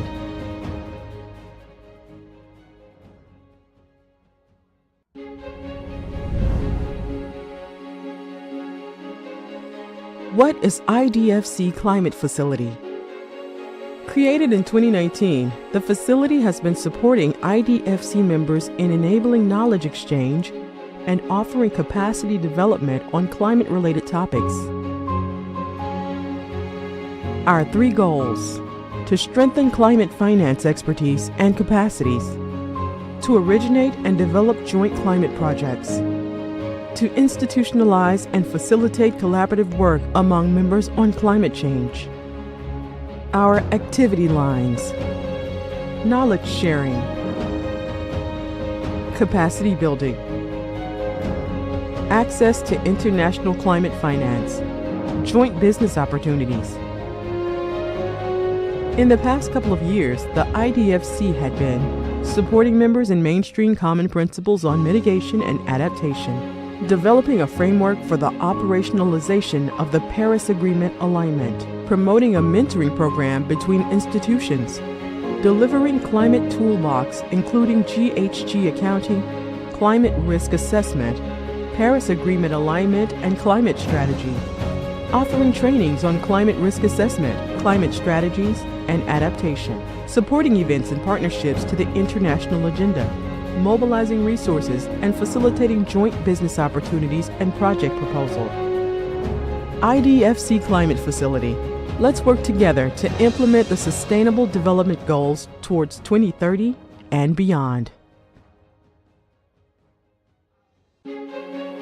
What is IDFC? The International Development Finance Club, created in 2011, is a network of 26 public development banks. Our mission? Speaking with a common voice, to leverage a greater impact in major international debates, and to contribute to the implementation of the SDGs, the Paris Climate Agreement, and the Kunming-Montreal Global Biodiversity Framework. Our goals? Knowledge sharing and capacity building among the IDFC institutions, enhanced collaboration between members and partners, and pursuing advocacy on the role of public development banks. How does it work? All year long, the club is working on contributing to the international agenda, coordinating working groups on SDGs, gender, climate, and biodiversity, releasing common strategic and operational publications, and reporting their annual commitment towards climate and biodiversity. IDFC. Let's work together to implement the Sustainable Development Goals towards 2030 and beyond.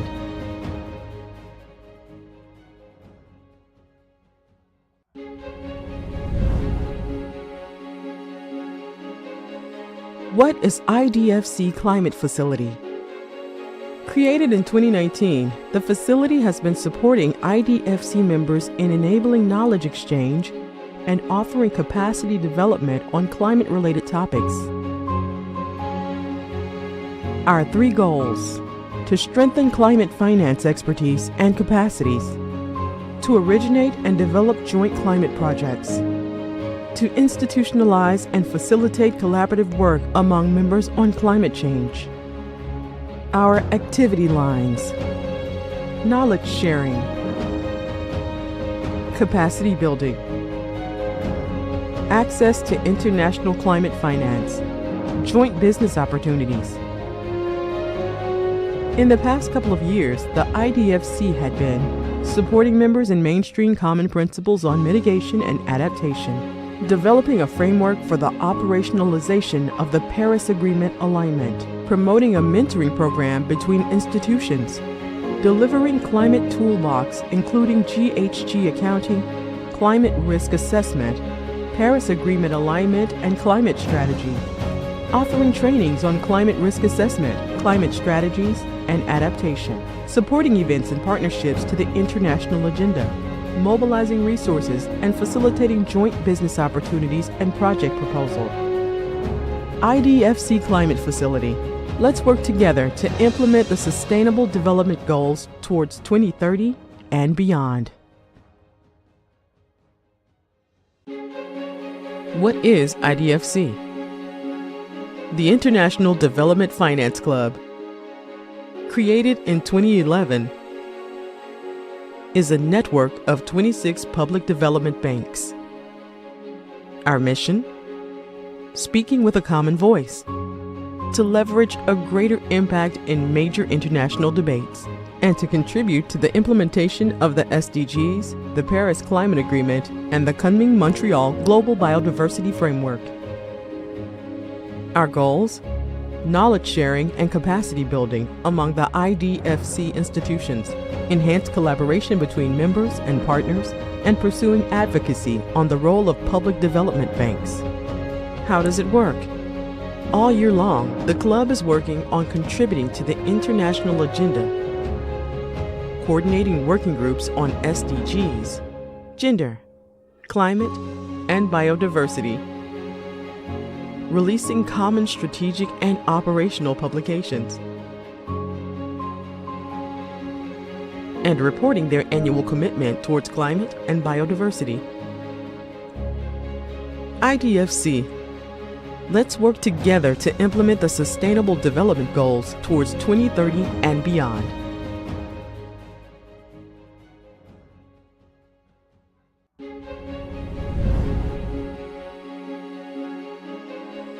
What is IDFC Climate Facility? Created in 2019, the facility has been supporting IDFC members in enabling knowledge exchange and offering capacity development on climate-related topics. Our 3 goals: to strengthen climate finance expertise and capacities, to originate and develop joint climate projects, to institutionalize and facilitate collaborative work among members on climate change. Our activity lines: knowledge sharing, capacity building, access to international climate finance, joint business opportunities. In the past couple of years, the IDFC had been supporting members in mainstream common principles on mitigation and adaptation, developing a framework for the operationalization of the Paris Agreement alignment, promoting a mentoring program between institutions, delivering climate toolbox including GHG accounting, climate risk assessment, Paris Agreement alignment and climate strategy, offering trainings on climate risk assessment, climate strategies, and adaptation, supporting events and partnerships to the international agenda, mobilizing resources and facilitating joint business opportunities and project proposal. IDFC Climate Facility. Let's work together to implement the Sustainable Development Goals towards 2030 and beyond. What is IDFC?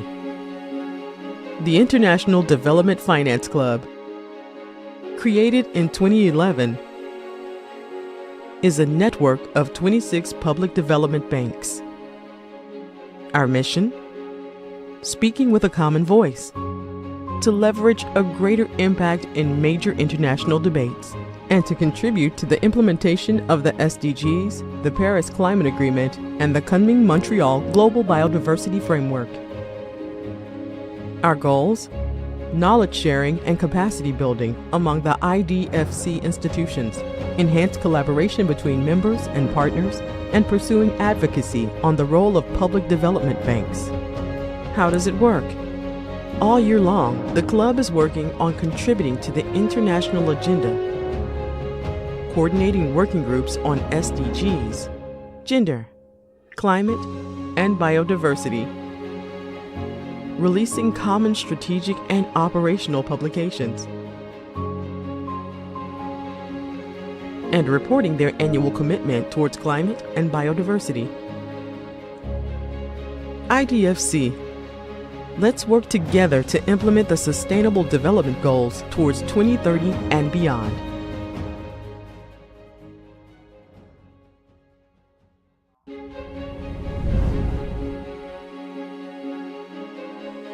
What is IDFC Climate Facility? Created in 2019, the facility has been supporting IDFC members in enabling knowledge exchange and offering capacity development on climate-related topics. Our 3 goals: to strengthen climate finance expertise and capacities, to originate and develop joint climate projects, to institutionalize and facilitate collaborative work among members on climate change. Our activity lines: knowledge sharing, capacity building, access to international climate finance, joint business opportunities. In the past couple of years, the IDFC had been supporting members in mainstream common principles on mitigation and adaptation, developing a framework for the operationalization of the Paris Agreement alignment, promoting a mentoring program between institutions, delivering climate toolbox including GHG accounting, climate risk assessment, Paris Agreement alignment and climate strategy, offering trainings on climate risk assessment, climate strategies, and adaptation, supporting events and partnerships to the international agenda, mobilizing resources and facilitating joint business opportunities and project proposal. IDFC Climate Facility. Let's work together to implement the Sustainable Development Goals towards 2030 and beyond. What is IDFC?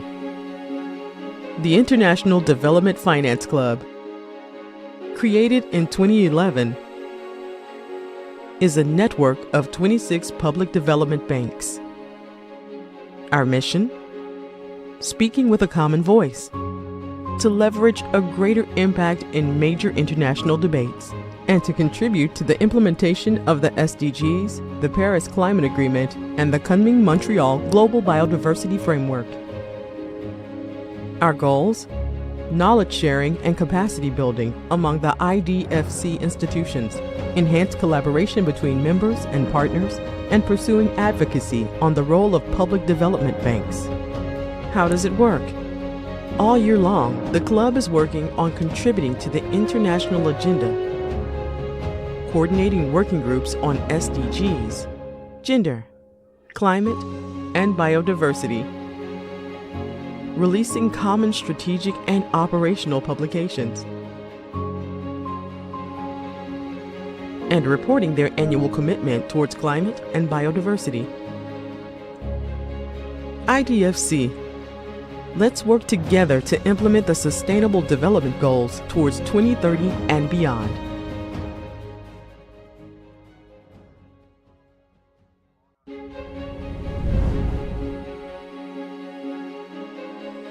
What is IDFC Climate Facility? Created in 2019, the facility has been supporting IDFC members in enabling knowledge exchange and offering capacity development on climate-related topics. Our 3 goals: to strengthen climate finance expertise and capacities, to originate and develop joint climate projects, to institutionalize and facilitate collaborative work among members on climate change. Our activity lines: knowledge sharing, capacity building, access to international climate finance, joint business opportunities. In the past couple of years, the IDFC had been supporting members in mainstream common principles on mitigation and adaptation, developing a framework for the operationalization of the Paris Agreement alignment, promoting a mentoring program between institutions, delivering climate toolbox including GHG accounting, climate risk assessment, Paris Agreement alignment and climate strategy, offering trainings on climate risk assessment, climate strategies, and adaptation, supporting events and partnerships to the international agenda, mobilizing resources and facilitating joint business opportunities and project proposal. IDFC Climate Facility. Let's work together to implement the Sustainable Development Goals towards 2030 and beyond. What is IDFC?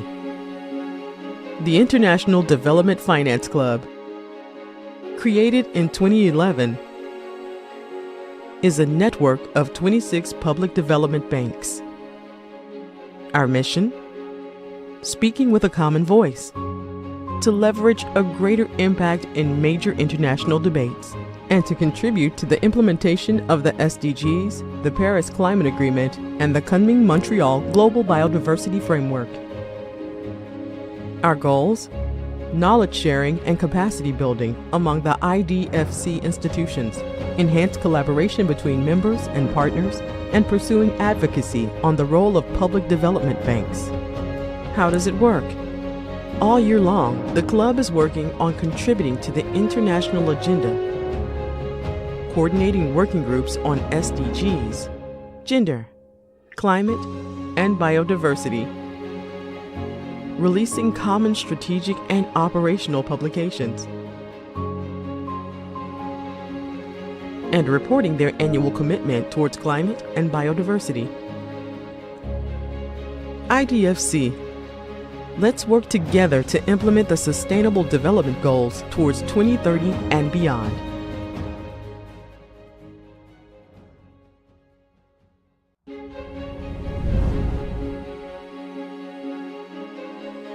What is IDFC Climate Facility?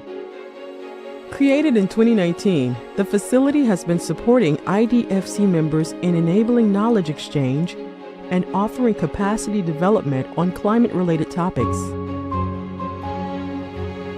Our 3 goals: to strengthen climate finance expertise and capacities, to originate and develop joint climate projects, to institutionalize and facilitate collaborative work among members on climate change.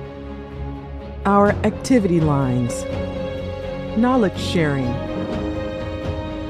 capacity building, access to international climate finance, joint business opportunities. In the past couple of years, the IDFC had been supporting members in mainstream common principles on mitigation and adaptation, developing a framework for the operationalization of the Paris Agreement alignment, promoting a mentoring program between institutions, delivering climate toolbox including GHG accounting, climate risk assessment, Paris Agreement alignment and climate strategy, offering trainings on climate risk assessment, climate strategies, and adaptation, supporting events and partnerships to the international agenda, mobilizing resources and facilitating joint business opportunities and project proposal. IDFC Climate Facility. Let's work together to implement the Sustainable Development Goals towards 2030 and beyond.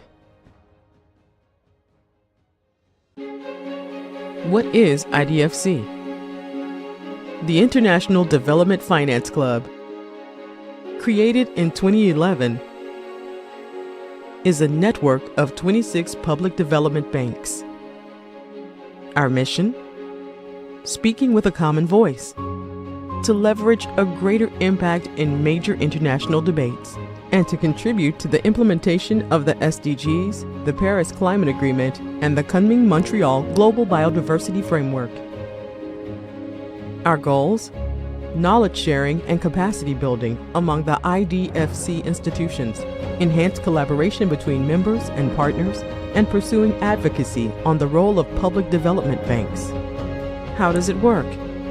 All year long, the club is working on contributing to the international agenda, coordinating working groups on SDGs, gender, climate, and biodiversity, releasing common strategic and operational publications,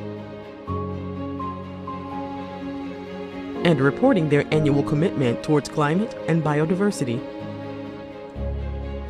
IDFC. Let's work together to implement the Sustainable Development Goals towards 2030 and beyond.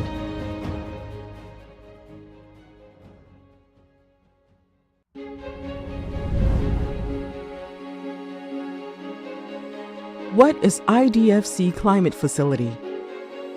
Created in 2019, the facility has been supporting IDFC members in enabling knowledge exchange and offering capacity development on climate-related topics. Our 3 goals: to strengthen climate finance expertise and capacities, to originate and develop joint climate projects, to institutionalize and facilitate collaborative work among members on climate change. Our activity lines: knowledge sharing, capacity building, access to international climate finance, joint business opportunities. In the past couple of years, the IDFC had been supporting members in mainstream common principles on mitigation and adaptation, developing a framework for the operationalization of the Paris Agreement alignment, promoting a mentoring program between institutions, delivering climate toolbox including GHG accounting, climate risk assessment, Paris Agreement alignment and climate strategy, offering trainings on climate risk assessment, climate strategies, and adaptation, supporting events and partnerships to the international agenda, mobilizing resources, and facilitating joint business opportunities and project proposal. IDFC Climate Facility. Let's work together to implement the Sustainable Development Goals towards 2030 and beyond. What is IDFC? The International Development Finance Club, created in 2011, is a network of 26 public development banks. Our mission? Speaking with a common voice, to leverage a greater impact in major international debates, and to contribute to the implementation of the SDGs, the Paris Climate Agreement, and the Kunming-Montreal Global Biodiversity Framework. Our goals? Knowledge sharing and capacity building among the IDFC institutions, enhanced collaboration between members and partners, and pursuing advocacy on the role of public development banks. How does it work? All year long, the club is working on contributing to the international agenda, coordinating working groups on SDGs, gender, climate, and biodiversity, releasing common strategic and operational publications, and reporting their annual commitment towards climate and biodiversity. IDFC. Let's work together to implement the Sustainable Development Goals towards 2030 and beyond.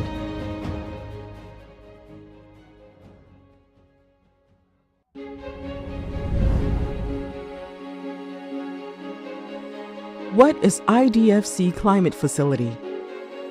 Created in 2019, the facility has been supporting IDFC members in enabling knowledge exchange and offering capacity development on climate-related topics. Our 3 goals: to strengthen climate finance expertise and capacities, to originate and develop joint climate projects, to institutionalize and facilitate collaborative work among members on climate change. Our activity lines: knowledge sharing, capacity building, access to international climate finance, joint business opportunities. In the past couple of years, the IDFC had been supporting members in mainstream common principles on mitigation and adaptation, developing a framework for the operationalization of the Paris Agreement alignment, promoting a mentoring program between institutions, delivering climate toolbox including GHG accounting, climate risk assessment, Paris Agreement alignment, and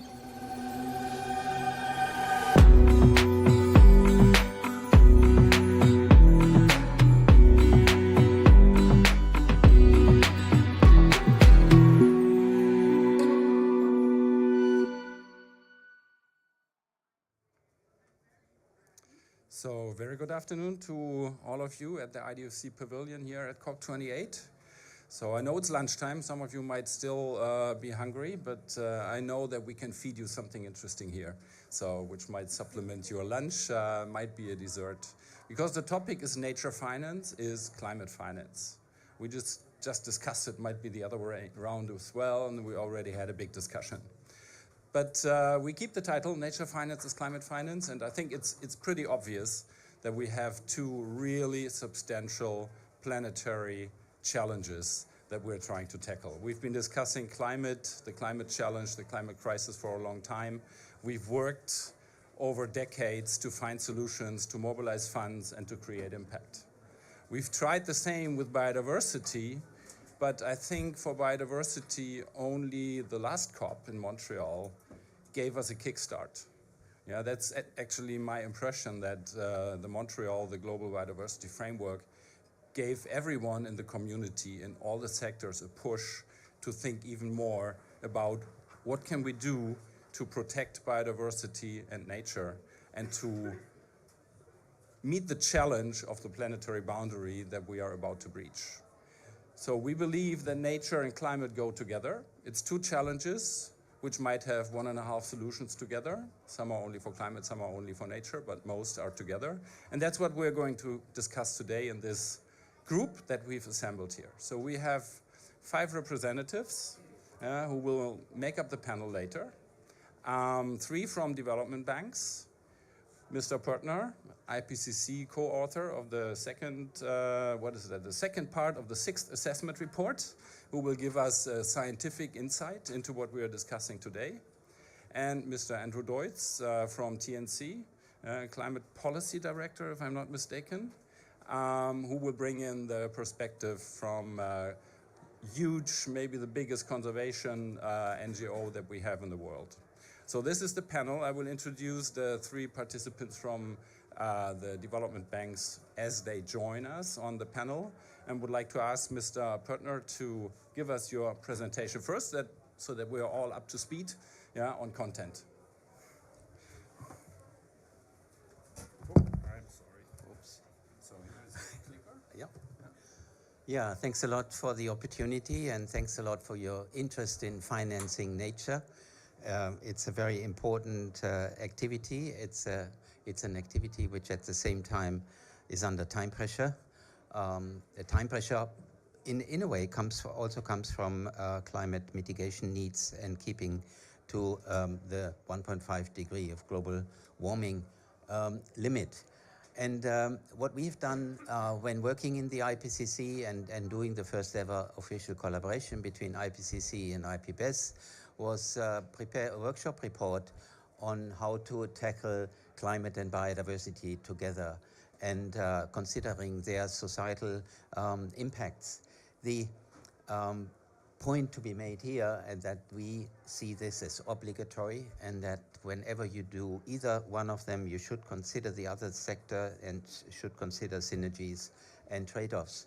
And the findings from this workshop report that you see represented in the second line there, the IPBES IPCC report, made it into the later products during the 6th assessment cycle, where we produced 3 special reports, ocean cryosphere, land, and then the 1.5 report. That was the first one of the special reports, and then the main working group reports. And especially in the working group report, we developed a systemic picture, a holistic picture that provides guidelines, and that should be guidelines also for the financial sector in terms of where to invest and where not.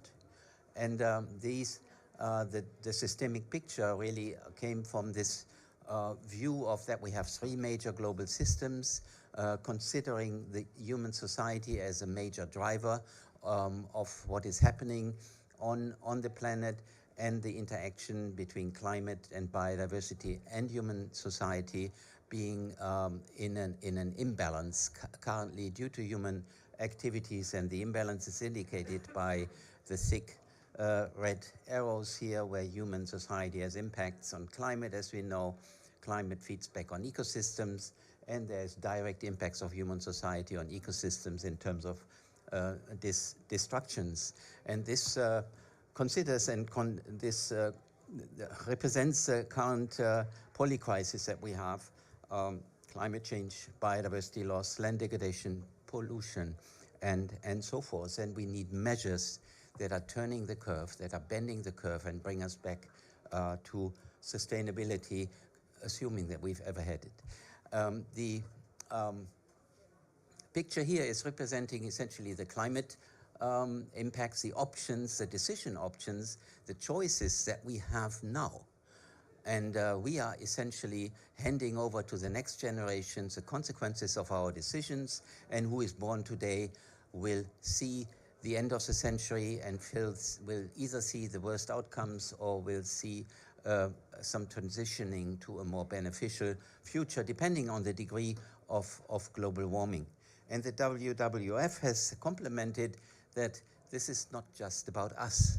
It's also about the other species coexisting with us on the planet, and they're actually part of the important ecosystem services that represent the foundation of life on the planet and the foundation of our very existence and our healthy existence.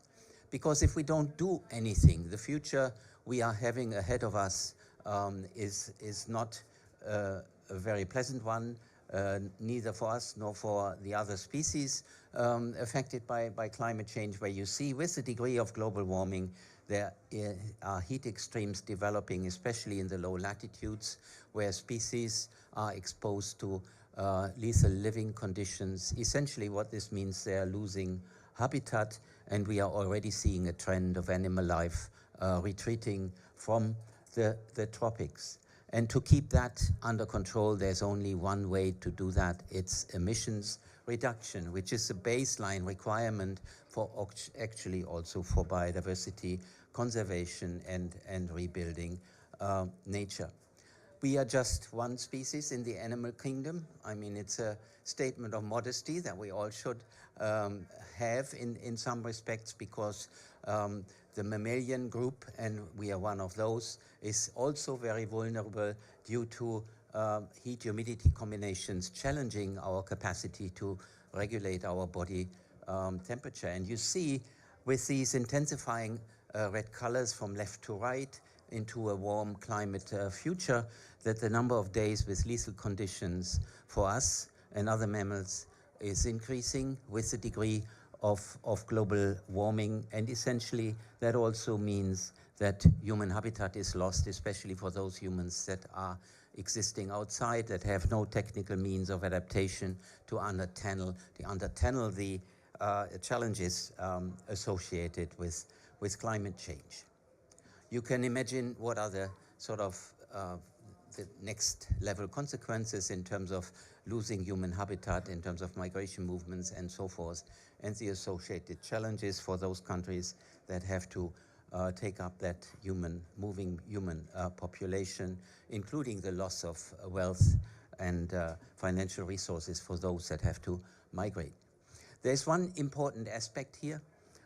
We are talking about the funding of nature, but I would like to tie climate and nature together even more firmly, because when you look at this slide and the top globe, this is the current climate where during the hot months of the year we already see a constraint on the productivity of ecosystems in terms of being able to take up CO2.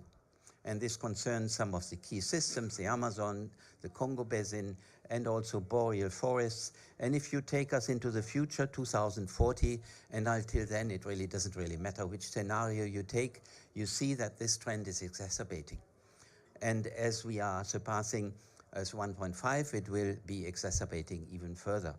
And you see that in this slide where we have a depiction of productivity across latitudes, and the blue curve is representing what we came from.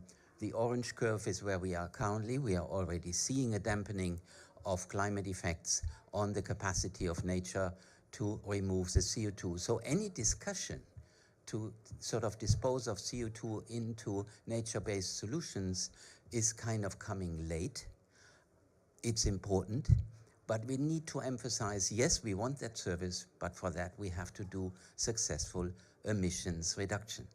And then we can benefit from this and have a sustainable future where nature can support climate stabilization in the long term. There is no short-term fix by nature. It's a long-term commitment and task to do this. With climate change, all of these services that nature provides are under challenge. It starts with pollination, coastal protection as the coral reefs are going, tourism, recreation, devastation of nature by climate extremes is certainly interfering with that. Food sources, health, water filtration, clean air, and climate regulation. These are services that nature provides to us that we take for granted and where we don't really pay for the damage we are doing in terms of the goods and services that we are buying. But there is a perspective. If we are 100% responsible for what we are doing, we can also fix it.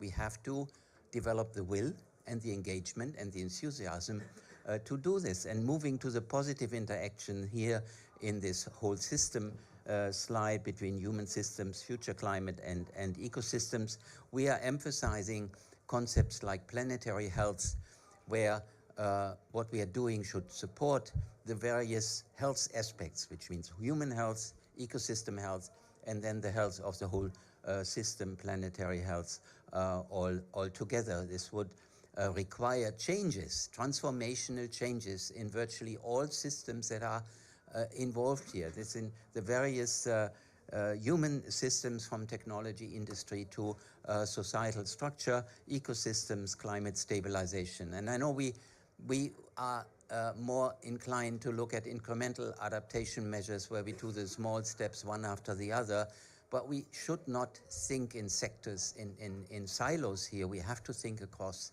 in order to really trigger the fast change that we need. And there needs to be governance, there needs to be finance, knowledge and capacity, catalyzing conditions, and technologies that are actually supporting this transformation. Now, how does such a brilliant future, if we can talk about a brilliant future in a 1.5 degree warmer world, would look like? It would look like a mosaic landscape where we have spaces that are protected for biodiversity with a high priority, and that concerns 30 to 50% of the area in land, freshwater, and ocean systems. And they are connected, species can migrate, and there are spaces that we share. Human species shares with biodiversity, and other spaces where we have intensive uses, and that goes across all systems. So there's an analogy how we can deal with the different systems and considering the guidelines. This involves transforming cities, including blue and green spaces in cities, and it's in a way beneficial that cities will hold 2/3 of the world's population by mid-century, because they are then not moving about in nature and destroying nature further. But it's really beneficial also to have nature-based and engineering approaches together in cities, establishing green and blue spaces for city climates, even doing urban agriculture, and building social safety nets for disaster management, and moving towards wider benefits, public health improvements, and ecosystem conservation. And already we have a situation that because of the pollution activities in the open landscape, cities are a harbor for some biodiversity, and they are retreats for biodiversity. So there are some guidelines how we could go about, and whenever you finance any projects that want to rebuild nature, I think these guidelines should be in the back of your minds. You know, is it the mosaic spatial planning? Is that considered sort of the conservation of biodiversity, conservation of carbon-rich habitats, consideration of adaptation limits, which are driving current changes and fatalities, and whatever is done in terms of compensatory measures, we need a net gain for biodiversity. So we cannot just say, oh, we minimize damage and we just move on, because then the curve would not bend. Whatever we do, we need to rebuild biodiversity at the same time in the place where we interfere or in other places. We would have land gain because the human behavior needs to change, human food consumption needs to change, moving away from meat and milk consumption, considering that we use 80% of our cultured land for the production of animal feed is just outrageous. And we need to free some of this land for biodiversity and for securing human food production based on plant-based food. And certainly the integration of human interests is important all along. We have options listed in the reports. You can consult the reports. We talk about adaptation, mitigation options, how they interact, their feasibility, their effectiveness, the synergies, and to some extent trade-offs. That for some strong financial benefits, as indicated by the blue areas. That analysis was possible, especially on the mitigation side. And there are benefits in terms of reducing the biodiversity damage in the context of reducing climate change. That the concern that many people currently have, that you lose wealth if you go into climate mitigation and transformation, is just not justified, because some findings by McKinsey or World Bank indicate you can have similar or higher economic growth by 2030 in low emission scenarios. So the transformation obviously works, whereas individual sectors have concerns abandoning their business as usual models. So in terms of action is needed to bring us back below risk thresholds and have healthy systems that really work of us concerning biodiversity, forest cover, freshwater, chemical and plastic pollution, and also nutrient pollution. So nature-based solutions are important. We need to get started on them. They will not fix the climate problem for us short-term, very clearly. Climate mitigation, emissions reduction is something you from the financial sector should really be pushing for policy, because to maintain the integrity of how the different systems work on the planet. So finance need to target emissions reductions, and adaptation and climate and biodiversity action need to go together and be coordinated. This is just emphasizing the system transitions, and if you look at that, you know, on the left-hand side, the ecosystems and the infrastructure and the energy and the industry, it's really everything that's affected by the transformation, and a whole system view is helpful in making the right investment decisions. And to close with this, any further delay in concerted global action will miss a brief and rapidly closing window to secure a livable and healthy future for all. The time for action and based on the right decisions is really now. And as I said, our reports, the national and the international ones, offer solutions, considering that it is getting late to implement that. Thank you very much for your attention.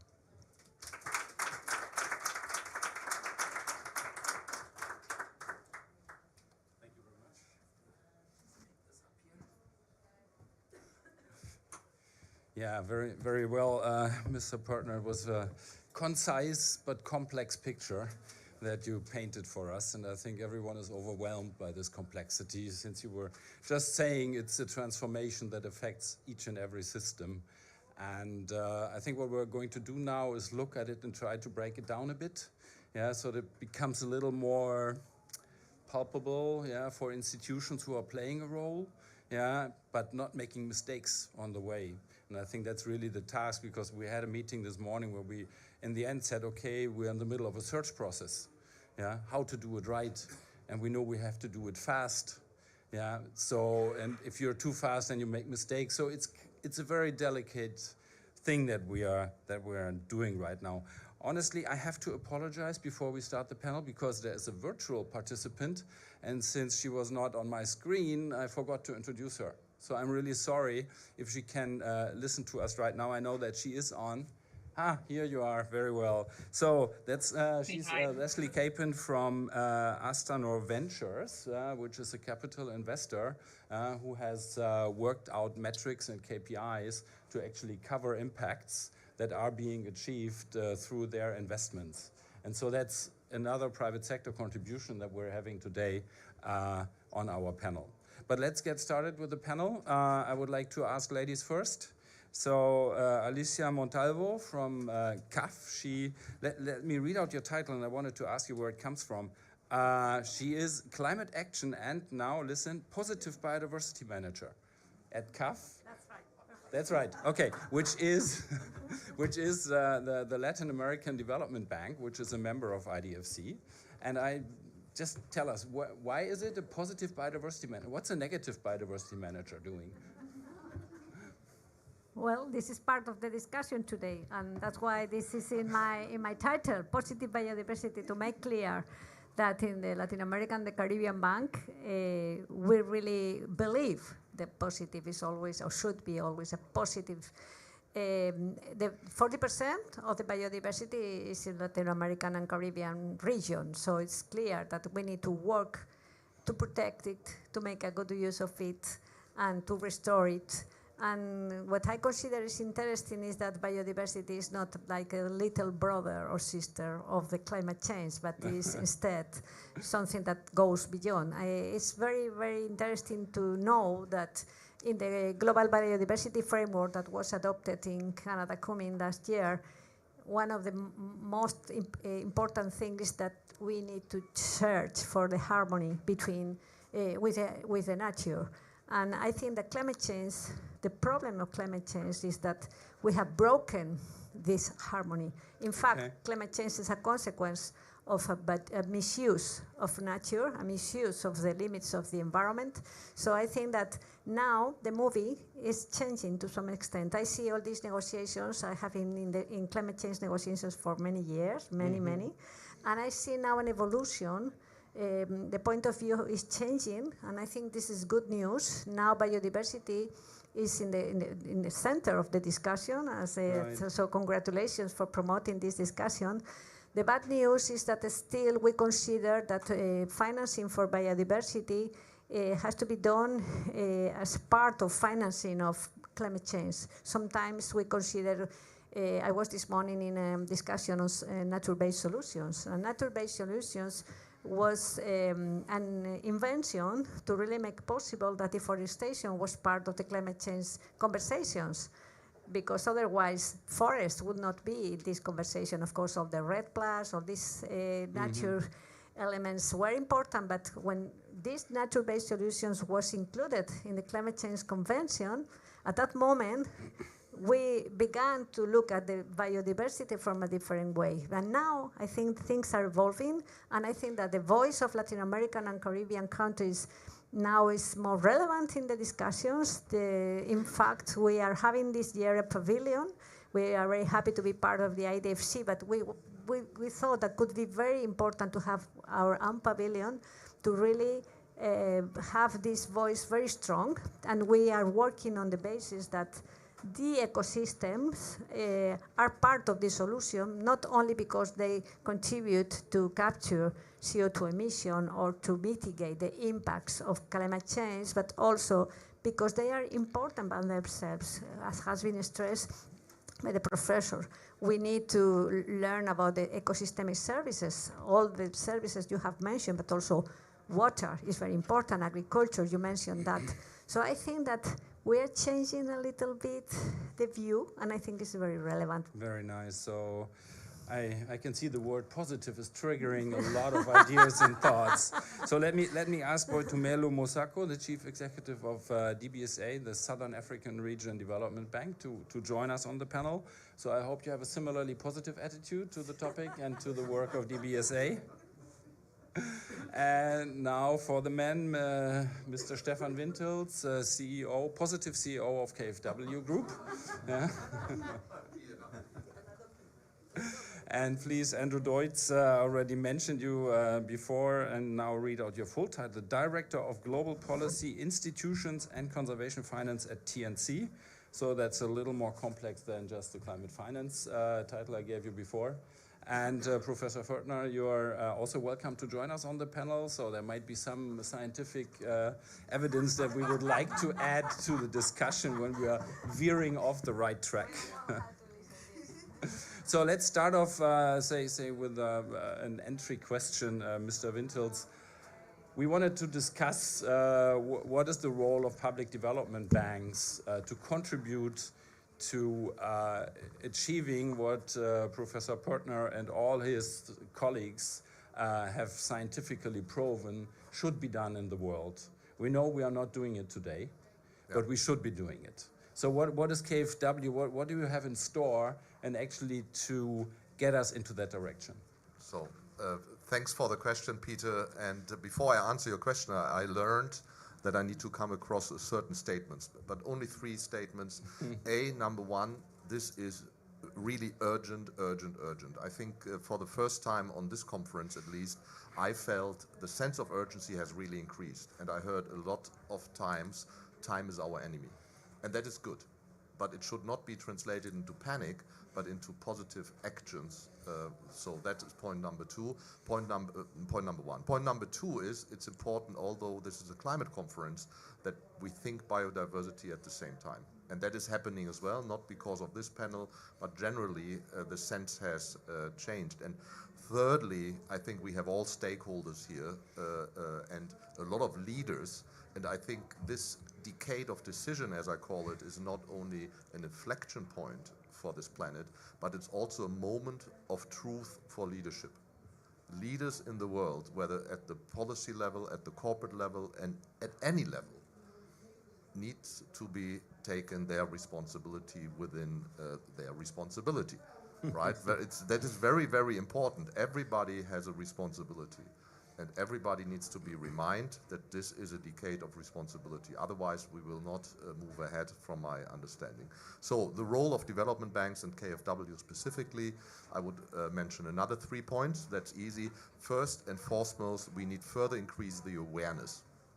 When I speak also with other executives, people are currently overwhelmed by the poly crisis, including the climate crisis, by the complexity, the uncertainty, etc., etc. And now on top, biodiversity as a new term. It's not new, of course, but as a new kid on the block comes on top. So that needs to change. And we ideally need to integrate climate into biodiversity into the second point, create frameworks which are simple, but which gives guidance to executives who takes the decision. Mm-hmm. It's not scientific people who take the daily decisions. It's often not policymakers who take the decision. It's people who run business. So they need the framework, and I think KfW and others can assist, and we shouldn't wait for regulations. And thirdly, we need a lot of money. We need massive investments into climate and biodiversity.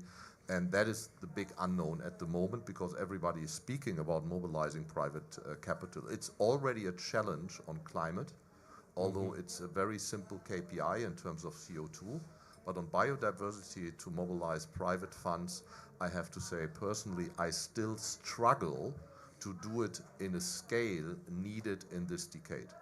There are a lot of small and encouraging projects from our understanding we can discuss, but it highly depends on public money and philanthropic money, and often the ratio is 7-to-1 and not 1-to-7, which should be the ratio which we target. So these are the 3 points: awareness, framework, mobilizing funds and capital. And Ken, just as a follow-up question, what are the first steps that KfW has been taking to work on these 3 topics? The easy answer is that is the commercial.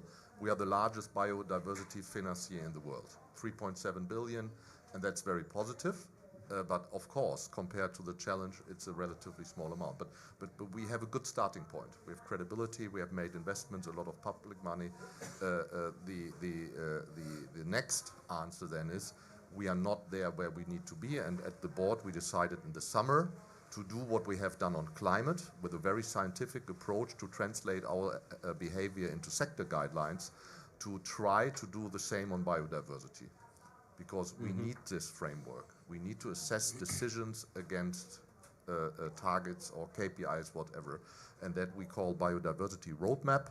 Hopefully we have some results by the mid of next year. And that's a major investment on our side, because the complexity is so high, and translate this into a bank's balance sheet is not simple. But these are the 2 major points, I would say.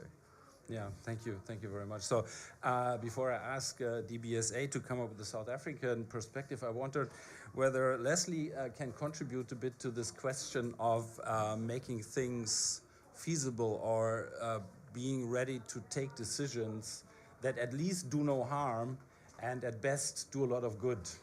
So maybe you can tell us a little bit, how are you doing it at your company? I mentioned the KPIs that you've been working on. How does it work for you?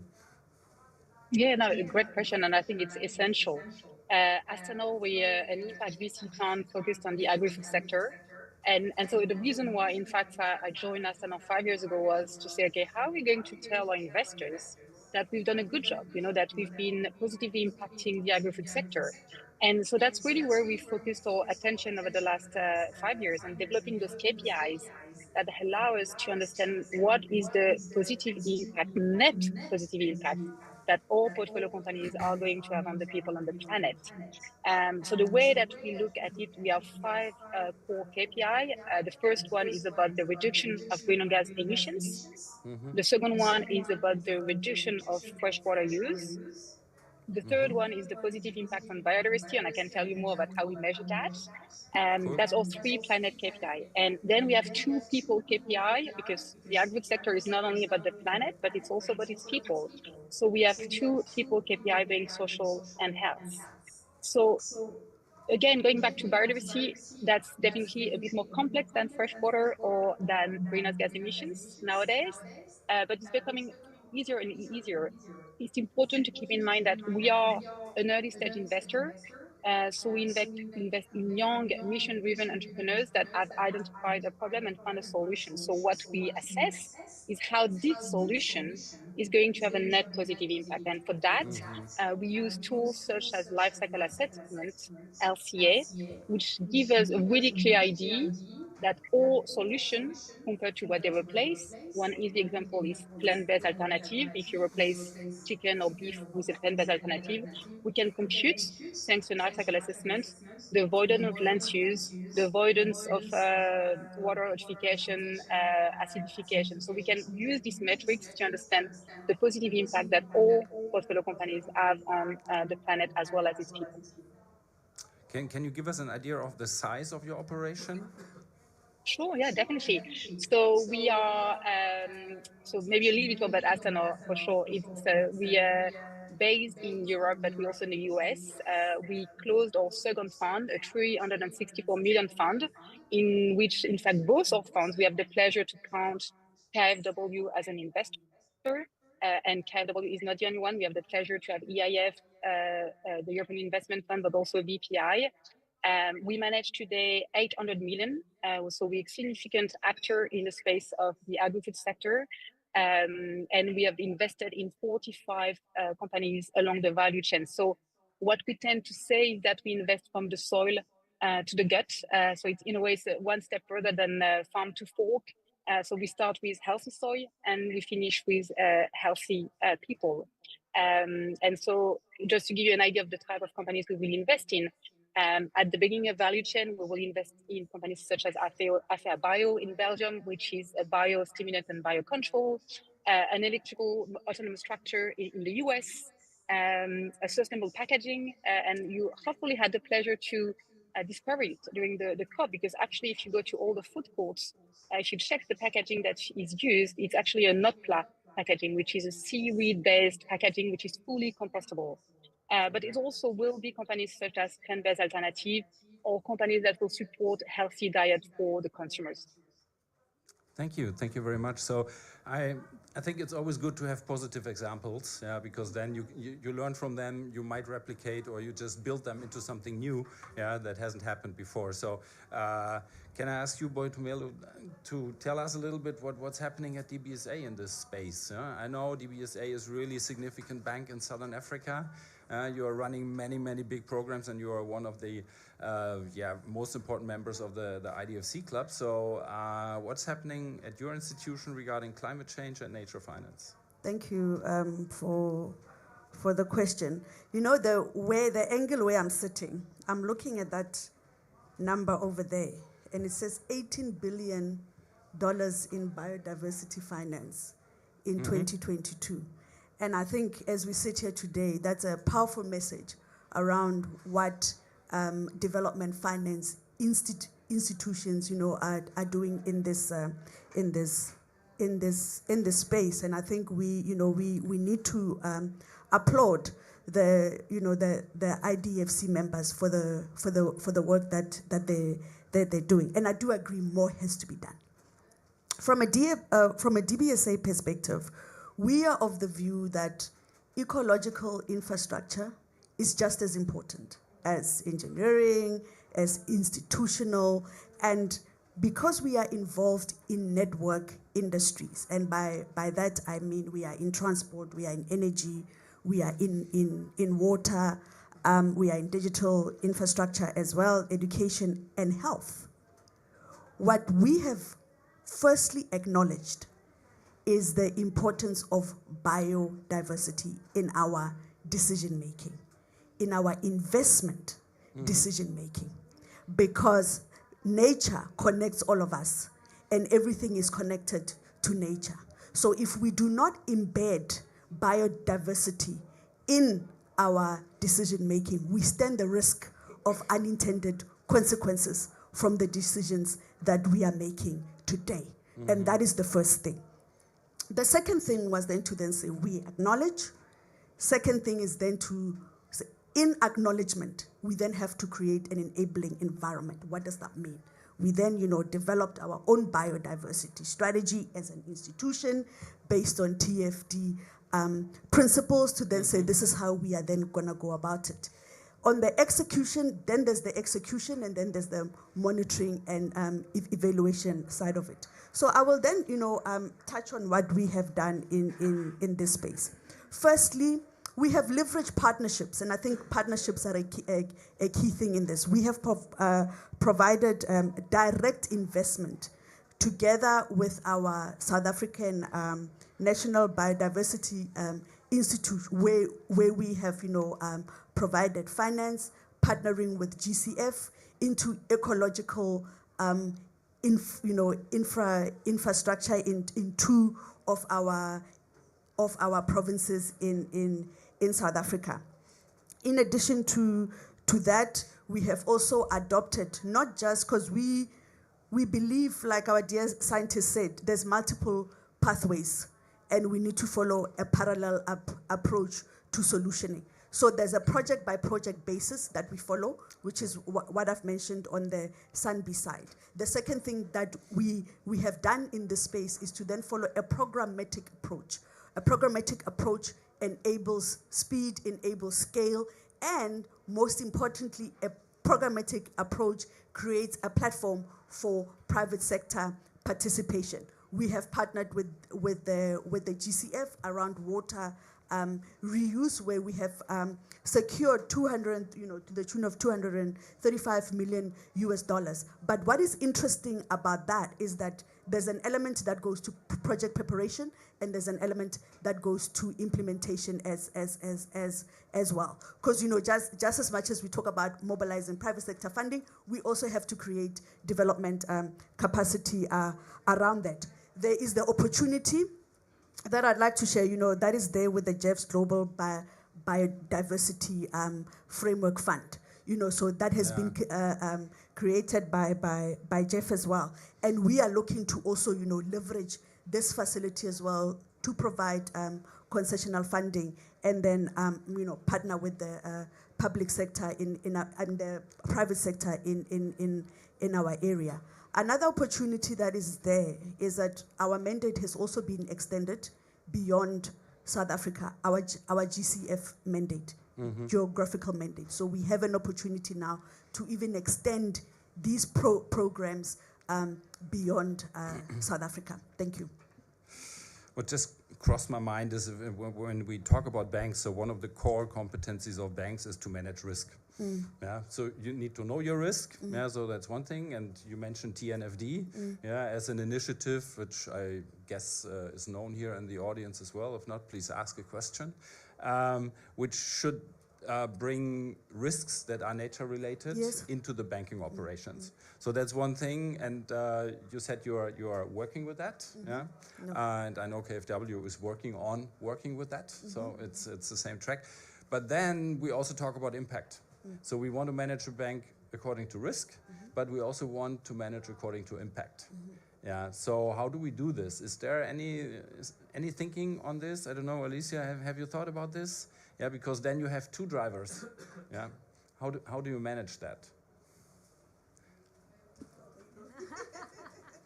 No, thank you very much, and I think that the comments made by Peter and by her are really the ideas I wanted to stress, because we know how important is biodiversity, as I mentioned at the beginning, but it's very difficult really to land these questions when you need to talk with countries and to identify projects. I was thinking that one key question has to do with science and data. Something that happened with climate change is that when science was really very clear and conclusive, decisions were easier. But now, perhaps with the biodiversity, we are still at the beginning of this way. I think that we need to work in science and data. You have been talking of impact, and we don't have enough data right now.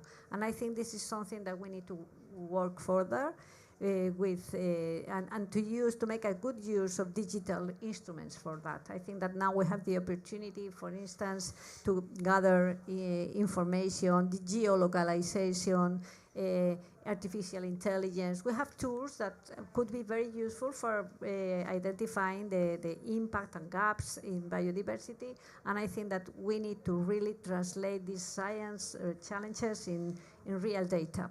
So the second thing you have mentioned has to do with risk, the TNFD. I think we are also working on that. It's crucial, because unless you are able to really, when you talk with the ministers of finance, as Peter said, that they have to take the loans, and then they say they really don't know if this is they really don't understand that this is an investment they need to do to really protect the biodiversity. The agriculture, as I mentioned, the fishery has to do with the protection of the people living there, the water. So I think that we need to further work in all these elements to really make possible that biodiversity is translated in projects. And this is a problem we are having right now, because this is not included in the operation, the biodiversity loss risk, and also the information. And sometimes there is a mixture between biodiversity adaptation. So it's really very difficult to find the key performance indicators we need to really prove that we're moving in the right way. Sometimes the problem is that we don't have the elements. So I was looking also at the data here, 18 billion in biodiversity and 245 billion in mitigation. Right. So we have a problem here. So I think that we need really to further reflect on that. I think we are in CAF, what we are doing is to have an approach now, which is an ecosystemic approach. What we are now trying to do is not only to use the country-by-country approach, but we are working in an approach that considers the ecosystem from a broader point of view. For instance, it's very clear in the Amazon, but also in the Patagonia, with mangroves, with paramos. I think it's important that we learn how to work looking at the problem from another perspective. And this is the perspective that really the countries, when you talk with them, when you talk with the authorities in the finance ministries, or of course the environment ministries, they really we need to translate all these elements we are talking about in the real benefits that people will get out of our investments. Right. For instance, in terms of better more resources for fishery, better revenues for agriculture, more revenues for tourism. And we need to make this work.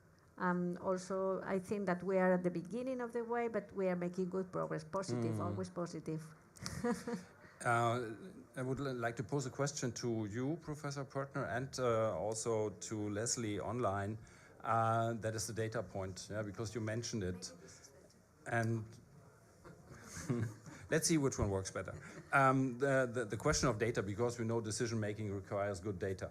So what would you say from a scientific point of view? Is there good data available for investment decisions, that is on the micro level, for what we discuss here, nature and climate investments? And then I would like to ask Leslie, what's your experience? I mean, you're doing it. You have your KPIs and you have your investees, and so you probably discover data gaps at that point. But Professor Pörtner, and I noticed you wanted to make a comment, so please. Yeah, thank you very much. This is a very relevant discussion, and I really appreciate how scientific information is appreciated and valued in the in the discussion.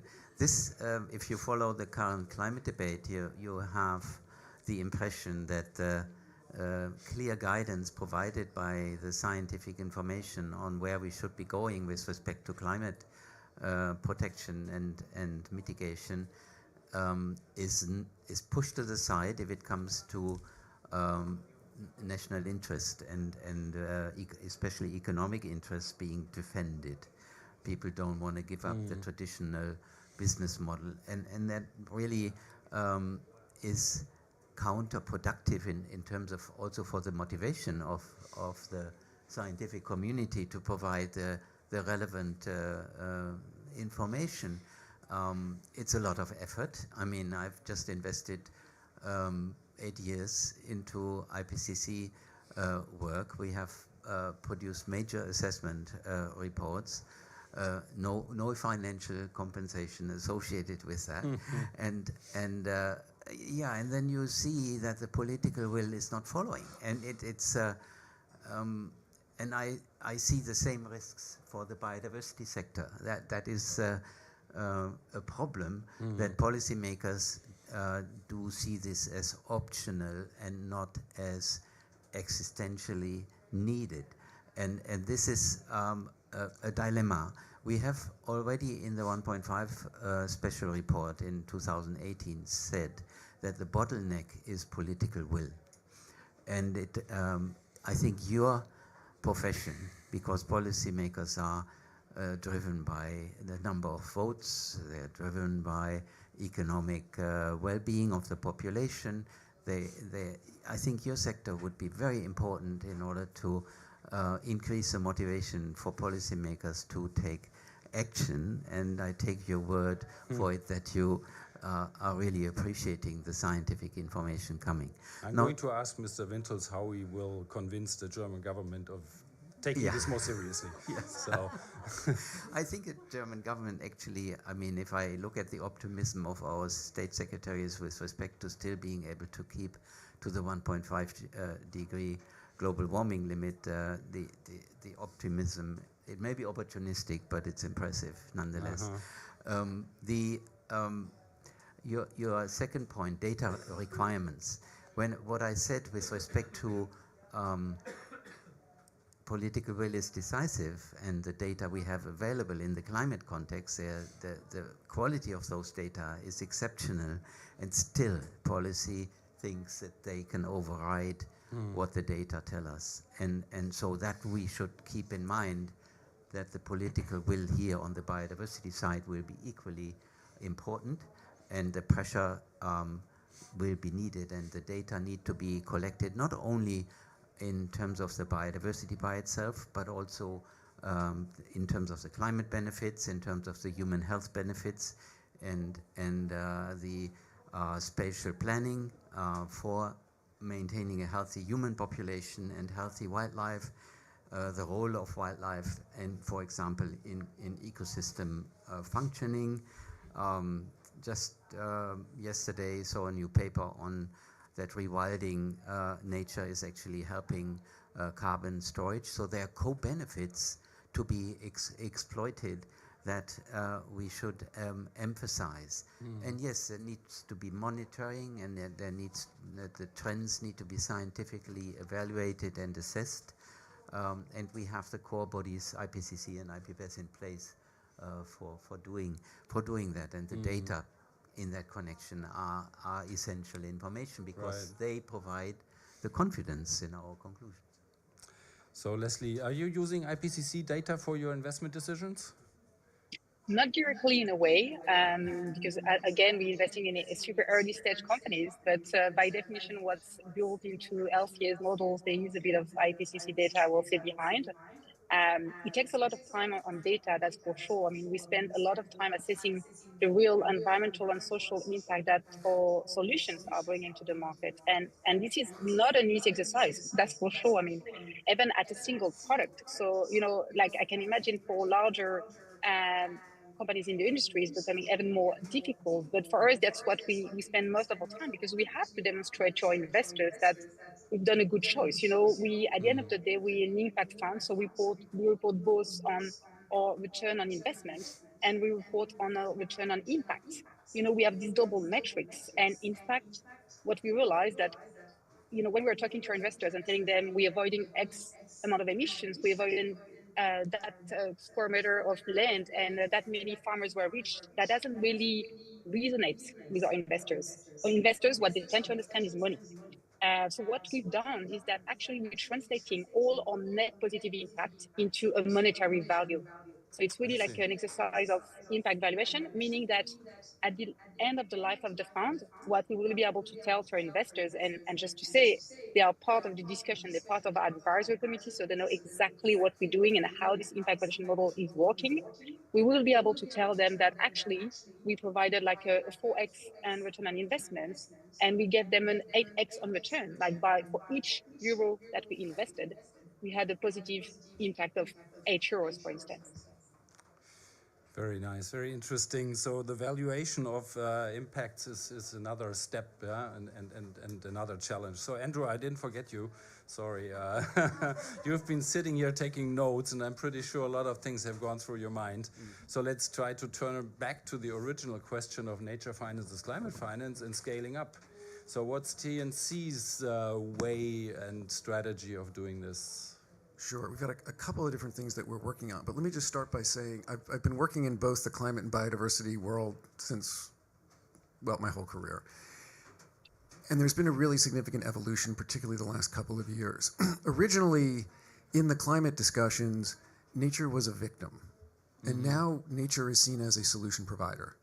But the financing hasn't caught up, right? The latest estimates is that nature can provide somewhere between around a third of the near-term mitigation opportunities needed to stay on a 1.5 degree trajectory by 2030, but less than 10% of the funding goes to nature-based solutions. I've also sat in a lot of rooms over the years where people have said, we need a technology solution.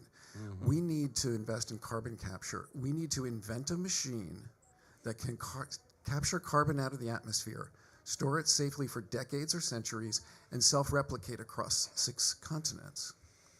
Nature invented that machine 300 million years ago. It's called a tree.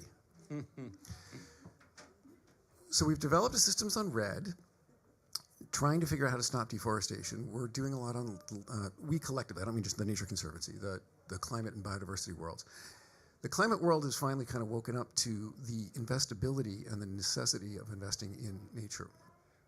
At the Nature Conservancy, we've got a couple of things that we're doing in particular. And I'll say, we did a study a couple of years ago on the financing needs for biodiversity, which put the need at somewhere around $700 billion a year. But the biggest ways to close that gap are first removing harmful subsidies, so just stop harming nature. And secondly, investing in infrastructure. So the agriculture and infrastructure sectors become critical. And I would sort of echo a point that Mello had earlier about the importance of ecological infrastructure. So just a couple of examples of some of the things we're working on. The debt for nature swaps that we've done, fairly well known. I'll give one example in Belize, where we basically help Belize refinance its entire Eurobond portfolio of about $500 million at a lower interest rate thanks to credit enhancement provided by one of your members. And that was the magic to get them from near default to credit worthiness and therefore get institutional investors to be able to buy the new debt. But that refinancing generated about $150 million in savings, which was then reinvested in marine conservation, primarily for protection of the Mesoamerican reef. That's a nice conservation story, but the reason Belize wanted to invest in the reef is because it's an essential economic asset for the tourism and fisheries industries, which were 2 of the largest foreign currency generators, right? So servicing their debt means they need foreign currency, and the ecological infrastructure was essential for the economic development. They figured out a way to monetize that. A second example, we worked in a little further up the coast in Cozumel, just near Cancun.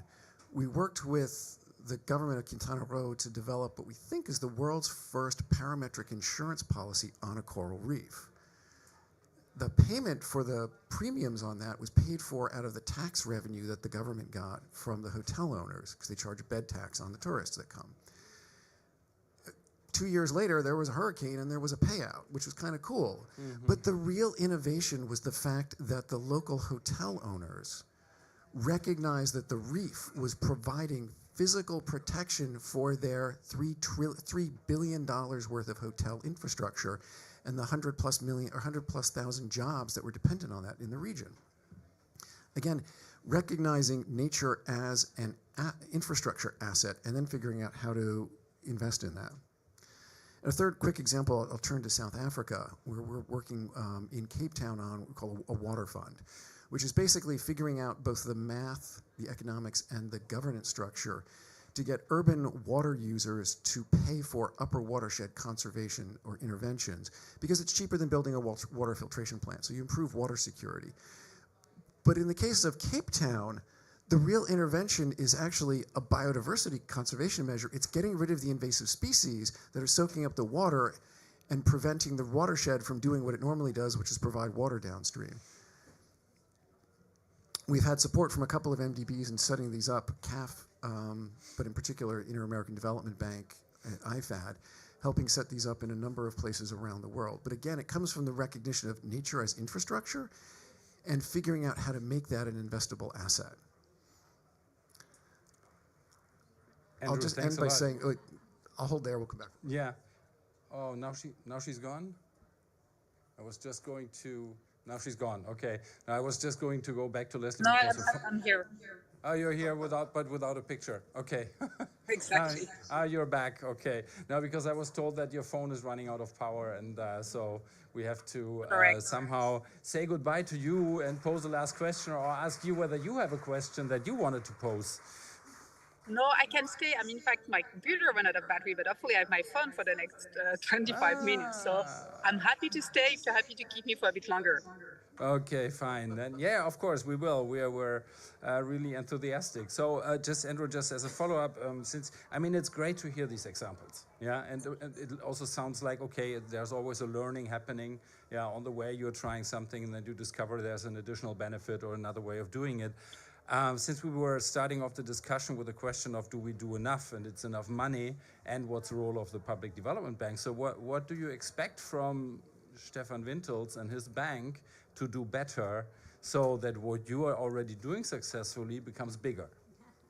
So two things. One is, we've done a couple of these debt swaps. Our other partners have done more, but there's huge opportunity. We did the math that we think that there's about somewhere between $650 and $800 billion worth of emerging market debt that is addressable through this model. The limiting factor is credit enhancement, and so that's what the MDBs can do. There was a great announcement last week from a number of the MDBs going to form a task force to look at what they can do to scale up credit enhancement. Because we think providing guarantees to leverage private investment in lower cost debt is probably the most efficient use of public capital to leverage private capital into the space. So that's how you scale up the debt for nature swap.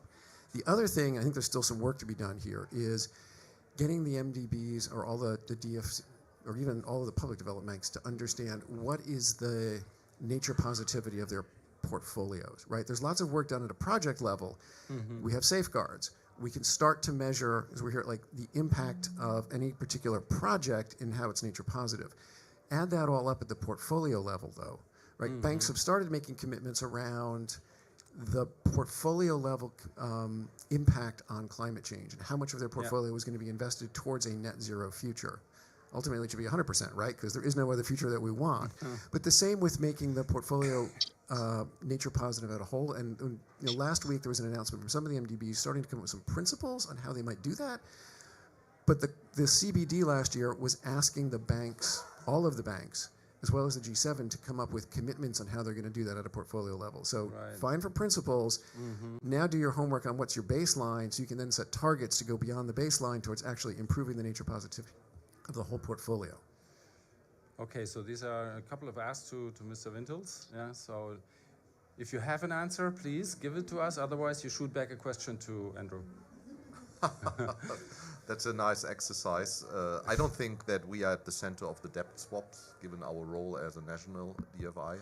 Intellectually, I'm curious whether we can scale this, but at the moment, I don't think we are at the center, quite frankly. The second point or request we are addressing by our biodiversity roadmap, which we hope to finalize by mid-next year.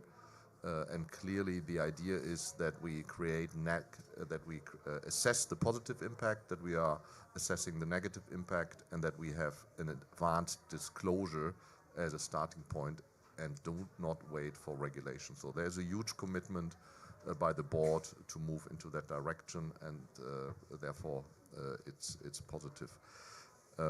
My question to whomever, if that is now the role play, is if I understand your examples, Andrew, it's in my simple words, nothing else than you internalize the negative effects of the behavior, which easily could have been done with CO2 pricing, etc., on a project level or on a regional level. How do you scale this with a speed that we have a material progress? Because currently all these great initiatives are regional, are local, and hardly to find private capital. If the hotel owners are willing to charge their clients $1 more for a night and then pay it for the reservation, great example, and that's how it should be. But how can we move to the next level? Or do you think it will remain project by project based?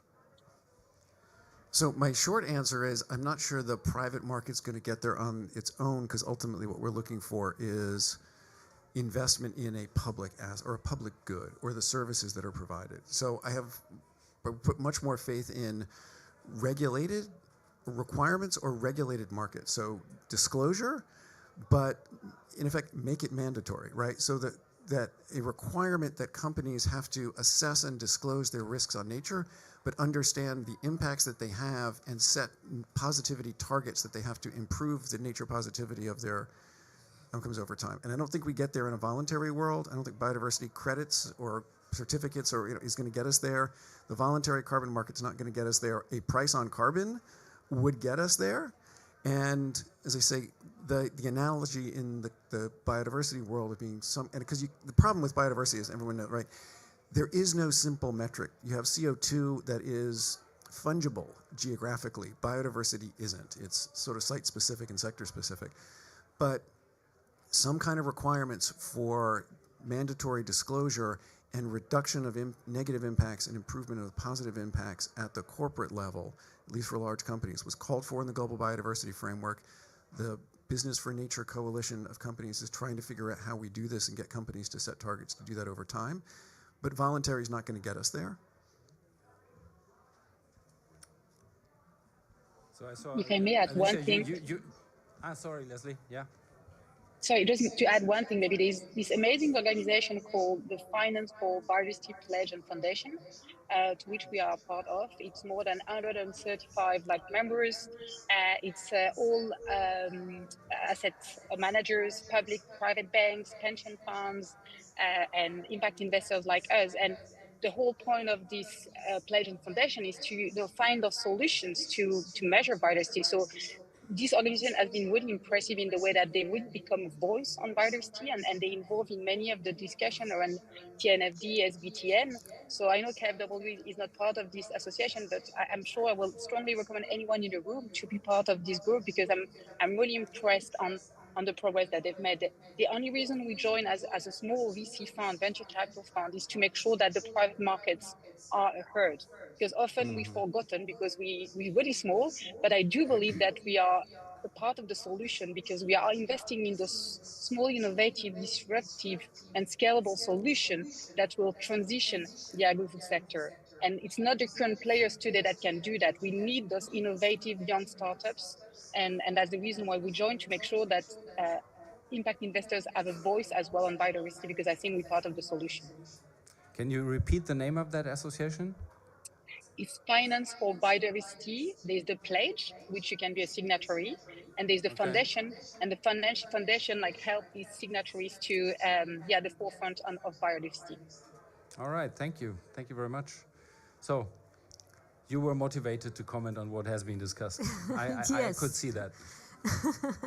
No, I thank you very much, Andrew. Very interesting proposals, but I fear that we could create kind of parallel world with this kind of new concept, instruments, KPIs, that could be far away from the country's needs. My experience is that it's very, very difficult. Probably you have the same experience when you talk with the stakeholders. it's very difficult to really make them understand the relevance of biodiversity. I think we need to learn the language much more and to talk at a sectoral level. For instance, I'm thinking in the agricultural sector, which is really crucial for the loss of biodiversity. And we have been talking of fossil fuel subsidies, and we need also to talk about agricultural subsidies that are against the biodiversity. And these are the questions that we really need to put on the table when we talk with the countries. How, for instance, to avoid deforestation, which is one of the main causes of biodiversity and also of climate change. When we have been subsidizing or promoting subsidies to the bad practices in agriculture, now we are requesting to change and to go for a more agroecological transition. And I think that we need really to learn all this very much, and we need to provide with enabling conditions for the countries to really understand what are we talking about. Institutions, regulations, as has been told. I think that perhaps we need to avoid some of the mistakes that we made in climate change, because it's true that we have made good progress, but we are still very far away from the 1.5 degrees. So something is wrong. So let's try to work in a different manner and try and work much harder with the countries, with the stakeholders, to really involve the communities, to really understand what are we talking about. And I think that the TNC is working very much on that, but sometimes we need to really work further in making the countries understand what is this biodiversity or no. We are talking about nature, we are talking about agriculture. Another important thing is that we should talk about the regulations, the trade regulations in the European Union, the relevance of this deforestation regulation on the agriculture in the country. So it's that we created a problem, and now we are trying to have the solution, and we are creating another problem. So I think that sometimes it's very difficult for the countries to understand what should I do? They requested me to have palm oil, and now the palm oil is really very bad for the biodiversity. It's bad for the communities. So perhaps we need to go a step behind and trying to really understand that the biodiversity loss is the quality of life loss. It's not only, of course, it's the biodiversity loss, but I think we need to really have a very close conversations, and some of the organizations are doing very well, but sometimes the institutions, we need to also to develop instruments to really land our conversations with stakeholders. This is my point. Thank you. Maybe that's an opportune time to put in a little advertisement block here, because IDFC as a group has working groups. Yeah? So the banks have joined on a voluntary basis to form working groups. There's a climate change working group, there's a biodiversity working group, and they've also issued a position paper. Yeah? I would say it's still not really very concrete in terms of what activities we are going to do, not in the sense of a biodiversity roadmap, yeah, or a transformation roadmap, but it's commitment. Yeah, so there's a commitment by IDFC of the 26 member banks to work on these topics. Yeah, and actually there's also some sort of a pledge, yeah, to mobilize $100 billion, yeah, of funding until 2027 for this, which I think if we look at 18 billion in 2022, yeah, it shows that there is at least some ambition in this. So that's one advertisement I wanted to make. The other one is that we issued, or KPMG actually issued a paper together with KfW last week, yeah, which is kind of an overview of existing instruments in private sector, public sector, joint financing of biodiversity and climate activities. Yeah, so it has a strong focus on biodiversity benefits, but there's a lot of it in it also in the climate space. And it also mentions, for example, the debt swaps as an instrument. So it's a paper, you can find it online. Yeah, I don't have it with me, but it's something where we start working as KfW, in this case together with KPMG, on these kind of papers. So something is happening, and I think that's encouraging. Yeah, we talked about the needs, and Professor Pertner let us know how urgent everything is and that everything is connected. Yeah, but then as a public bank, but other players as well, you have to always slice this complexity in order to make it investable. Yeah, and I think that's a big job that we all have in our hands, and to put a foundation under it that is strategic, that gives us the framework and the guidelines in order to take the right decisions. Yeah. So I would suggest that, oh, there's someone who wanted to make a comment on my advertisement.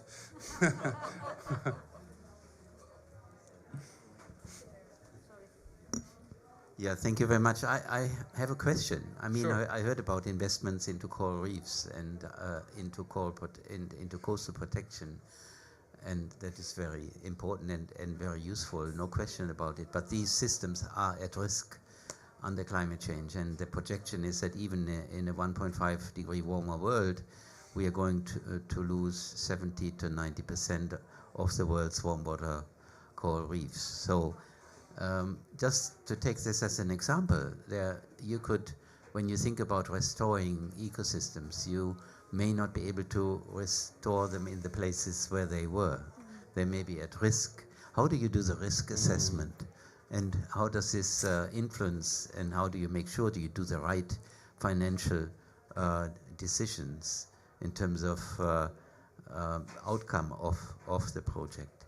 Is there a mechanism in place? Is there sort of a methodology book that you have available that you consult under Would be those? nice. Yeah. And what we do, if I can use the analogy, that for climate risk assessment, KfW uses Munich Re database. Yeah, and then they have all these scenarios for 20, 50 years under different RCPs, and so we can select from that because somebody else has the data, yeah, and helps us identifying location-specific risk for our investments. We don't have that for biodiversity. So if you have it somewhere, or Andrew, you're working on this, let us know. Yeah, I think that's really crucial. Yeah, it's a territorial topic, like in climate risk. Yeah, and it's something with scenarios for the future. So we have to think about, okay, timelines. Yeah, so for our investments in financial cooperation, we usually work with 20 years. Yeah, because we say the asset we create will deliver for 20 years. Yeah, so that's our timeline. I don't know whether that's appropriate for biodiversity and ecosystems. Yeah, but we don't have the data. So I don't know, is anyone here on the panel who has an idea on this? Andrew? Okay, so biodiversity metrics is a little beyond my area of expertise, but no, this is a very much the state-of-the-art conversation, particularly coming out of the Global Biodiversity Framework and with the development of the TNFD, the Task Force on Nature-Related Financial Disclosure, and the Science-Based Targets Network, right, of trying to come up with, if we're expecting companies to disclose, what are they disclosing on? How are they measuring that? How are they measuring impact? And again, the challenge is with biodiversity, there's not one metric the way there is with carbon. And so trying to get to what are the metrics, and with all due respect to the scientists in my own organization tend to get really specific about, you know, the place where they do their work, and the question becomes scalability, right? Is how good is good enough for financial decision making compared to measuring the habitat of a particular species or the ecosystem services, but how good is good enough to make financial decisions, and at what resolution? And I'm hopefully others looking at the screen here. Leslie, yeah, certainly. Yeah, I'm happy to add on that as well. I think the one specificity as well, like from biodiversity, is that compared to greenhouse gas emission, where it's a global problem, biodiversity and freshwater use are extremely local. So when you look at the solution in which we invest, we have to think about the fact that, you know, replacing meat in Asia, in Australia, in Africa, or in Europe is not going to have the same impact. So we need to be extremely careful to assess those metrics in their local environment. At the same time, I fully agree that it's extremely difficult, but we have to start. We've been doing that for 5 years, and the learning we had over the last 5 years has been enormous. I'm not saying that we have nailed it down, but I'm really pleased to say that, you know, when we make an investment, we have a good understanding of the net impact positive potential of this deal. We really build beforehand what we call impact pathways, where we're going to assess the impact that this investment is going to have on nature, social, and human capital. Because again, we should, the same way that, we've been focused on greenhouse gas emissions for years, now finally people are looking at biodiversity, but we need to be careful to not forget about the people. So I think it's the most important is to be holistic when we think about impact. And I agree, it's not like an easy recipe, but I'm sure that if we all put the effort and if all we incentivize and regulation goes into this direction, we'll get there pretty quickly and much faster than we have progressed on greenhouse gas emissions. Thank you. I definitely agree with that approach, where it's dynamic and the context of the environment, that we are in, drives it. I mean, I come from a continent where generally capital dictates what has to be done as opposed to our own, the needs of the people, dictating what capital is then suitable. And I think as we go along this journey, it's really gonna be critical that we adopt, that dynamic, approach around, impact as well. And that is actually gonna be quite a powerful tool going forward. But the one point that I don't want us to miss, which he then touched on, is cities at the center of nature finance, and that is something that within the African context, we know that by 2050, 1.5 billion people are going to be living in African cities, and that's why it's going to be important, as a development finance institution that mainly finances, the number one priority is funding for cities. It's going to be critical how we actually structure funding and embed the biodiversity element. We have done that in a recent transaction that we did with one of our cities in South Africa around securing the aqueducts to then say a portion of that, like 5% of the funding actually has to go towards protecting biodiversity element, and then instead of getting a financial return, it's we then get a development return. And I think return matrices, especially on the private sector side, also need to be re-looked at, for us to really achieve net zero by 2050. Thanks. Very well. So I was before trying to close this on a positive note, so I can try it again. I feel it's I really like this. It was a really rich exchange with many perspectives and ideas and good examples, private sector, conservation, public development banks, and science. I think we also discovered that we have a lot of nuts to crack, and that pretty quickly, and we don't have all the solutions at hand right now, but we have bits and pieces with which we can work. And so just as a closing, I was wondering whether we all meet again at COP16 biodiversity and have a similar discussion there, then based on the biodiversity convention, and not as here on the climate change convention. Will the discussion be different, or are we ready that we have the same discussion at a different location? What do you think? Will be different? Okay. Why? So what you say is we've made progress until then, and then we have a different discussion. No, definitely. That's the positive note I wanted to hear. That's great. So I think good hand for our panel, for the rich discussion. Thank you very much to all of you and the people online who attended, and I really enjoyed this. Have a good afternoon.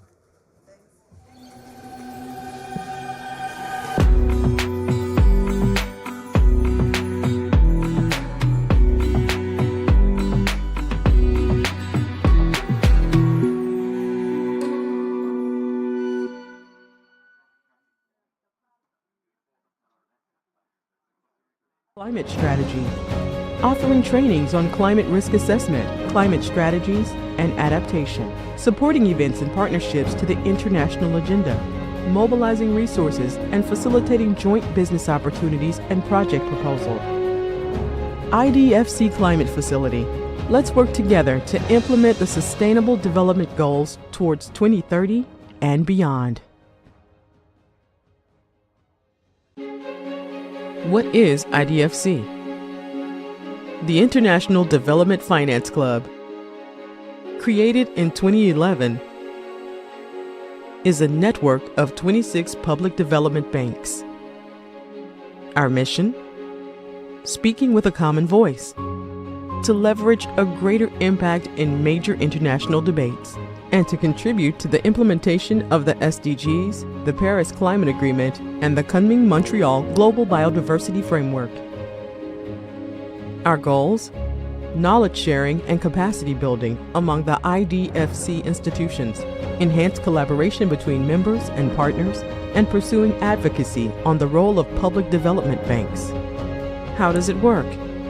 All year long, the club is working on contributing to the international agenda, coordinating working groups on SDGs, gender, climate, and biodiversity, releasing common strategic and operational publications,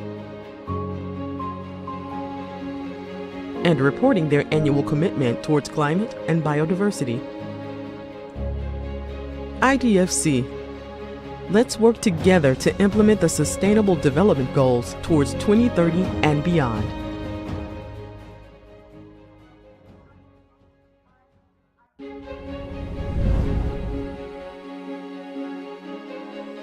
What is IDFC Climate Facility? Created in 2019, the facility has been supporting IDFC members in enabling knowledge exchange and offering capacity development on climate-related topics. Our 3 goals: to strengthen climate finance expertise and capacities, to originate and develop joint climate projects, to institutionalize and facilitate collaborative work among members on climate change. Our activity lines: knowledge sharing, capacity building, access to international climate finance, joint business opportunities. In the past couple of years, the IDFC had been supporting members in mainstream common principles on mitigation and adaptation, developing a framework for the operationalization of the Paris Agreement alignment, promoting a mentoring program between institutions, delivering climate toolbox including GHG accounting, climate risk assessment, Paris Agreement alignment and climate strategy, offering trainings on climate risk assessment, climate strategies, and adaptation, supporting events and partnerships to the international agenda, mobilizing resources and facilitating joint business opportunities and project proposal. IDFC Climate Facility. Let's work together to implement the Sustainable Development Goals towards 2030 and beyond. What is IDFC? The International Development Finance Club, created in 2011, is a network of 26 public development banks. Our mission? Speaking with a common voice, to leverage a greater impact in major international debates, and to contribute to the implementation of the SDGs, the Paris Climate Agreement, and the Kunming-Montreal Global Biodiversity Framework. Our goals? Knowledge sharing and capacity building among the IDFC institutions, enhanced collaboration between members and partners, and pursuing advocacy on the role of public development banks.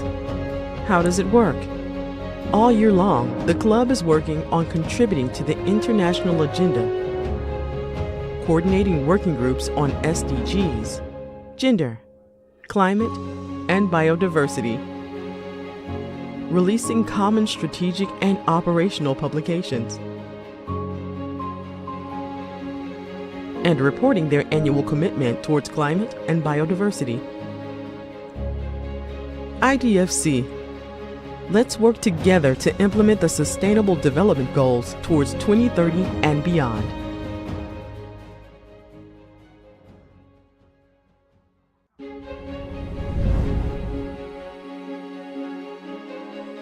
What is IDFC Climate Facility?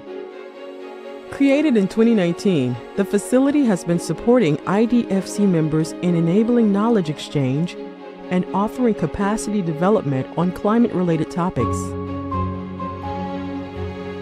Our 3 goals: to strengthen climate finance expertise and capacities, to originate and develop joint climate projects, to institutionalize and facilitate collaborative work among members on climate change. Our activity lines: knowledge sharing, capacity building, access to international climate finance, joint business opportunities. In the past couple of years, the IDFC had been supporting members in mainstream common principles on mitigation and adaptation, developing a framework for the operationalization of the Paris Agreement alignment, promoting a mentoring program between institutions, delivering climate toolbox including GHG accounting, climate risk assessment, Paris Agreement alignment and climate strategy, offering trainings on climate risk assessment, climate strategies, and adaptation, supporting events and partnerships to the international agenda, mobilizing resources and facilitating joint business opportunities and project proposal. IDFC Climate Facility. Let's work together to implement the Sustainable Development Goals towards 2030 and beyond. What is IDFC? The International Development Finance Club, created in 2011, is a network of 26 public development banks. Our mission? Speaking with a common voice, to leverage a greater impact in major international debates, and to contribute to the implementation of the SDGs, the Paris Climate Agreement, and the Kunming-Montreal Global Biodiversity Framework. Our goals? Knowledge sharing and capacity building among the IDFC institutions, enhanced collaboration between members and partners, and pursuing advocacy on the role of public development banks. How does it work? All year long, the club is working on contributing to the international agenda, coordinating working groups on SDGs, gender, climate, and biodiversity, releasing common strategic and operational publications, and reporting their annual commitment towards climate and biodiversity. IDFC. Let's work together to implement the Sustainable Development Goals towards 2030 and beyond.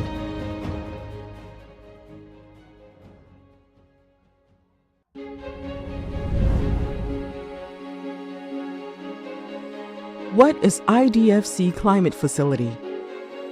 Created in 2019, the facility has been supporting IDFC members in enabling knowledge exchange and offering capacity development on climate-related topics. Our 3 goals: to strengthen climate finance expertise and capacities, to originate and develop joint climate projects, to institutionalize and facilitate collaborative work among members on climate change. Our activity lines: knowledge sharing, capacity building, access to international climate finance, joint business opportunities. In the past couple of years, the IDFC had been supporting members in mainstream common principles on mitigation and adaptation, developing a framework for the operationalization of the Paris Agreement alignment, promoting a mentoring program between institutions, delivering climate toolbox including GHG accounting, climate risk assessment, Paris Agreement alignment and climate strategy, offering trainings on climate risk assessment, climate strategies, and adaptation, supporting events and partnerships to the international agenda, mobilizing resources and facilitating joint business opportunities and project proposal. IDFC Climate Facility. Let's work together to implement the Sustainable Development Goals towards 2030 and beyond. What is IDFC? The International Development Finance Club, created in 2011, is a network of 26 public development banks. Our mission? Speaking with a common voice to leverage a greater impact in major international debates and to contribute to the implementation of the SDGs, the Paris Climate Agreement, and the Kunming Montreal Global Biodiversity Framework. Our goals? Knowledge sharing and capacity building among the IDFC institutions, enhanced collaboration between members and partners, and pursuing advocacy on the role of public development banks. How does it work? All year long, the club is working on contributing to the international agenda, coordinating working groups on SDGs, gender, climate, and biodiversity, releasing common strategic and operational publications, and reporting their annual commitment towards climate and biodiversity. IDFC. Let's work together to implement the Sustainable Development Goals towards 2030 and beyond.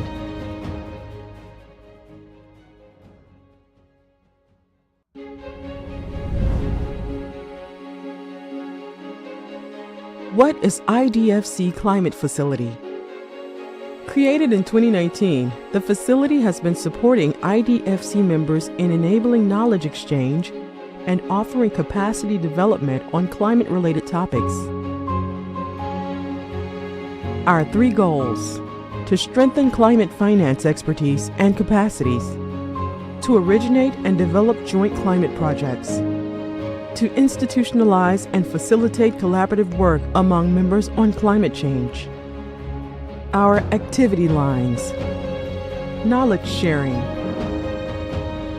capacity building, access to international climate finance, joint business opportunities.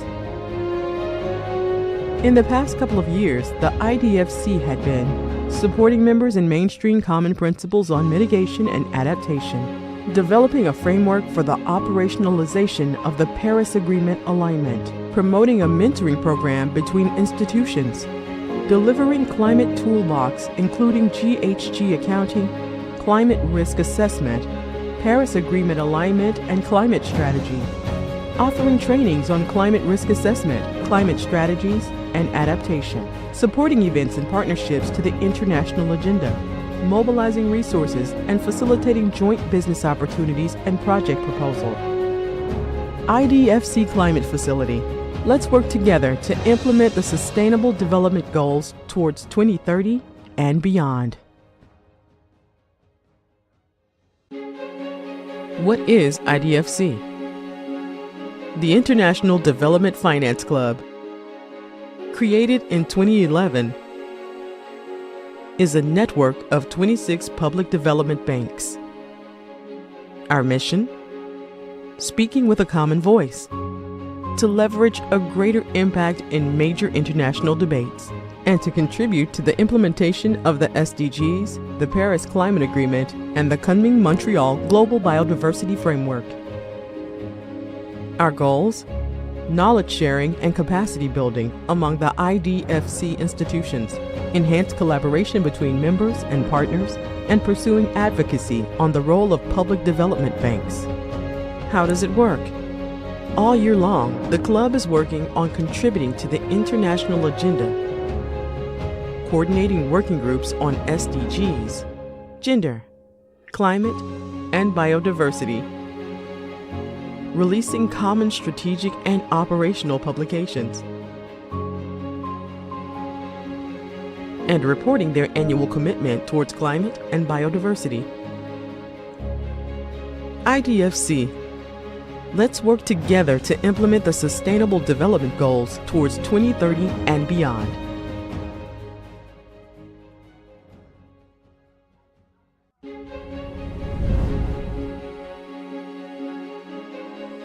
What is IDFC Climate Facility? Created in 2019, the facility has been supporting IDFC members in enabling knowledge exchange and offering capacity development on climate-related topics. Our 3 goals: to strengthen climate finance expertise and capacities, to originate and develop joint climate projects, to institutionalize and facilitate collaborative work among members on climate change. Our activity lines: knowledge sharing, capacity building, access to international climate finance, joint business opportunities. In the past couple of years, the IDFC had been supporting members in mainstream common principles on mitigation and adaptation, developing a framework for the operationalization of the Paris Agreement alignment, promoting a mentoring program between institutions, delivering climate toolbox including GHG accounting, climate risk assessment, Paris Agreement alignment and climate strategy, offering trainings on climate risk assessment, climate strategies, and adaptation, supporting events and partnerships to the international agenda, mobilizing resources and facilitating joint business opportunities and project proposal. IDFC Climate Facility.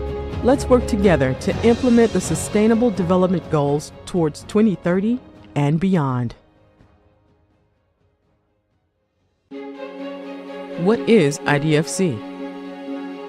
The International Development Finance Club, created in 2011, is a network of 26 public development banks. Our mission? Speaking with a common voice, to leverage a greater impact in major international debates, and to contribute to the implementation of the SDGs, the Paris Climate Agreement, and the Kunming-Montreal Global Biodiversity Framework. Our goals?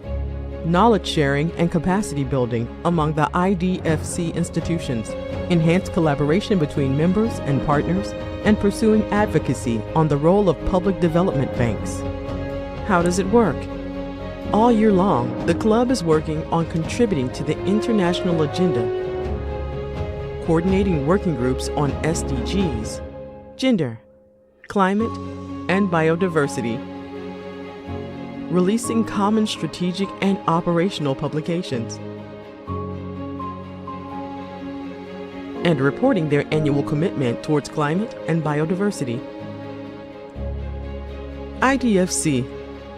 Let's work together to implement the Sustainable Development Goals towards 2030 and beyond.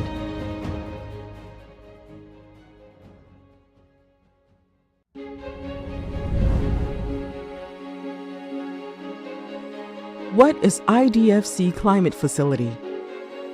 Created in 2019, the facility has been supporting IDFC members in enabling knowledge exchange and offering capacity development on climate-related topics. Our 3 goals: to strengthen climate finance expertise and capacities, to originate and develop joint climate projects, to institutionalize and facilitate collaborative work among members on climate change. Our activity lines: knowledge sharing, capacity building, access to international climate finance, joint business opportunities. In the past couple of years, the IDFC had been supporting members in mainstream common principles on mitigation and adaptation, developing a framework for the operationalization of the Paris Agreement alignment, promoting a mentoring program between institutions, delivering climate toolbox including GHG accounting, climate risk assessment, Paris Agreement alignment and climate strategy, offering trainings on climate risk assessment, climate strategies, and adaptation, supporting events and partnerships to the international agenda, mobilizing resources and facilitating joint business opportunities and project proposal. IDFC Climate Facility. Let's work together to implement the Sustainable Development Goals towards 2030 and beyond. What is IDFC? The International Development Finance Club, created in 2011, is a network of 26 public development banks. Our mission?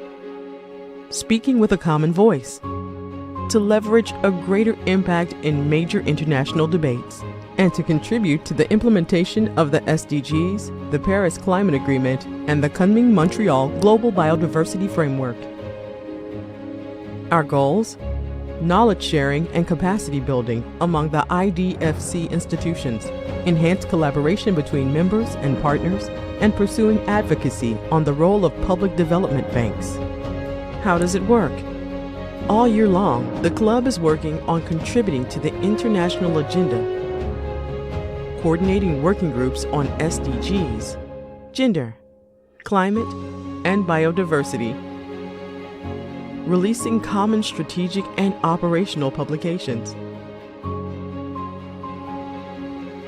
and reporting their annual commitment towards climate and biodiversity. IDFC. Let's work together to implement the Sustainable Development Goals towards 2030 and beyond.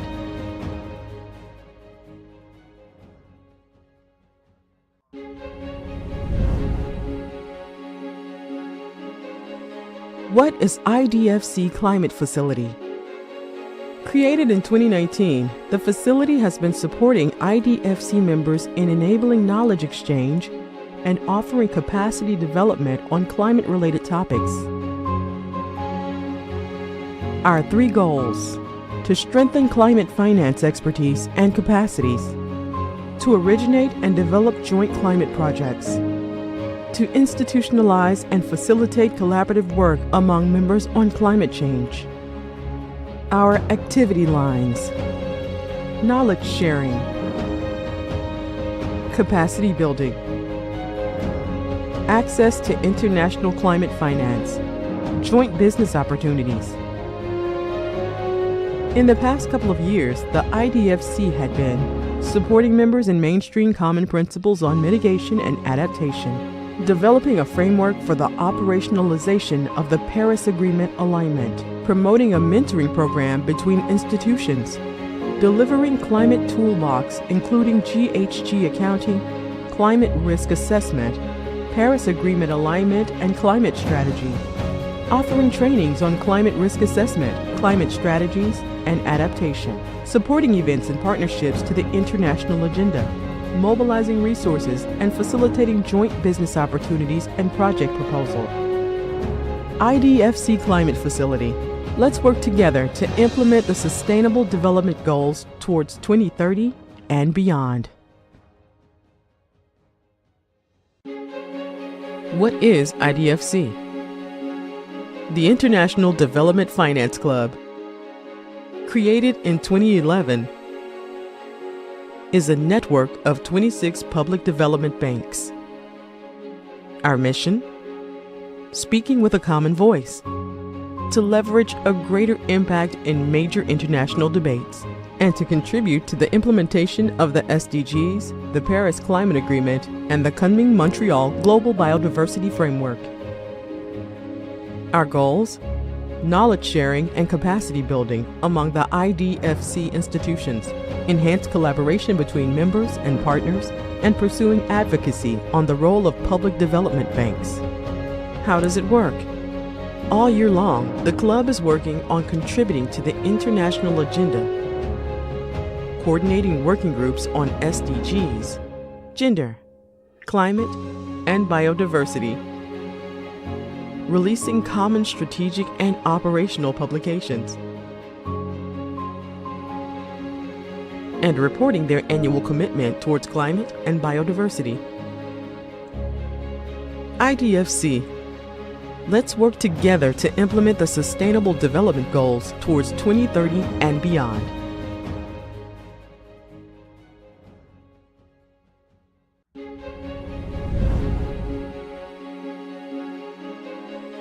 What is IDFC Climate Facility?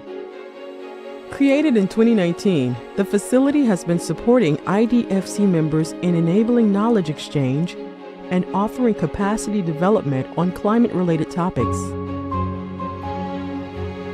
Our 3 goals: to strengthen climate finance expertise and capacities, to originate and develop joint climate projects, to institutionalize and facilitate collaborative work among members on climate change, Our activity lines: knowledge sharing, capacity building, access to international climate finance, joint business opportunities.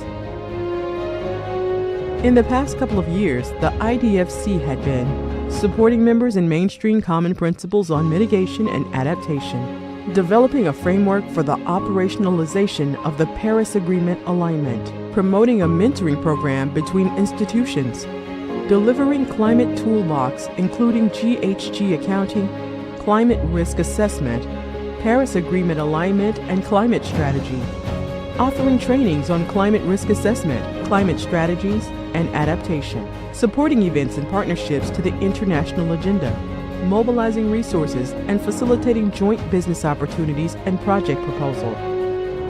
IDFC Climate Facility. Let's work together to implement the Sustainable Development Goals towards 2030 and beyond. What is IDFC? The International Development Finance Club, created in 2011, is a network of 26 public development banks. Our mission?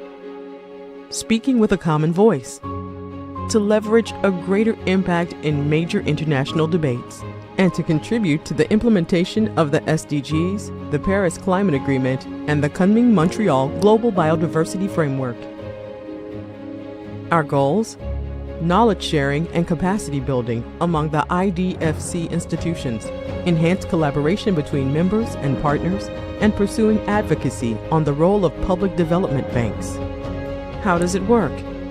All year long, the club is working on contributing to the international agenda, coordinating working groups on SDGs, gender, climate, and biodiversity, releasing common strategic and operational publications,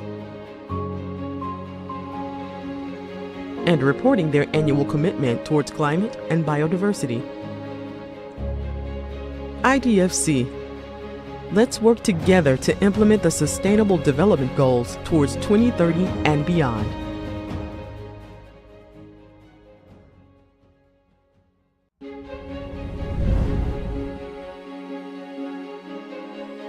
What is IDFC Climate Facility? Created in 2019, the facility has been supporting IDFC members in enabling knowledge exchange and offering capacity development on climate-related topics. Our 3 goals: to strengthen climate finance expertise and capacities, to originate and develop joint climate projects, to institutionalize and facilitate collaborative work among members on climate change. Our activity lines: knowledge sharing, capacity building, access to international climate finance, joint business opportunities. In the past couple of years, the IDFC had been supporting members in mainstream common principles on mitigation and adaptation, developing a framework for the operationalization of the Paris Agreement alignment, promoting a mentoring program between institutions, delivering climate toolbox including GHG accounting, climate risk assessment, Paris Agreement alignment and climate strategy, offering trainings on climate risk assessment, climate strategies, and adaptation, supporting events and partnerships to the international agenda, mobilizing resources and facilitating joint business opportunities and project proposal. IDFC Climate Facility. Let's work together to implement the Sustainable Development Goals towards 2030 and beyond. What is IDFC? The International Development Finance Club, created in 2011, is a network of 26 public development banks. Our mission? Speaking with a common voice, to leverage a greater impact in major international debates, and to contribute to the implementation of the SDGs, the Paris Climate Agreement, and the Kunming-Montreal Global Biodiversity Framework. Our goals? knowledge sharing and capacity building among the IDFC institutions, enhanced collaboration between members and partners, and pursuing advocacy on the role of public development banks. How does it work? All year long, the club is working on contributing to the international agenda, coordinating working groups on SDGs, gender, climate, and biodiversity, releasing common strategic and operational publications, and reporting their annual commitment towards climate and biodiversity. IDFC. Let's work together to implement the Sustainable Development Goals towards 2030 and beyond.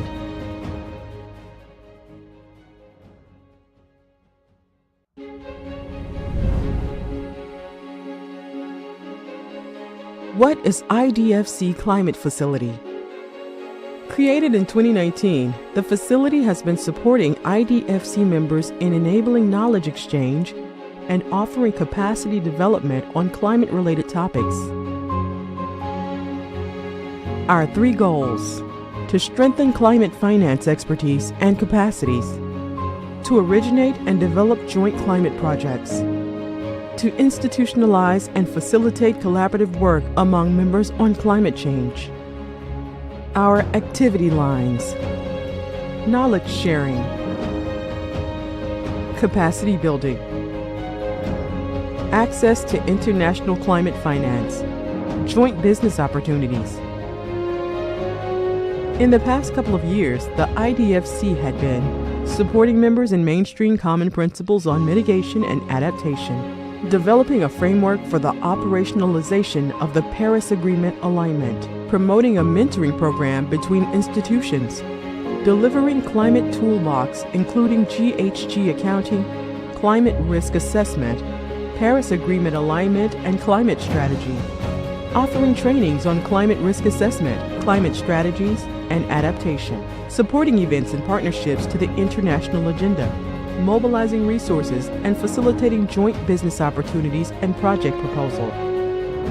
IDFC Climate Facility. Let's work together to implement the Sustainable Development Goals towards 2030 and beyond. What is IDFC? The International Development Finance Club, created in 2011, is a network of 26 public development banks. Our mission? Speaking with a common voice, to leverage a greater impact in major international debates, and to contribute to the implementation of the SDGs, the Paris Climate Agreement, and the Kunming-Montreal Global Biodiversity Framework.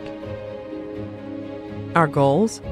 Knowledge sharing and capacity building among the IDFC institutions, enhanced collaboration between members and partners, and pursuing advocacy on the role of public development banks. How does it work? All year long, the club is working on contributing to the international agenda, coordinating working groups on SDGs, gender, climate, and biodiversity, releasing common strategic and operational publications, and reporting their annual commitment towards climate and biodiversity. IDFC. Let's work together to implement the Sustainable Development Goals towards 2030 and beyond.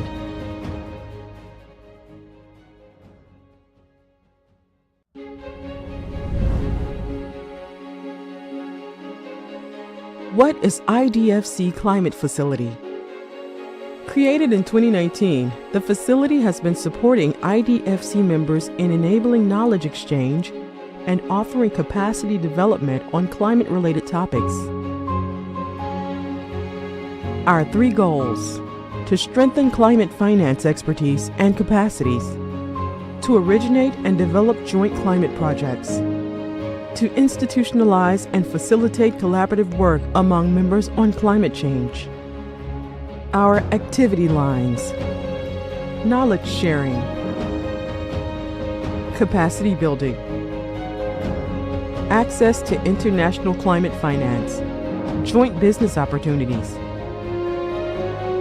In the past couple of years, the IDFC had been supporting members in mainstream common principles on mitigation and adaptation, developing a framework for the operationalization of the Paris Agreement alignment, promoting a mentoring program between institutions, delivering climate toolbox including GHG accounting, climate risk assessment, Paris Agreement alignment and climate strategy, offering trainings on climate risk assessment, climate strategies, and adaptation, supporting events and partnerships to the international agenda, mobilizing resources and facilitating joint business opportunities and project proposal. IDFC Climate Facility. Let's work together to implement the Sustainable Development Goals towards 2030 and beyond. What is IDFC? The International Development Finance Club, created in 2011, is a network of 26 public development banks. Our mission? Speaking with a common voice, to leverage a greater impact in major international debates, and to contribute to the implementation of the SDGs, the Paris Climate Agreement, and the Kunming-Montreal Global Biodiversity Framework. Our goals? Knowledge sharing and capacity building among the IDFC institutions, enhanced collaboration between members and partners, and pursuing advocacy on the role of public development banks. How does it work? All year long, the club is working on contributing to the international agenda, coordinating working groups on SDGs, gender, climate, and biodiversity, releasing common strategic and operational publications, and reporting their annual commitment towards climate and biodiversity. IDFC. Let's work together to implement the Sustainable Development Goals towards 2030 and beyond.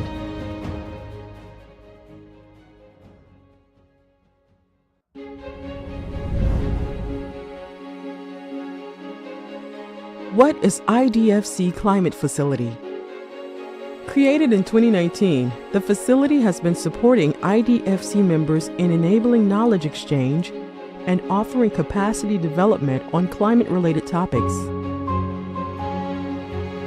Our 3 goals: to strengthen climate finance expertise and capacities, to originate and develop joint climate projects, to institutionalize and facilitate collaborative work among members on climate change. Our activity lines: knowledge sharing,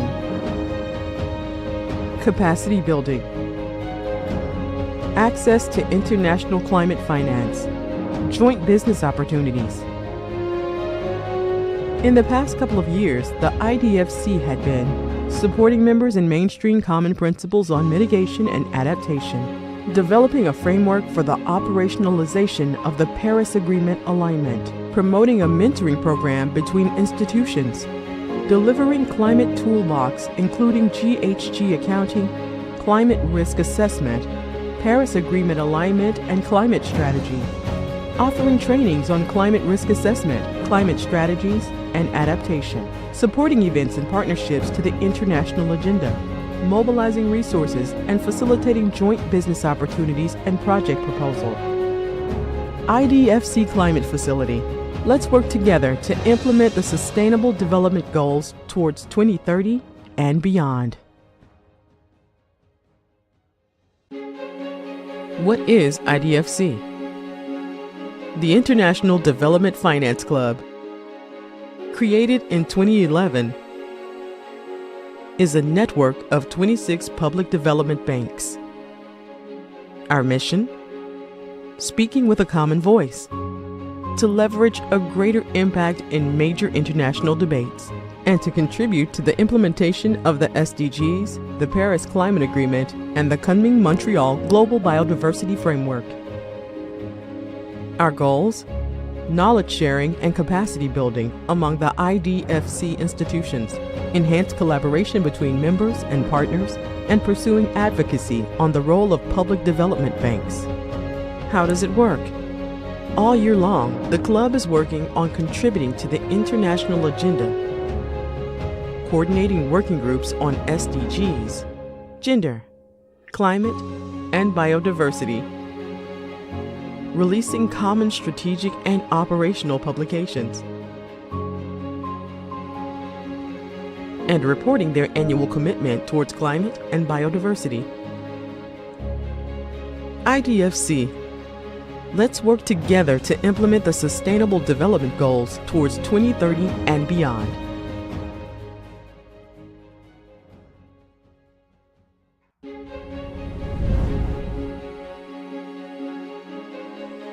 What is IDFC Climate Facility? Created in 2019, the facility has been supporting IDFC members in enabling knowledge exchange and offering capacity development on climate-related topics. Our 3 goals: to strengthen climate finance expertise and capacities, to originate and develop joint climate projects, to institutionalize and facilitate collaborative work among members on climate change. Our activity lines: knowledge sharing, capacity building, access to international climate finance, joint business opportunities. In the past couple of years, the IDFC had been supporting members in mainstream common principles on mitigation and adaptation, developing a framework for the operationalization of the Paris Agreement alignment, promoting a mentoring program between institutions, delivering climate toolbox including GHG accounting, climate risk assessment, Paris Agreement alignment and climate strategy, offering trainings on climate risk assessment, climate strategies, and adaptation, supporting events and partnerships to the international agenda, mobilizing resources and facilitating joint business opportunities and project proposal. IDFC Climate Facility. Let's work together to implement the Sustainable Development Goals towards 2030 and beyond. What is IDFC? The International Development Finance Club, created in 2011, is a network of 26 public development banks. Our mission? Speaking with a common voice, to leverage a greater impact in major international debates, and to contribute to the implementation of the SDGs, the Paris Climate Agreement, and the Kunming-Montreal Global Biodiversity Framework. Our goals? Knowledge sharing and capacity building among the IDFC institutions, enhanced collaboration between members and partners, and pursuing advocacy on the role of public development banks. How does it work? All year long, the club is working on contributing to the international agenda, coordinating working groups on SDGs, gender, climate, and biodiversity, releasing common strategic and operational publications, and reporting their annual commitment towards climate and biodiversity. IDFC. Let's work together to implement the Sustainable Development Goals towards 2030 and beyond.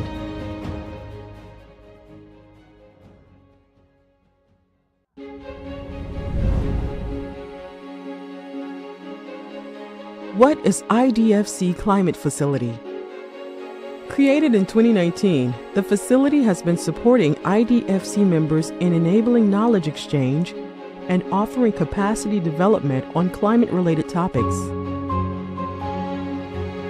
Our 3 goals: to strengthen climate finance expertise and capacities, to originate and develop joint climate projects, to institutionalize and facilitate collaborative work among members on climate change. Our activity lines: knowledge sharing, capacity building, access to international climate finance, joint business opportunities. In the past couple of years, the IDFC had been supporting members in mainstream common principles on mitigation and adaptation, developing a framework for the operationalization of the Paris Agreement alignment, promoting a mentoring program between institutions, delivering climate toolbox including GHG accounting, climate risk assessment, Paris Agreement alignment and climate strategy, offering trainings on climate risk assessment, climate strategies, and adaptation, supporting events and partnerships to the international agenda, mobilizing resources and facilitating joint business opportunities and project proposal. IDFC Climate Facility. Let's work together to implement the Sustainable Development Goals towards 2030 and beyond. What is IDFC? The International Development Finance Club, created in 2011, is a network of 26 public development banks. Our mission? Speaking with a common voice, to leverage a greater impact in major international debates, and to contribute to the implementation of the SDGs, the Paris Climate Agreement, and the Kunming-Montreal Global Biodiversity Framework. Our goals? Knowledge sharing and capacity building among the IDFC institutions, enhanced collaboration between members and partners, and pursuing advocacy on the role of public development banks. How does it work? All year long, the club is working on contributing to the international agenda, coordinating working groups on SDGs, gender, climate, and biodiversity, releasing common strategic and operational publications, and reporting their annual commitment towards climate and biodiversity. IDFC. Let's work together to implement the Sustainable Development Goals towards 2030 and beyond.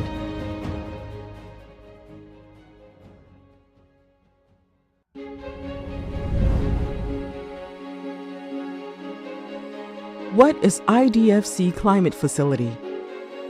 Created in 2019, the facility has been supporting IDFC members in enabling knowledge exchange and offering capacity development on climate-related topics.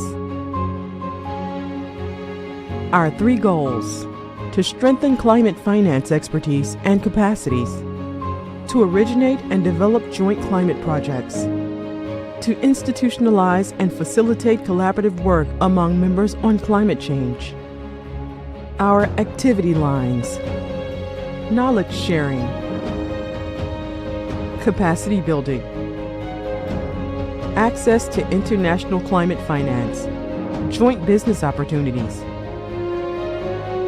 In the past couple of years, the IDFC had been supporting members in mainstream common principles on mitigation and adaptation, developing a framework for the operationalization of the Paris Agreement alignment, promoting a mentoring program between institutions, delivering climate toolbox including GHG accounting, climate risk assessment, Paris Agreement alignment and climate strategy, offering trainings on climate risk assessment, climate strategies, and adaptation, supporting events and partnerships to the international agenda, mobilizing resources and facilitating joint business opportunities and project proposal.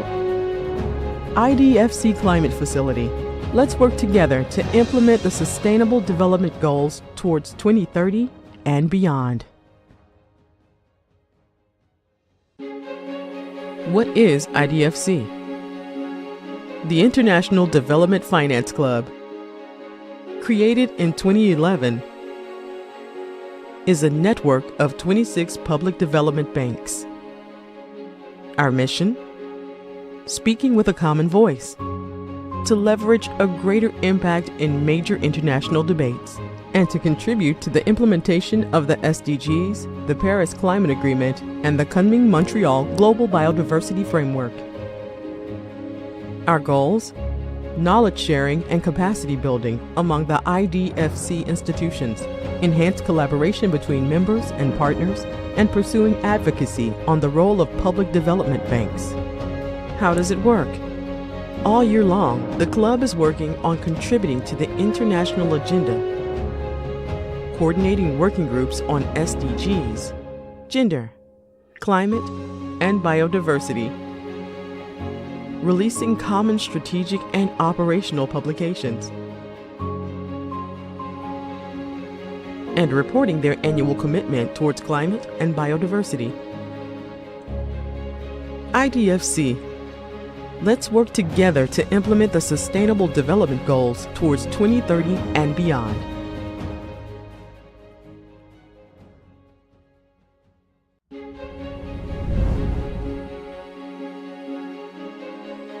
What is IDFC Climate Facility?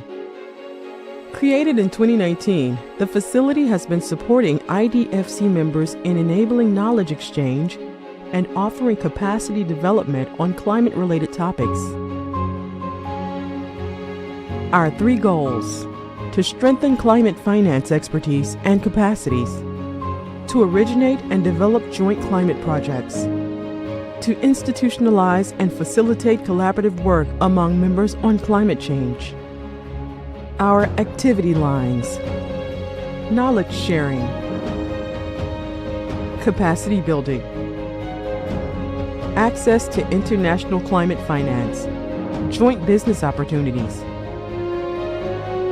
In the past couple of years, the IDFC had been supporting members in mainstream common principles on mitigation and adaptation, developing a framework for the operationalization of the Paris Agreement alignment, promoting a mentoring program between institutions, delivering climate toolbox including GHG accounting, climate risk assessment, Paris Agreement alignment and climate strategy, offering trainings on climate risk assessment, climate strategies, and adaptation, supporting events and partnerships to the international agenda, mobilizing resources and facilitating joint business opportunities and project proposal. IDFC Climate Facility. Let's work together to implement the Sustainable Development Goals towards 2030 and beyond. What is IDFC? The International Development Finance Club, created in 2011, is a network of 26 public development banks. Our mission? Speaking with a common voice, to leverage a greater impact in major international debates, and to contribute to the implementation of the SDGs, the Paris Climate Agreement, and the Kunming-Montreal Global Biodiversity Framework. Our goals? Knowledge sharing and capacity building among the IDFC institutions, enhanced collaboration between members and partners, and pursuing advocacy on the role of public development banks. How does it work? All year long, the club is working on contributing to the international agenda, coordinating working groups on SDGs, gender, climate, and biodiversity, releasing common strategic and operational publications, and reporting their annual commitment towards climate and biodiversity. IDFC. Let's work together to implement the Sustainable Development Goals towards 2030 and beyond.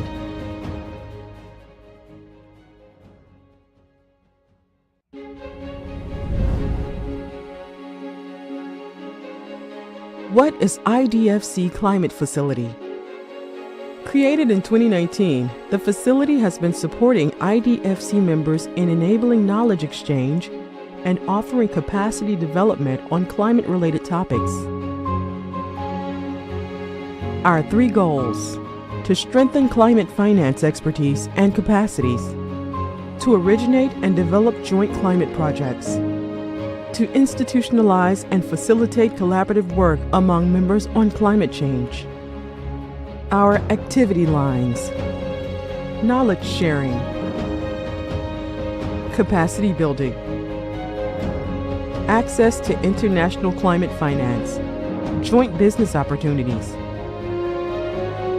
In the past couple of years, the IDFC had been supporting members in mainstream common principles on mitigation and adaptation, developing a framework for the operationalization of the Paris Agreement alignment, promoting a mentoring program between institutions, delivering climate toolbox including GHG accounting, climate risk assessment, Paris Agreement alignment and climate strategy, offering trainings on climate risk assessment, climate strategies, and adaptation, supporting events and partnerships to the international agenda, mobilizing resources and facilitating joint business opportunities and project proposal. IDFC Climate Facility. Let's work together to implement the Sustainable Development Goals towards 2030 and beyond. What is IDFC? The International Development Finance Club, created in 2011, is a network of 26 public development banks. Our mission? Speaking with a common voice, to leverage a greater impact in major international debates, and to contribute to the implementation of the SDGs, the Paris Climate Agreement, and the Kunming-Montreal Global Biodiversity Framework. Our goals? Knowledge sharing and capacity building among the IDFC institutions, enhanced collaboration between members and partners, and pursuing advocacy on the role of public development banks. How does it work? All year long, the club is working on contributing to the international agenda, coordinating working groups on SDGs, gender, climate, and biodiversity, releasing common strategic and operational publications, and reporting their annual commitment towards climate and biodiversity. IDFC. Let's work together to implement the Sustainable Development Goals towards 2030 and beyond.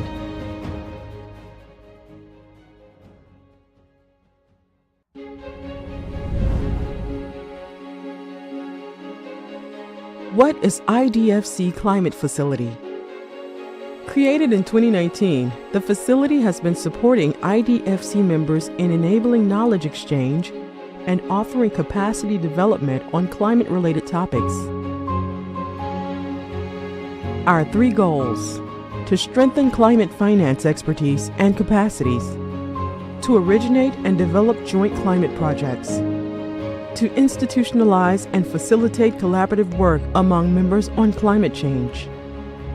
Our activity lines: knowledge sharing, capacity building, access to international climate finance, joint business opportunities. In the past couple of years, the IDFC had been supporting members in mainstream common principles on mitigation and adaptation, developing a framework for the operationalization of the Paris Agreement alignment, promoting a mentoring program between institutions, delivering climate toolbox including GHG accounting, climate risk assessment, Paris Agreement alignment and climate strategy, offering trainings on climate risk assessment, climate strategies, and adaptation, supporting events and partnerships to the international agenda, mobilizing resources and facilitating joint business opportunities and project proposal. IDFC Climate Facility. Let's work together to implement the Sustainable Development Goals towards 2030 and beyond. What is IDFC? The International Development Finance Club, created in 2011, is a network of 26 public development banks. Our mission? Speaking with a common voice, to leverage a greater impact in major international debates, and to contribute to the implementation of the SDGs, the Paris Climate Agreement, and the Kunming-Montreal Global Biodiversity Framework. Our goals? Knowledge sharing and capacity building among the IDFC institutions, enhanced collaboration between members and partners, and pursuing advocacy on the role of public development banks. How does it work? All year long, the club is working on contributing to the international agenda, coordinating working groups on SDGs, gender, climate, and biodiversity, releasing common strategic and operational publications, and reporting their annual commitment towards climate and biodiversity. IDFC. Let's work together to implement the Sustainable Development Goals towards 2030 and beyond.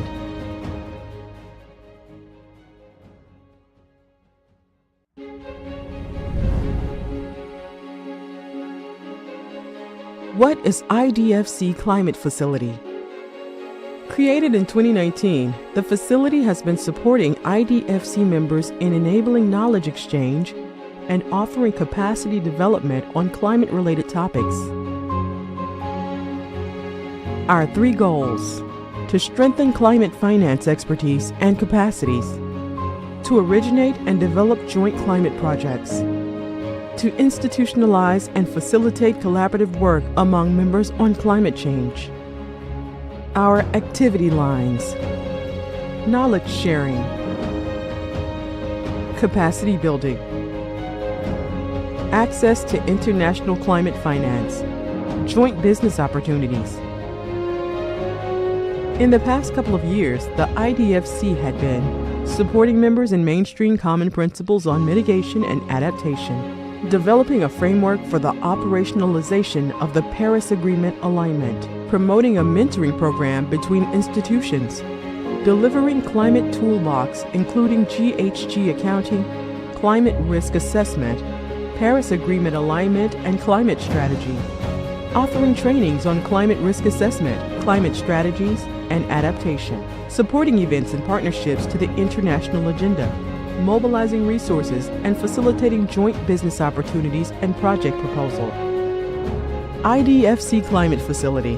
Let's work together to implement the Sustainable Development Goals towards 2030 and beyond.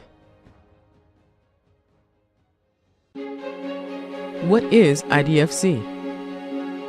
The International Development Finance Club, created in 2011, is a network of 26 public development banks. Our mission?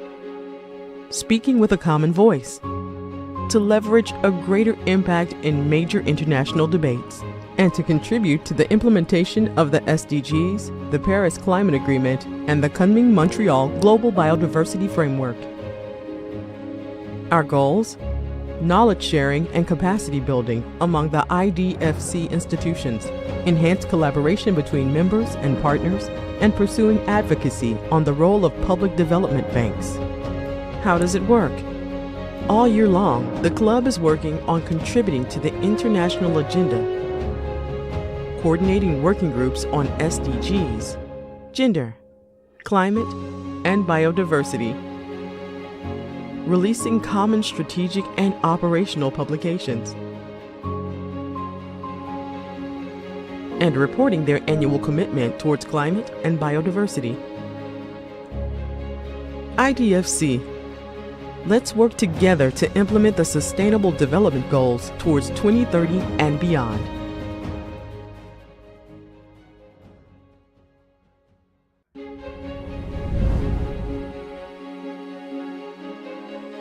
What is IDFC Climate Facility? Created in 2019, the facility has been supporting IDFC members in enabling knowledge exchange and offering capacity development on climate-related topics. Our 3 goals: to strengthen climate finance expertise and capacities, to originate and develop joint climate projects, to institutionalize and facilitate collaborative work among members on climate change. Our activity lines: knowledge sharing, capacity building, access to international climate finance, joint business opportunities.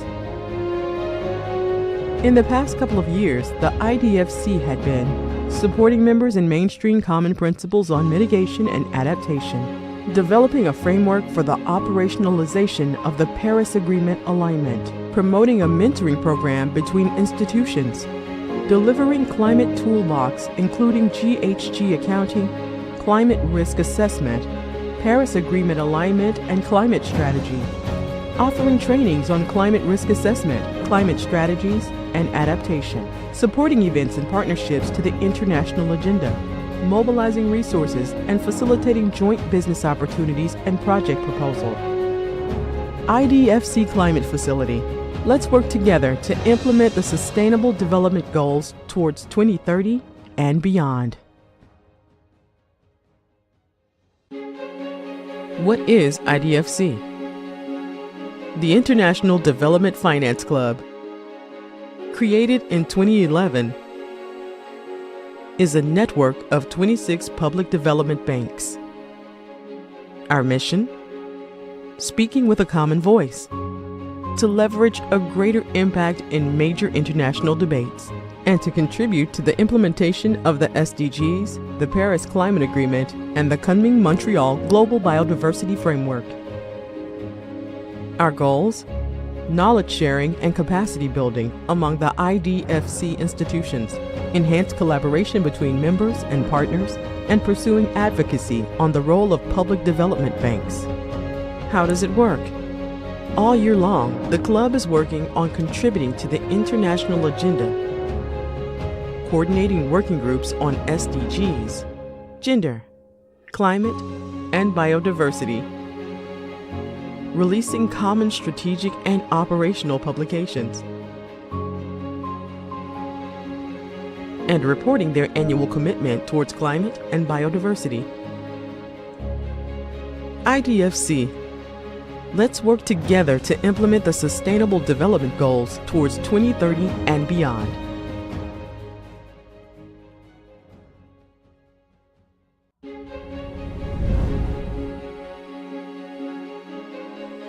What is IDFC Climate Facility? Created in 2019, the facility has been supporting IDFC members in enabling knowledge exchange and offering capacity development on climate-related topics. Our 3 goals: to strengthen climate finance expertise and capacities, to originate and develop joint climate projects, to institutionalize and facilitate collaborative work among members on climate change. Our activity lines: knowledge sharing, capacity building, access to international climate finance, joint business opportunities. In the past couple of years, the IDFC had been supporting members in mainstream common principles on mitigation and adaptation, developing a framework for the operationalization of the Paris Agreement alignment, promoting a mentoring program between institutions, delivering climate toolbox including GHG accounting, climate risk assessment, Paris Agreement alignment and climate strategy, offering trainings on climate risk assessment, climate strategies, and adaptation, supporting events and partnerships to the international agenda, mobilizing resources and facilitating joint business opportunities and project proposal. IDFC Climate Facility. Let's work together to implement the Sustainable Development Goals towards 2030 and beyond. What is IDFC? The International Development Finance Club, created in 2011, is a network of 26 public development banks. Our mission? Speaking with a common voice, to leverage a greater impact in major international debates, and to contribute to the implementation of the SDGs, the Paris Climate Agreement, and the Kunming-Montreal Global Biodiversity Framework. Our goals? Knowledge sharing and capacity building among the IDFC institutions, enhanced collaboration between members and partners, and pursuing advocacy on the role of public development banks. How does it work? All year long, the club is working on contributing to the international agenda, coordinating working groups on SDGs, gender, climate, and biodiversity, releasing common strategic and operational publications, and reporting their annual commitment towards climate and biodiversity. IDFC. Let's work together to implement the Sustainable Development Goals towards 2030 and beyond.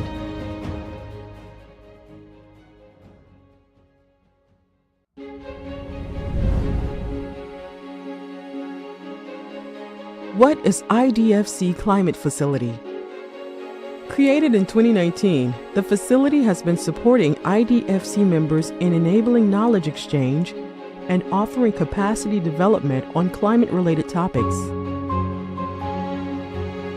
Our 3 goals: to strengthen climate finance expertise and capacities, to originate and develop joint climate projects, to institutionalize and facilitate collaborative work among members on climate change.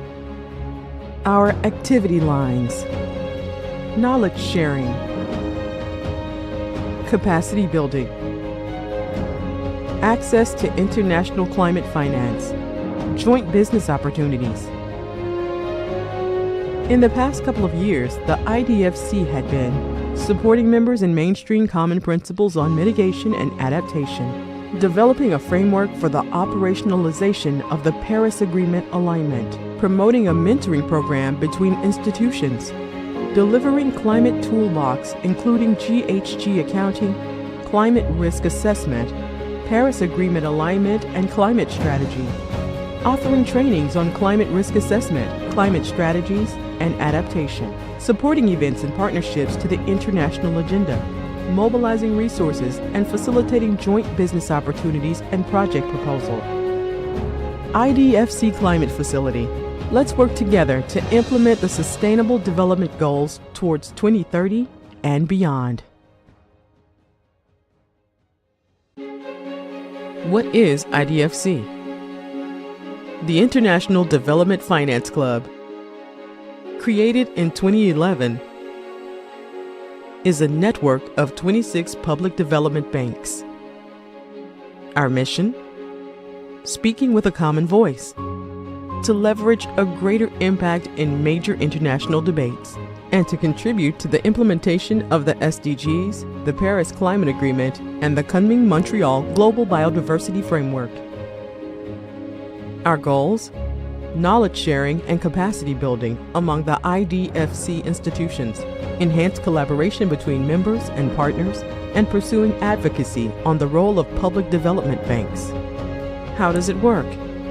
All year long, the club is working on contributing to the international agenda, coordinating working groups on SDGs, gender, climate, and biodiversity, releasing common strategic and operational publications, and reporting their annual commitment towards climate and biodiversity. IDFC. Let's work together to implement the Sustainable Development Goals towards 2030 and beyond.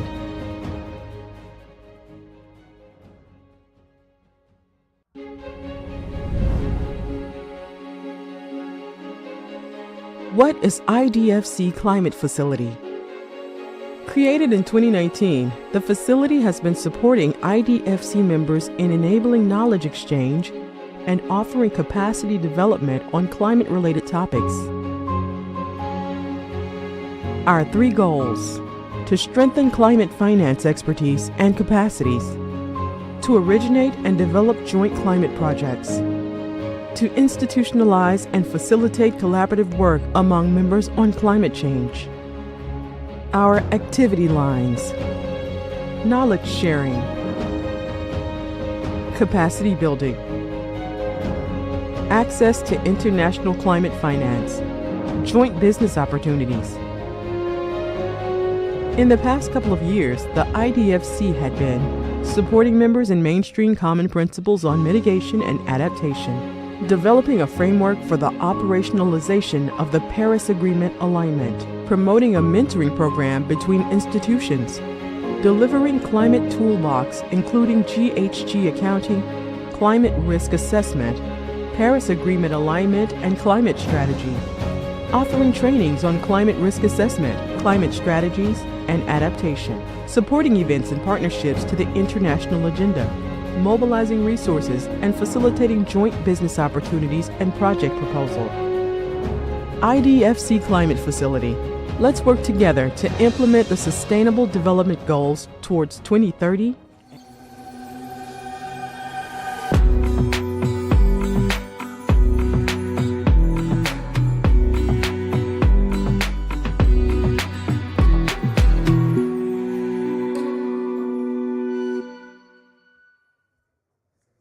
Hi, good afternoon, everyone. Thank you for your patience while we get this started. My name's Nicole Pinko. I'm with the Climate Policy Initiative. We're an analysis and advisory firm focused on figuring out where climate finance is coming from, where it's going to, and how it can be used most effectively. In this project, we've actually been joined by E3G and my colleague Lara, who will be presenting the second half of this presentation. So I just want to say thank you to our audience and to the wonderful panel members for coming for this discussion. So very much appreciated. All right. So, there we are. All right. So this panel is really looking at ways that we can enhance the cooperation between multilateral development banks and national development banks, particularly when it comes to understanding climate flows related to on-lending, as well as the ways in which differences in Paris alignment approaches can impact both that on-lending and kind of just the symbiotic relationship between multilateral development banks and national development banks. So we have, within the context of this conversation, we really started out looking at, what is the relationship of MDBs and NDBs on lending within this financial architecture reform. So, what is the need for public financial institutions to work better together as a system to really increase the effectiveness and volume of climate finance? And we've broken that question into two separate issues that jointly impact the MDB-NDB relationship. The first is, what are the state of climate finance flows between multilateral development banks and national development banks? We found that these really are not comprehensively documented, they're difficult to collect, and the data is really incomplete. The second question is looking at the pathways to align financing with the Paris Agreement goals between national development banks and multilateral development banks, and how those are affected by key differences such as geography, mandate, and capacity. So looking at these two issues together, we're really trying to better understand how these two aspects really impact the relationship and how we can optimize that relationship between multilateral development banks and national development banks.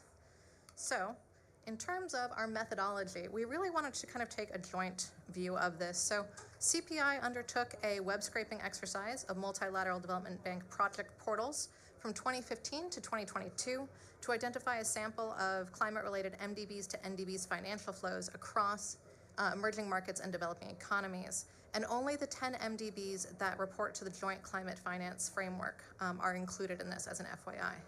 On the qualitative side, E3G undertook an assessment of Paris alignment progress of the 6 MDBs and 6 national development banks across 5 dimensions based on the E3G public finance or public bank climate tracker. We also tried to illustrate this work with 3 case studies of NDB on lending projects. And we also took on a variety of interviews with public development banks. We had a Finance in Common Summit roundtable, and we also have accepted feedback from the key MDBs and NDBs included in the study. And then lastly, we undertook a literature review, which really found that there was not a lot of existing literature in this space. So, with that said, we undertook this web scraping activity to paint a clearer picture of what the climate on lending flows from MDBs to NDBs look like. And I just want to pause for a moment to highlight the last point on that slide. Due to the imperfect nature of web scraping, AI, and just the occasional sparsity of public data, we do recognize that this is an underrepresentation of total MDB to NDB climate finance flows. And I also want to highlight that IDB was in touch with us this morning to let us know that we may be omitting a number of those projects as well. So we're actually going to go back and look at that. Any changes to the numbers will be reflected in an updated report later this week. For our current findings, though, we found that there are 42 climate-related transactions between MDBs and national development banks in emerging markets and developing economies, totaling $5.5 billion. In 39 of these cases, the National Development Bank is the recipient of the financing or the technical assistance, while the remainder are co-financed.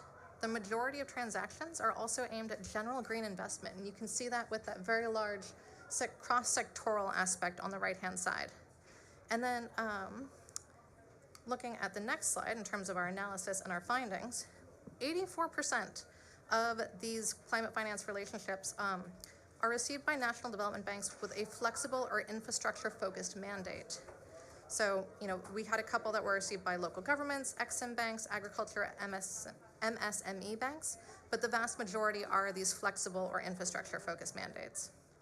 33 of the 39 transactions were also in the form of debt agreements, mostly loans and credit lines, and were also offered in hard currencies, so USD and euros. We also found that most of these, not most, but a wide variety of these included a sovereign guarantee requirement from the national government, which adds in an extra political consideration. And that we also found 4 standalone technical assistance arrangements. And this is actually a key category that we know that we're underrepresenting, simply because a lot of these are not categorized similarly as projects and are not so clearly available in terms of who the parties are and what the financial flows are. So we also have 3 case studies that really wanted to highlight best case scenario with this on-lending. The first is for a local currency facility with climate objectives. And in this case, the New Development Bank financed the Industrial Development Corporation of Southern Africa Limited and provided 1.5 billion South African rand to help build a renewable energy sector development project, with the idea that the sub-projects funded are across solar, biomass, and energy, and in line with the South African national plans. The second is an MDB guarantee to secure the National Development Bank with private sector financing, and this is illustrated by the São Paulo Metro Line 6 project, a loan provided by Bendes for a public-private partnership, received guarantee support from CAF, and it involves the construction, operation, and maintenance of the subway line. The last is on a multilateral development bank to national development bank technical assistance integration for financial instruments, and this is really illustrated by the Indonesia 1 Green Finance Facility. So in this case, USD 150 million was provided from ADB to PTSMI, who is the secretariat and manages the SIO GFF. So looking at kind of these 3 ways in which we can illustrate that there have been a number of successful on-lending instruments and operations. So we also, along with the successful instruments and operations, we also wanted to look at areas where it wasn't working. What are the barriers to greater investment here? And what are the potential obstacles to increasing and scaling up this on-lending? So the first is currency risk. There is increasingly a lack of local currency financing, which does expose national development banks to sovereign risks and currency exchange risks. This is actually something that most of the multilateral development banks are really well aware of and are working currently to try to figure out ways to address, but it's an extremely complicated issue. The second is general risk appetite. So the idea that MDBs, looking to mitigate risks, but the national development banks need more competitive financing to effectively invest in climate projects. And the last is around institutional capacity and expertise. So a lot of the advanced multilateral development bank criteria for project preparation and bankability really limit the MDB project pipeline. There's also a lack of viability of secondary finance allocation that makes it hard to evaluate climate impacts, including the traceability of those MDB funds to their ultimate climate projects. And then lastly, the stringent MDB reporting requirements may be difficult for national development banks to meet due to a lack of capacity in climate data, as well as conflicts with whatever national requirements and disclosure regimes are in place. So, I will hand over to Laura to do the next section.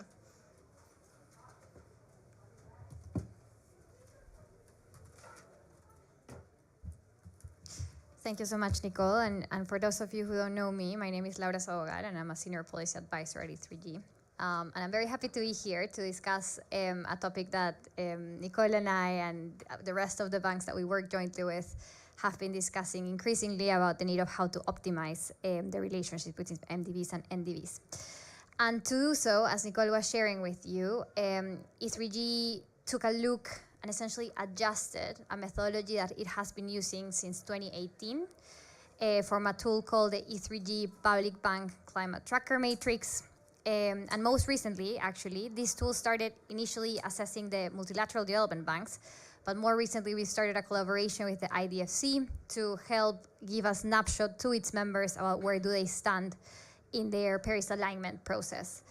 And after, I think, 15 plus banks of all different sizes, of all different shareholding structures, of all different sectors, in all different regions, for us it became increasingly clear something that we already knew from our work before with the MDBs and the bilaterals, and that was that progress on Paris alignment is definitely not evenly distributed, nor should it imply that it's linear across the board.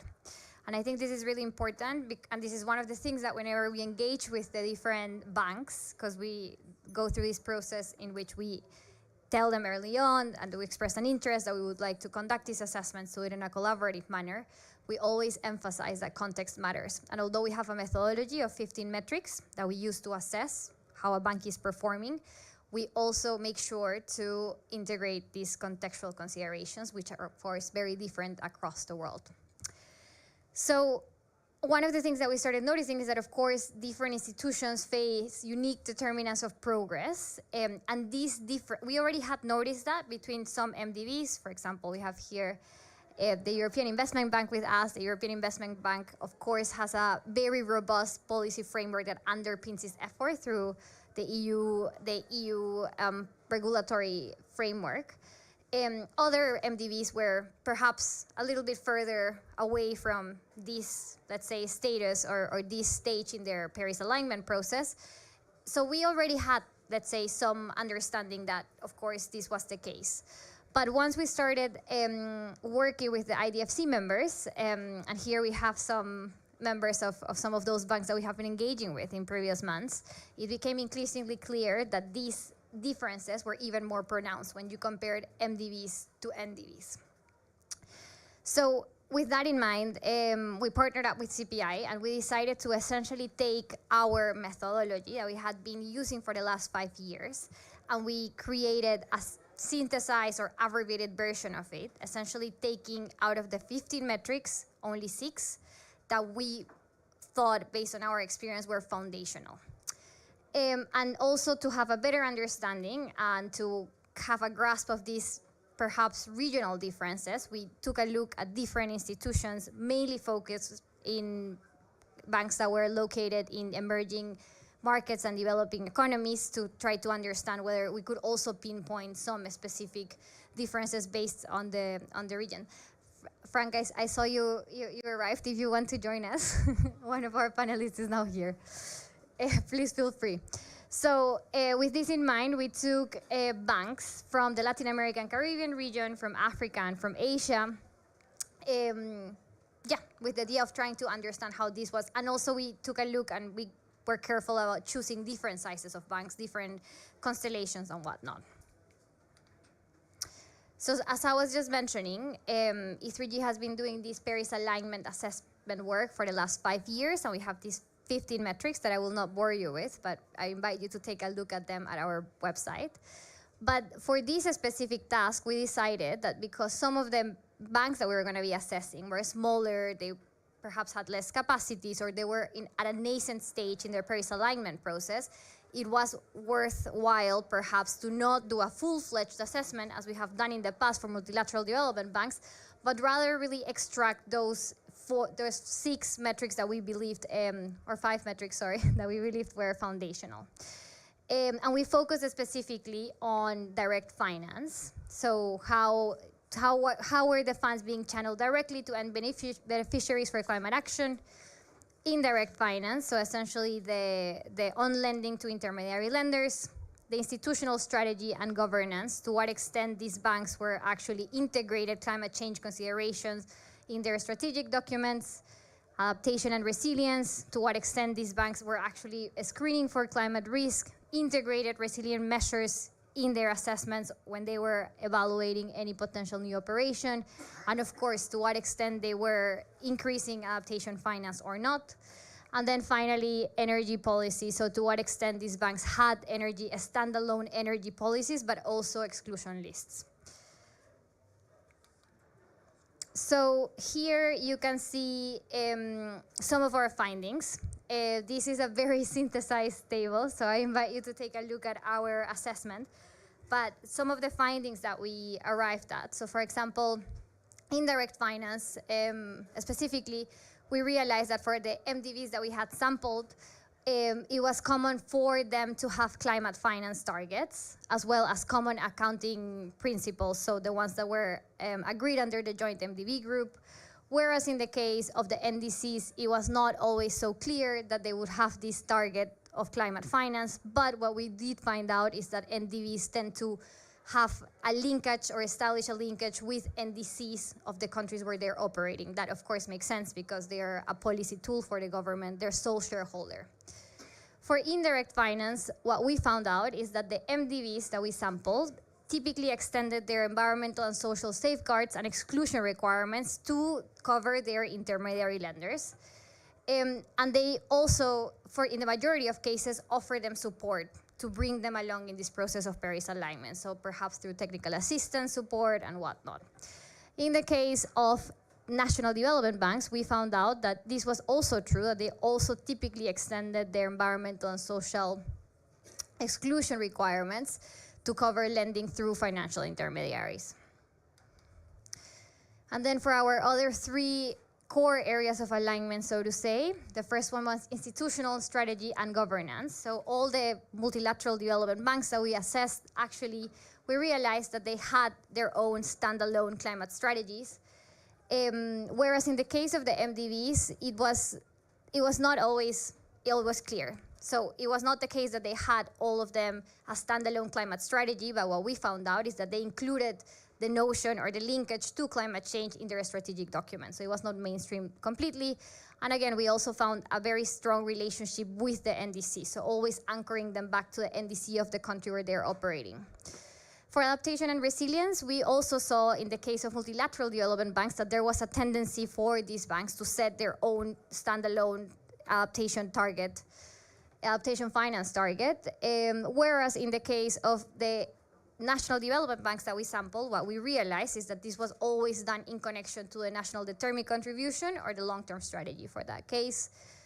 Finally, for energy policy, we found out that all of the MDBs that we sampled had a standalone energy sector policy as well as fossil fuel exclusion, whereas in the case of the national development banks, that was not always the case. But what we found out is that in the case of those countries that have had any sort of a scheme like a JETP, a country platform, as it was the case of South Africa, these national development banks, and of course PTSMI, they were involved in these efforts. So there was also a connection there.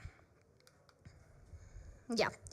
So with all of this in mind, and I realized that I actually didn't mention the institutions that we sampled, but you can see them all. There are quite a few, but we took a look, for example, in Africa, the African Development Bank, at BOAD, we look at the BSA. In Latin America, we look at CAF, we look at IDB, and in Asia, we look at PTSMI and AIIB, if I'm not mistaken. So you can take a look at all of these case studies in detail in our report. But I think, so the big question here is, what are those, let's say, common patterns that we actually found out through all of this analytical work? Because that was what was driving. When we started this process, CPI and E3G, we were thinking, okay, is there something that you could derive from these common barriers that can help you, if the banks tackle them, to increase climate finance on lending and accelerate or help with climate mainstreaming efforts? So the first thing that we found out is that political economy and governance were two key determinants in the process that were either enabling or hindering these national development banks and multilateral development banks in their efforts to increase climate on lending and climate mainstream. So one of the things that we think, and it's one of our recommendations in order to strengthen this process, is that these MDBs optimize their operating model to include also climate considerations, and same for the national development banks, so that these are not isolated efforts, but rather these are mainstreamed across the whole organization, across the whole bank. And this will, of course, enable them to have better clarity of the different mandates of these institutions, right? Because one of the things that we have found out during our research is that sometimes perhaps the MDBs were not aware of the mandate of the National Development Bank and how that related to their climate efforts and vice versa. And although it seems a little bit, it didn't seem obvious to me for bank officials that are dealing on a day-to-day basis with a lot of information, I think this kind of information asymmetries can hinder those relationships.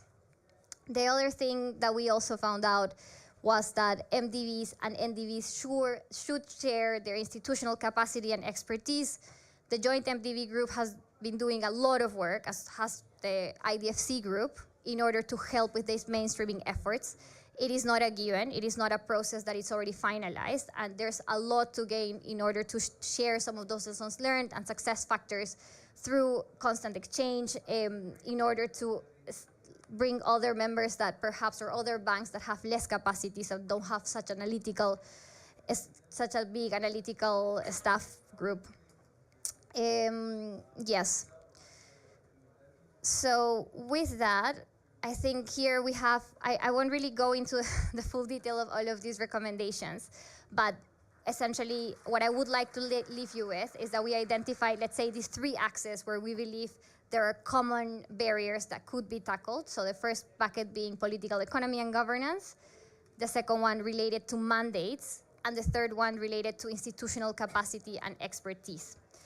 So here, like I just mentioned, there's a few of these headline recommendations. You can look at them, all of them, in our reports.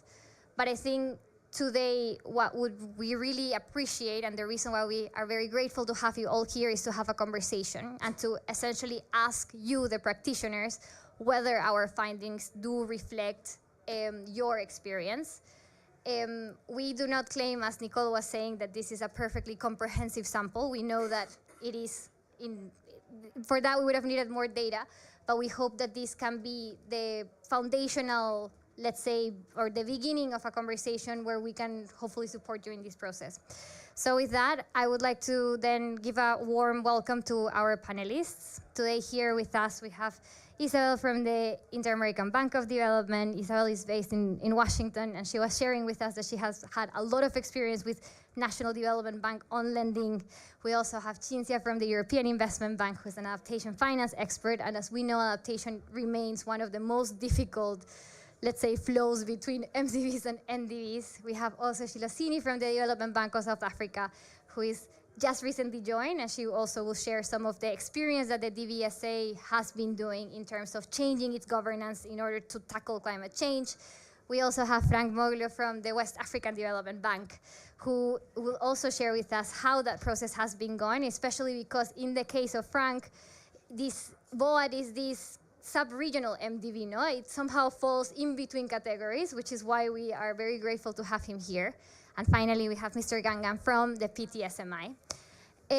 Yes, so with that, I will now pass on to my new role, which is not presenter, but rather moderator, to kickstart the discussion with you. And the first thing that we would like to ask you, and please feel free, any of you, to answer, is what has been your experience with this process at a regional level? Do you feel broadly that what we have been sharing with you reflects your experience? What are your recommendations? So, yes, now it's a matter of who wants to break the ice. Ladies first. Okay. Does it work? Yes. All right, so I'm going to kick off the conversation. Maybe I'll be quick. So thank you for the invitation first, and thank you for the report, which I think it's, as you say, a beginning of the conversation, and we need more of this, right? So I work for the Inter-American Development Bank. We are a regional development bank for Latin America and the Caribbean. And I spent 10 years in what we call the Capital Market Division, which is actually the division that works with national development banks. Latin America has a big network of national development banks. I think we have more than, close to 100, I think. I've worked with 20, I think. And through the 10 years, we've gone, our relationship with national development banks have evolved a lot, right? At the beginning, we were doing only technical assistance and loan operation, and then we started to do guarantees. We started in renewable energy only, and then we went into agriculture, productivity, a lot of different sectors. So it's not really that, it's a partnership, right? We move together and in parallel, and we work together. And on Paris alignment, we are really trying to tackle this issue together, right? I think the relationship with NDBs and MDBs, as you said, there is this call for the international financial architecture to work as a system, right? And so I think this is exactly what we need to tackle, is what is the role of each of us, and how can we make the best use of our very scarce resources, right? And so I think that what we've been trying to do at the IDB is move from I would say, more traditional relationship with NDBs where we provide technical assistance and loans to something where we try to leverage. So we try to guarantee so that they can create space in the balance sheet to leverage their own lending capacity. And we also, on the climate finance side, we are trying to find ways to incentivize or to develop or to focus on climate finance. So the last bit is really important. How do we make sure that a bigger and bigger part of what we do with NDBs goes to climate finance? As you said, it's not always their mandate or their priority because they have their country's mandate, right? And so what is our role there? Should we completely focus? Should we try to work with them on Paris alignment? How do we do that? At the IDB, we try to find efficient way to incentivize. So for example, obviously you have the loan which is only climate finance, but what we try to do now is any loan we give to a national development bank must have at least 30 or 40% of green activities, okay? So if we go to the agricultural sector, it may not all be climate finance, but at least 40% needs to be climate finance. So we've tried to do that more and more. The last thing, so always trying to find ways to incentivize the financial sector in a country to go towards more of climate finance. We are starting quite an interesting program with Germany, who gave us through the IKI program. They gave us a new contribution to start a Paris alignment program for national development banks. And what we're going to do is obviously a lot of technical assistance because we need to work together towards Paris alignment. It's not that easy. But also an incentivization mechanism. It's like a sustainability-linked financing now, where I give a loan to an NDB at a rate which is lower than my usual rate if the NDB commits to some Paris alignment indicators and targets. So this is what I wanted to say. I think we need to work together to increase the climate finance in those portfolios. And there are very different ways to do it, very different ideas, and I'm happy to hear what my colleagues can bring me on. Okay, thank you very much for inviting me and also for the wonderful presentation. I think you guys did a great work. It is quite nice to see this sort of analysis and reviews of our approach to climate mainstreaming and climate finance mobilization and the common challenges that we all, have. And I think that is one of the reasons why the IDFC has been created, and it's also one of the reasons why the climate facility and the climate working group within the IDFC also is there. And one of the things you did ask in your report, one of the things that perhaps needed to be pointed out, that I've seen FIX and working groups, but I've not seen IDFC working groups. So perhaps you need to update that.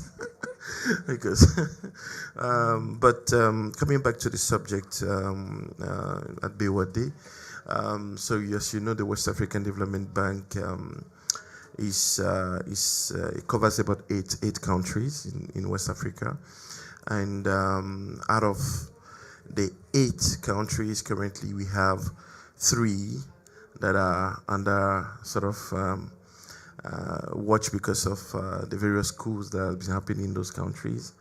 So one of the challenges that we face is also the political stabilities of some of these states. Prior to talking about development projects, there must be security, there must be stability. And so that's one of the challenges that we are facing currently, and to say the least, it's been a huge impact on our portfolios, on our pipeline, the projects that we've identified, and things that we want to do with them. Nonetheless, we continue to develop projects, and one of the things we've done this year was to get our board to approve our climate mainstreaming approach. And climate mainstreaming approach, this would kickstart officially from January 2024. And through that as well, we've also launched a project preparation fund facility.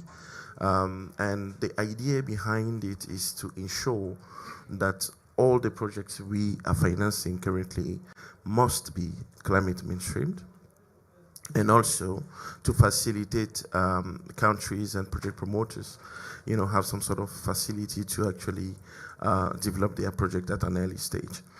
The other factors that you must also consider is that it is true that we've gotten, for example, a line with the GCF, for example, is to do with the private sector, and it's a promotion of, for example, renewable energy on the solar energy, and this was about 133 or 134 million US dollars. But that line hasn't been touched, and one of the issues that we've had as well with that is because the private sector itself, and the line was dedicated for the private sector, and the private sector itself coming to us, the challenge was, one, no project preparation fund, two, what do we call climate mainstream, and what they must consider as climate mainstream, and what are the additional costs to it, and who's covering that, and all those challenges around that has been the reason why that facility really hasn't gone far. So we are looking at a way of restructuring that with the GCF to facilitate this approach. I think the DBSC also has a line like that. I think we've discussed that in the past, and try to think how best we can restructure that with the GCF. When it comes to political analysis and the different policies that our countries have, as you know, yes, they are all signatories to the Paris Agreement and everything. They all have their NDCs, they all have their projects that they want to do. Nonetheless, we are faced with a huge challenge when it comes to the type of projects that we receive. Some are quality-based, some are not. Whilst we try to, align ourselves, as a BOAD, we must also understand that we only function with these countries. So it's partly, let's say 75% public sector and 25% private sector. And we are trying to get it to be some sort of 50-50 approach where the private sector has more to do, in these things than the public sector. But it is a fact that it hasn't been an easy approach at all. We've barely started, or we are barely about to start the climate mainstreaming internally. And as you know, we've also engaged ourselves with the study that you are carrying out to make sure that we analyze exactly how well we are aligned when it comes to the Paris Agreement and what can be done to improve that. So we are at early stage, but I needed to list out all these challenges that we are facing and to tell you exactly why this has taken time, and the solutions at hand that we have currently to make sure that from January onwards, we are better aligned and we are better positioned to do that. Thank you very much. Thank you. Good afternoon. I'm Cinzia Loseno. I'm from the European Investment Bank. My focus in the bank is very much adaptation finance policy. So you're not getting really the right person to talk in this panel, so apologies for that. But I'll do my best to represent my operational colleagues that really work with NDBs all across the world on climate finance and all sorts of other development objectives. So apologies for that, but I'll try my best. I really like this study, and I really wanted to convey my thanks to E3G and CPI for carrying out this research, because I really think that national development banks, national promotional banks have a key role to play in delivering climate objectives, and they're not often, or they don't get the prominence, the relevance that they really should get. For us, it's a no-brainer. They are key partners in developing climate and broader development objectives, not just in the global south, but I would say globally. So we have the same approach in the EU. The European Investment Bank is the bank of the European Union. So we work across the 27 member states of the European Union, as well as in Africa region, Latin America, and the Caribbean, the Asia and Pacific region as well. So we have EU operation as well as international operations. And across all our countries of operations, we do work with national development banks. And it's an obvious reason why they are key partners, because banks like EIB or maybe Inter-American Development Bank and other multilateral development banks, we are very large institutions with high transaction costs, and we cannot reach to communities. We need to work with banks on the ground to really reach out to small partners, small and medium enterprises, and all types of public and private sectors that have no capacity to reach out to large multilateral development banks. So there we go. NDBs are key partners for us to be able to reach out to smaller types of clients, smaller in terms of really scale, but that partnership allows us to have a very large impact on the ground. I liked your study because you pointed out to a few key features that we certainly share in terms of our experience of working with national development banks, again, in the EU and outside the EU, interestingly. And one is to do with capacity. Absolutely. What we have seen, certainly, and again, I hope to make justice to my operational colleagues, is an enormous increase in capacity of national development banks when it comes to discuss climate change. This is really an interesting, extremely interesting development, and one that we certainly have banked on.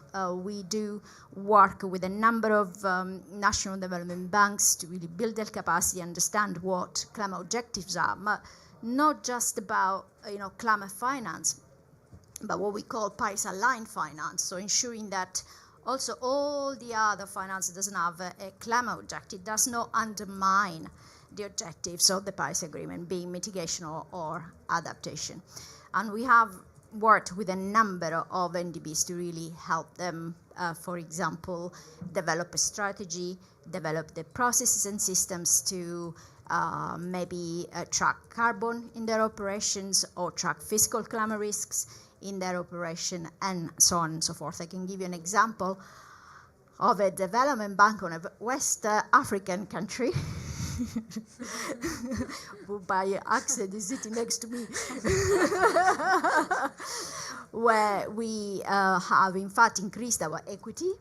And through that deal, we also supported that particular bank in the GCF re-accreditation process, the development of a climate change approach and strategy, the development of carbon footprint methodologies, development of climate risk assessment systems, and more generally, we will support them in Paris alignment by 2030. So through that partnership, we hope to help and work with this particular development bank of this particular West African country in really support their journey towards Paris alignment. Thank you. Thank you so much. Thank you. I have Lisa. Thank you. First of all, thank you very much for having PTSMI in this panel. And SMI is a state-owned enterprise in Indonesia, owned 100% by the government. By our national law, SMI is not a national development bank, but we are a national financial institution that has mandate to accelerate infrastructure development in our country. We can provide financing facilities to local government, private sector, private entities, as well as state-owned enterprises. And we have been collaborating with MDBs since we can be considered as intermediary in this context. We developed a cooperation with the World Bank, ADB, IFD, and we are under discussion with the IB to have financing facilities. As national financial institution, we conduct the transaction at project level. So I think it is very, very important since discussions within MDBs and NDBs is more on funding side, how to secure funding, how to mobilize various funding sources in order to provide financing support to project level. But based on our experience, we face difficulties and complexity in transaction phase. So that's one thing. Then I think it can be the next step of the study.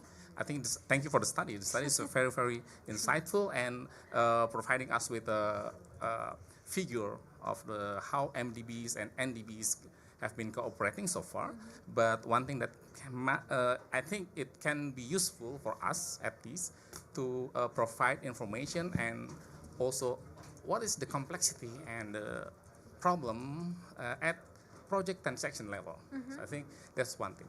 The second thing is how to invite the commercial bank, because I do believe that this climate action should also be supported by private entities, by commercial banks. So I think how NDBs and NDB's role and cooperation role to invite more commercial bank to participate.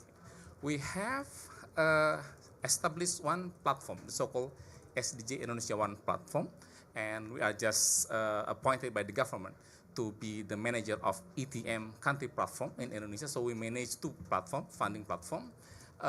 Based on our experience, through that platform, we can mobilize various funding sources with also different financing instruments.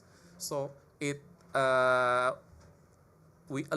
so with that, we can establish or develop various innovative financing scheme that involve several financing instruments. For example, I can give some example that in one geothermal projects in Indonesia, we mobilize the concessional loan from one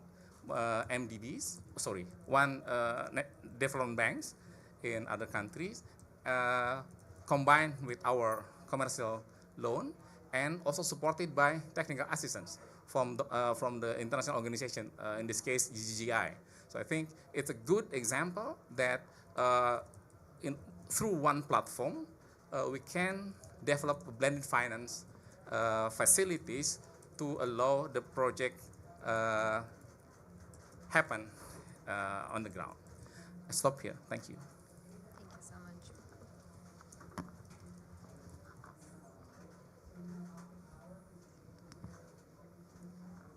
Okay, I think it's my cue to take over. So I think I like the point about private sector, because at the end of the day, you know, public banks are not the same as commercial banks. I did have the experience, I think many of us probably did, in working with or for commercial banks and public banks. And so it's a very interesting space to be in the context of what we're trying to achieve globally. And I think the one thing we shouldn't be amiss of is, whilst we're not the same, we're trying to achieve the same objectives. So consistency for me is fundamentally important. You know, and in saying that, I'll just go straight into the fact that, you know, at the DBSA, yes, I've started fairly new, but in terms of where we want to go, it is absolutely crucial for us to align to international precedent on reporting. And Obviously the study illustrated exactly that. I think as part of your methodology, which was very desktop based, you probably noted that reporting is an issue. And you might not encounter that so much with the multi-development banks. However, it is problematic for public banks as a general. And so the quicker we move towards that type of reporting, the faster we can tell our story. Otherwise, and I made this comment earlier, the story will be told for us. And we don't need that, especially in an emerging market context where we are straddling the triple bottom line always. And so social imperatives become equally important. Human rights issues equally important to biodiversity, to climate risk. So in the context in which we operate, social does take a very strong stance. But coming back to the climate risk side, at the DBSA, we most certainly have understood that, we're going to have to start increasing our reporting. So in terms of the 4, TCFD recommendations, we have made quite a bit of movement. Well, it's slow and it's fast at the same time, in the sense that it is quite new. There are operational issues that we are dealing with. Forget about the external. The external environment obviously is there. It's not going to change. The demands are there on us for reporting and consistency. And so therefore it turns the operational issues on its head. So internally the organization is not potentially or usually geared to the likes of responding to these types of frameworks. And so on that basis, you starting from the right at the basics, get your governance right, get your risk right, get your systems geared, and everything else will fall into place. Because, and I think this was a comment on another panel I was recently attending, the money is there, but the fundamentals in place are not there and to allow for that facilitated, catalytic, scalable finance you're looking for. So that is what I believe, as a PDB, what we should be trying to align to ensure that acceleration. So in terms of that is what we've started attending to. We've also started looking at metrics, targets, re-looking and revising our energy policy, re-looking at what social dynamics and context means to us, looking at climate finance internally, other types of innovative instruments, not just relying on concessional finance, but actually looking a lot more broader across the balance sheet. So that type of discussion is only now starting to happen because traditionally you tend to look at your traditional credit risk models, credit risk pricing. It's not what we're talking about here. So that is new to PDBs. And what we're trying to do now is actually you're starting with the education around, do you understand? We would need to find the headroom on the balance sheet to be able to scale up this type of, when you talk transition finance, what is transition finance? You needed to do the risk capital work on your balance sheet. You cannot rely solely on concessional finance. You need blended finance. So then you're going to the basics of explaining what is a climate finance facility, what is a sustainability linked loan, what does it do, how does it move, how does it act, how doesn't it act? Because if we don't have that discussion, you don't understand appetite, you don't understand the relevant stakeholders, and you're not going to get the money. So on that basis, the consistency for me, absolutely imperative. I think it's time for us to, yes, we're different, but we are moving towards a common objective here. And that is, Paris alignment, ensuring that we reach net zero and so forth. I think I'll end on that note. Thank you so much, all of you, for sharing all your great insights. I'm happy to see that some of our recommendations actually do come up in your comments. For example, the need for greater standardization, but in our case, we were looking at it from the approval process of the Multilateral Development Bank to reduce transaction costs. Now from the VSA, I'm hearing that it's also about the reporting, which of course makes a lot of sense. We've also now been discussing the need for support for developing those pipelines. Frank was sharing that, of course, there's always the argument that public development banks are demand-driven. And if that demand is not there, even if there are good intentions, there's not that much that can be done. We're also discussing other different instruments that can be used, no? And the development of those instruments and the deployment of those instruments is not a straightforward affair. So, for example, the IDB has the green bond framework or transparency platform, if I'm not mistaken, that's the correct, and that is, of course, an exercise that enables that transfer of knowledge.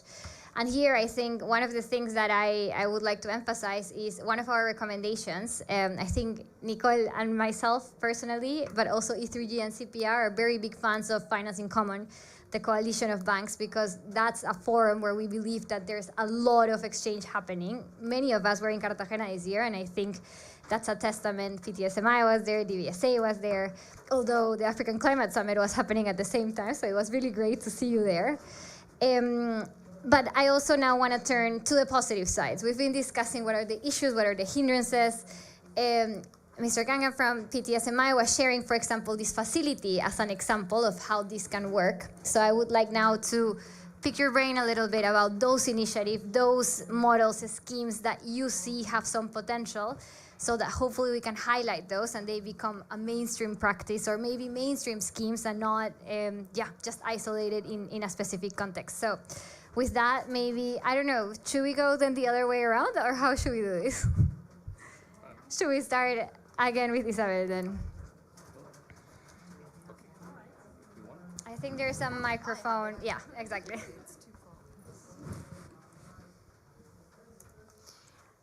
I mean, as you can see, the relationship between MDBs and MDBs is extremely wide and extremely complex at the end, because you can do big infrastructure projects. And so the question is going to be local currency, it's going to be hedge, it's going to be credit enhancements, And then we can also do MDBs to NDBs to do very small adaptation in agriculture. And so you're talking like very, very, very little projects. So we have to tackle a relationship between MDBs and NDBs for this huge umbrella and this huge scope of projects.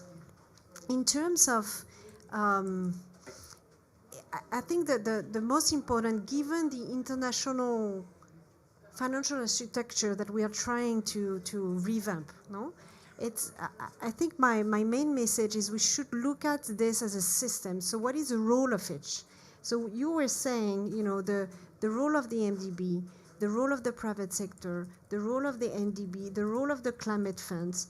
We need to try to find a way not to overlap, and that each come with his own role. And I think on our side, what we're trying to do more and more is use grantees as a way, as an instrument on our side, and we're actually working with the EIB recently in Barbados. Instead of coming with just our normal loan, you can come with a guarantee that creates space in the NDB balance sheets to increase the lending capacity. That's one of the way we could, rearrange things to make better use of the resources. The technical assistance, and this is a message I'd like to pass on also, is at COP we all talk about big numbers and resource mobilization, et cetera. You can go a long way with technical assistance. And on the green bond transparency platform, the green bond technical assistance program in general, I've seen that myself. So if you start talking to an NDB, I had the case with FIRA in Mexico. It's an agricultural public bank, right? And they had this huge portfolio of protected agriculture. So basically, they help farmers in Mexico to grow fruits and vegetables in greenhouses, right? And the idea was how do you make this sustainable, right? And these people are really technical, and they knew they had all the indicators, all the monitoring and evaluation to prove that there were climate benefits to actually grow things like this. So we went with them.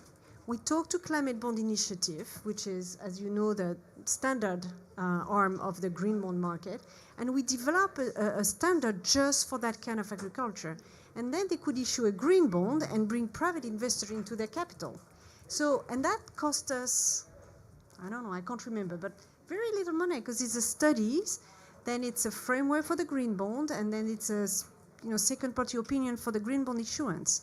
So with a very little amount of technical assistance, you can actually mobilize a lot of resources. And it's our role as MDBs also to channel this expertise and this technical assistance to get to greater number. So yeah, that would be my message, right? Let's try to have each our role and go together.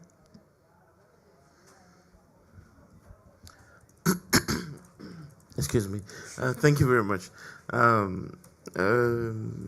think for me, what I can share really with the relationship between us and, for example, national development banks is that we still don't have a perfect instrument that would totally soften or smoothen the process, working from our mandate to national development banks. I mean, national development banks can definitely come to us, but it is the same approach as anyone else.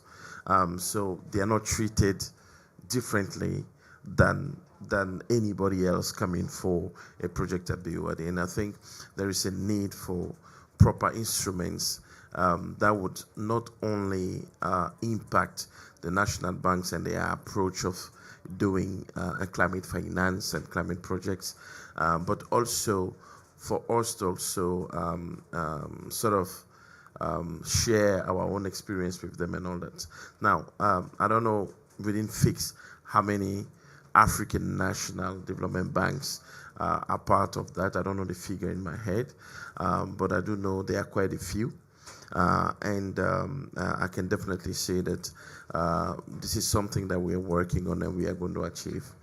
Whilst my colleague was talking about their own experience and the innovative instruments that could work, I was also thinking of a project that we did with the National Bank of Agriculture in Niger, Bagri, and it's an adaptation fund, funding for a climate smart agricultural project, and BOAD gave some sort of grants. It wasn't a loan, and the adaptation fund was a grant as well, and the National Development Bank was supposed to bring in their own share. I think the project was approved in 2016. I don't think we've achieved 60% of that project yet in terms of implementation. And now comes in the insecurity issues again in Niger. So it is quite a challenge, at various levels for us. But this is to say that I think the need for the study we are doing currently is very important. The collaboration between us and sharing our own experience is important. And there are new challenges that are arising every day that we weren't prepared for, that we need to be prepared for. So I think that's just my take on the issue. Thank you. Thank you so much. Thank you. I'm not quite sure I can add much to what my colleague from IDB has already pointed out.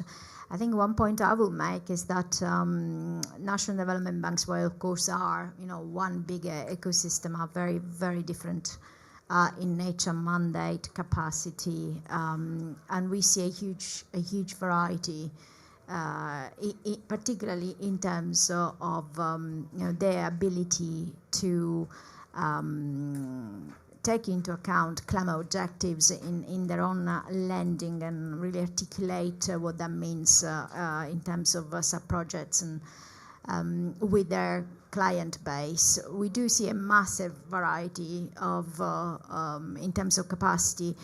What perhaps we as MDBs need to think about is a bit more of a targeted approach according to where we operate.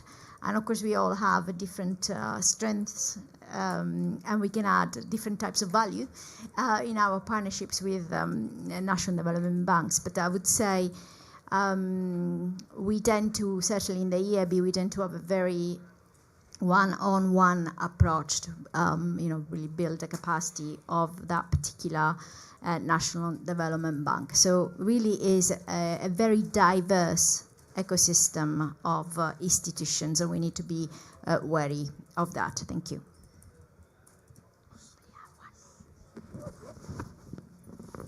Thank you.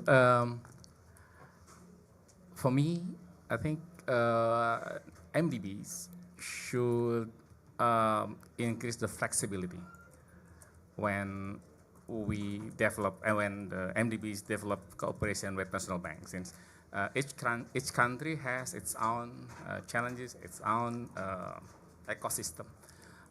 Example, we have been cooperating with MDBs that I mentioned earlier. First, we work with World Bank, for example.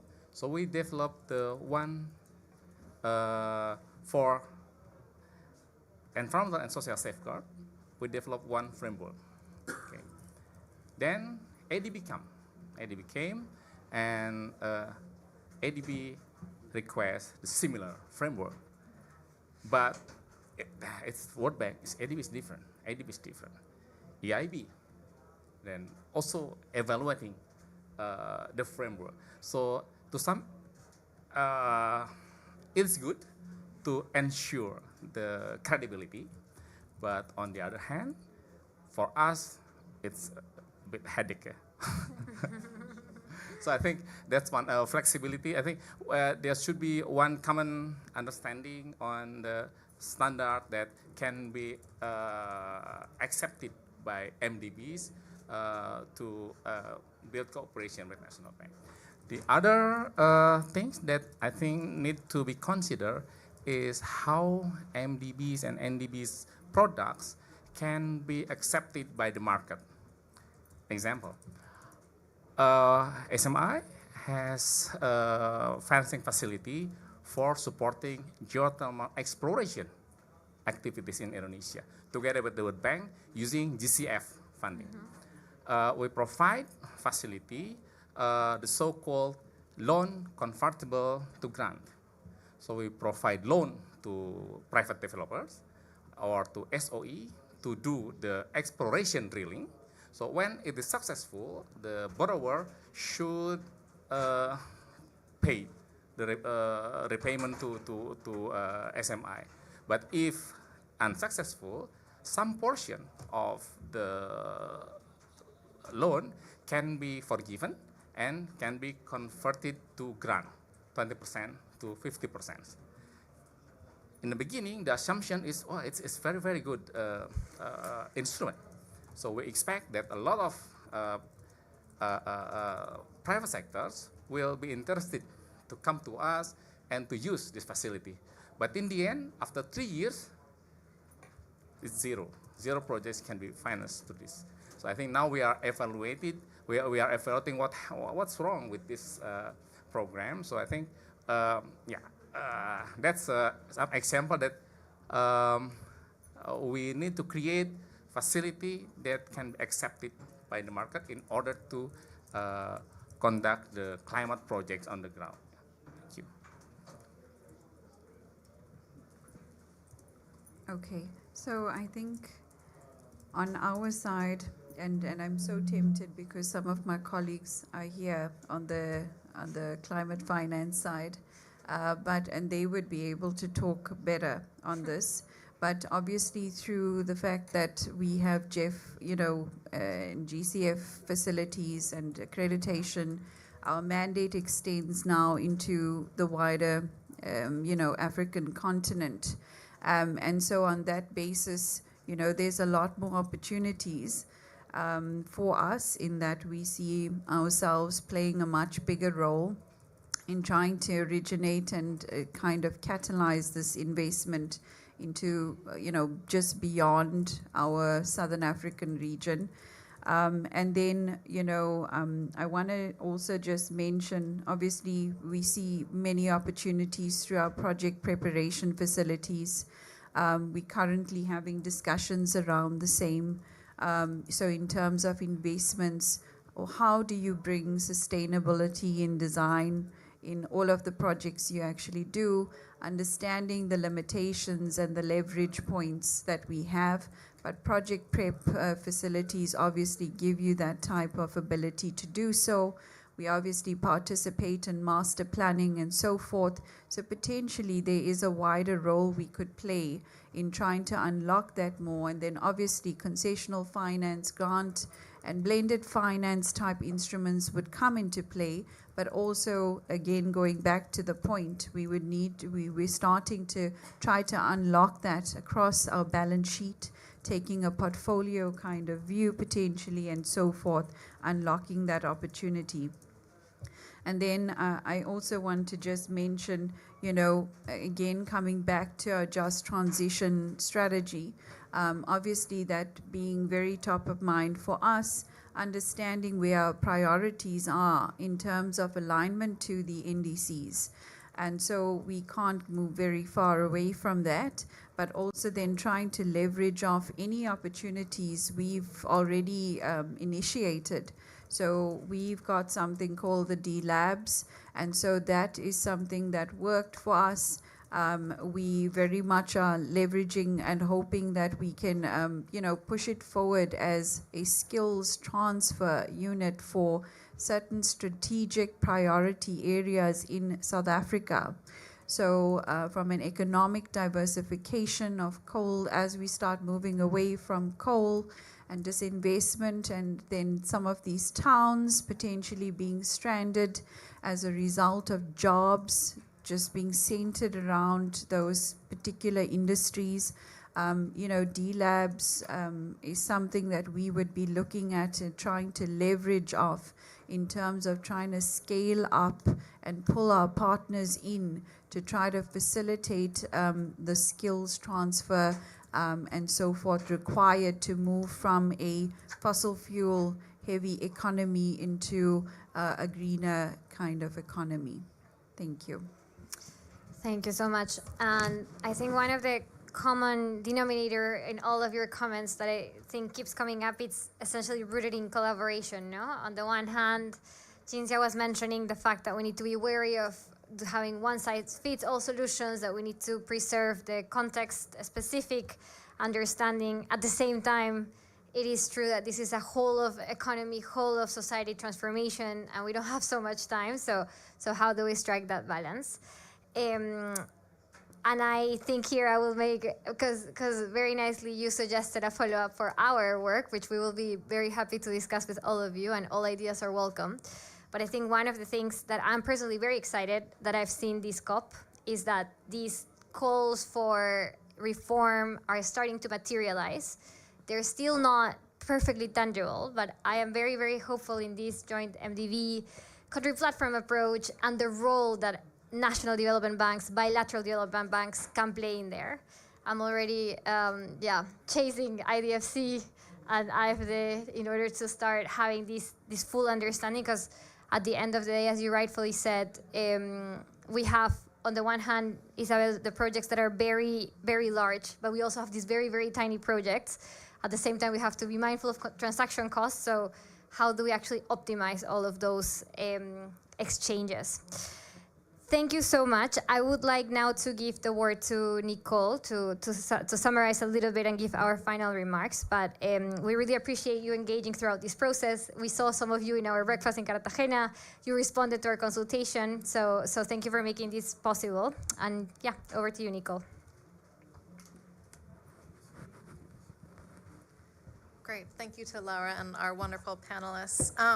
So it seems like our conversation today really focused on the need to balance both standardization and flexibility. How do we standardize these processes and reporting frameworks to create a greater understanding and more shared understanding between multilateral development banks and national development banks? And I've spoken with several of you about how the data between these, we scraped through each individual MDB's project portals with a series of keywords and an artificial intelligence system to try to collect this data, and just that, how much better and easier would this have been if there was a collective repository of all of that information with clear recipients and climate impacts involved. So I certainly think that, on the data and the shared knowledge side, there's really opportunity for greater standardization, but at the same time, also really needing to be aware of the each and unique individual circumstances that each of the national development banks is coming from, both in terms of their mandates, in terms of their political context, economic context. We've talked about the just transition today.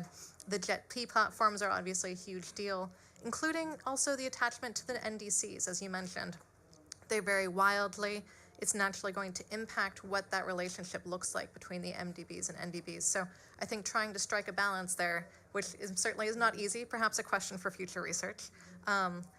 But as well, how do you look at the project level processes? One of the things that we definitely are aware of is the difficulty that comes from any financing agreement and arrangement, just this difficulty in standardization, the difficulty, we've heard from some people that if they want a blended finance agreement, they have to hope that they get the right person on the phone.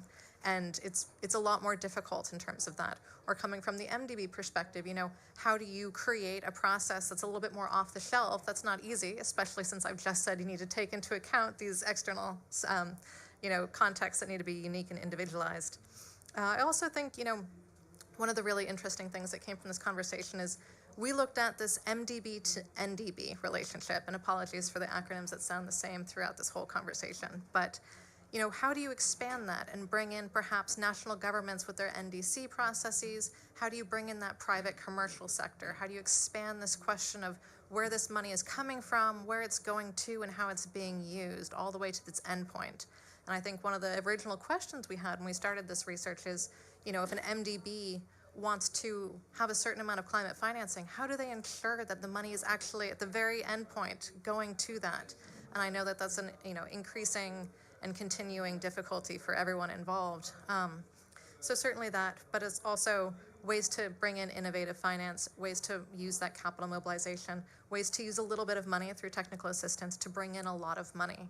And I think that that's really just sort of the crux of the question on climate finance. How do you provide this additionality from public finance in order to leverage as much as you can from the private sector? So certainly not an easy question, one that I think has probably been brought up for years now, but certainly one that I think, we have, I believe, just a huge increase in the number of private sector participants at COP this year. I know there's been a lot more interest. Climate finance itself is becoming mainstreaming. People are even saying that you don't need public finance in renewable energy, which is an entirely different argument. I will not start that here. But, what is the role of public finance really is kind of the crux and behind a lot of this. So I just want to thank all of our panelists for their really thoughtful answers and questions to us. I think there's a lot of areas for potential future research in this area, especially on this relationship, this collaboration that Laura mentioned, ways to really optimize that and bring that to the forefront as much as possible. So thank you to our panelists and thank you to our audience.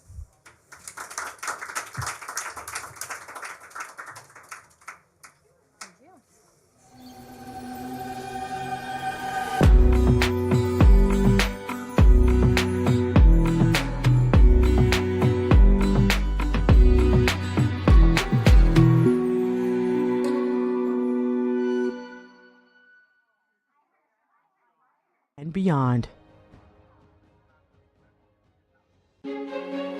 What is IDFC? The International Development Finance Club, created in 2011, is a network of 26 public development banks. Our mission? Speaking with a common voice, to leverage a greater impact in major international debates, and to contribute to the implementation of the SDGs, the Paris Climate Agreement, and the Kunming-Montreal Global Biodiversity Framework. Our goals? knowledge sharing and capacity building among the IDFC institutions, enhanced collaboration between members and partners, and pursuing advocacy on the role of public development banks. How does it work? All year long, the club is working on contributing to the international agenda, coordinating working groups on SDGs, gender, climate, and biodiversity, releasing common strategic and operational publications, and reporting their annual commitment towards climate and biodiversity. IDFC. Let's work together to implement the Sustainable Development Goals towards 2030 and beyond.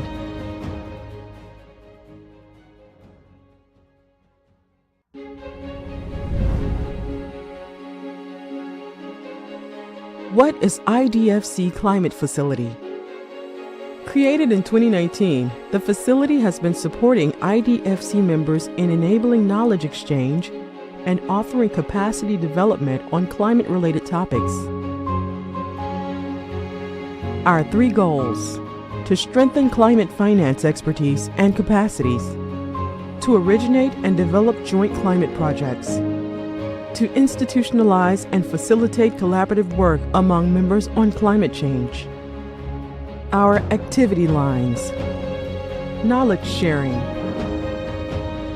capacity building, access to international climate finance, joint business opportunities. In the past couple of years, the IDFC had been supporting members in mainstream common principles on mitigation and adaptation, developing a framework for the operationalization of the Paris Agreement alignment, promoting a mentoring program between institutions, delivering climate toolbox including GHG accounting, climate risk assessment, Paris Agreement alignment and climate strategy, offering trainings on climate risk assessment, climate strategies, and adaptation, supporting events and partnerships to the international agenda, mobilizing resources and facilitating joint business opportunities and project proposal. IDFC Climate Facility. Let's work together to implement the Sustainable Development Goals towards 2030 and beyond. What is IDFC? The International Development Finance Club, created in 2011, is a network of 26 public development banks. Our mission? Speaking with a common voice, to leverage a greater impact in major international debates, and to contribute to the implementation of the SDGs, the Paris Climate Agreement, and the Kunming-Montreal Global Biodiversity Framework. Our goals? Knowledge sharing and capacity building among the IDFC institutions, enhanced collaboration between members and partners, and pursuing advocacy on the role of public development banks. How does it work? All year long, the club is working on contributing to the international agenda, coordinating working groups on SDGs, gender, climate, and biodiversity, releasing common strategic and operational publications, and reporting their annual commitment towards climate and biodiversity. IDFC. Let's work together to implement the Sustainable Development Goals towards 2030 and beyond.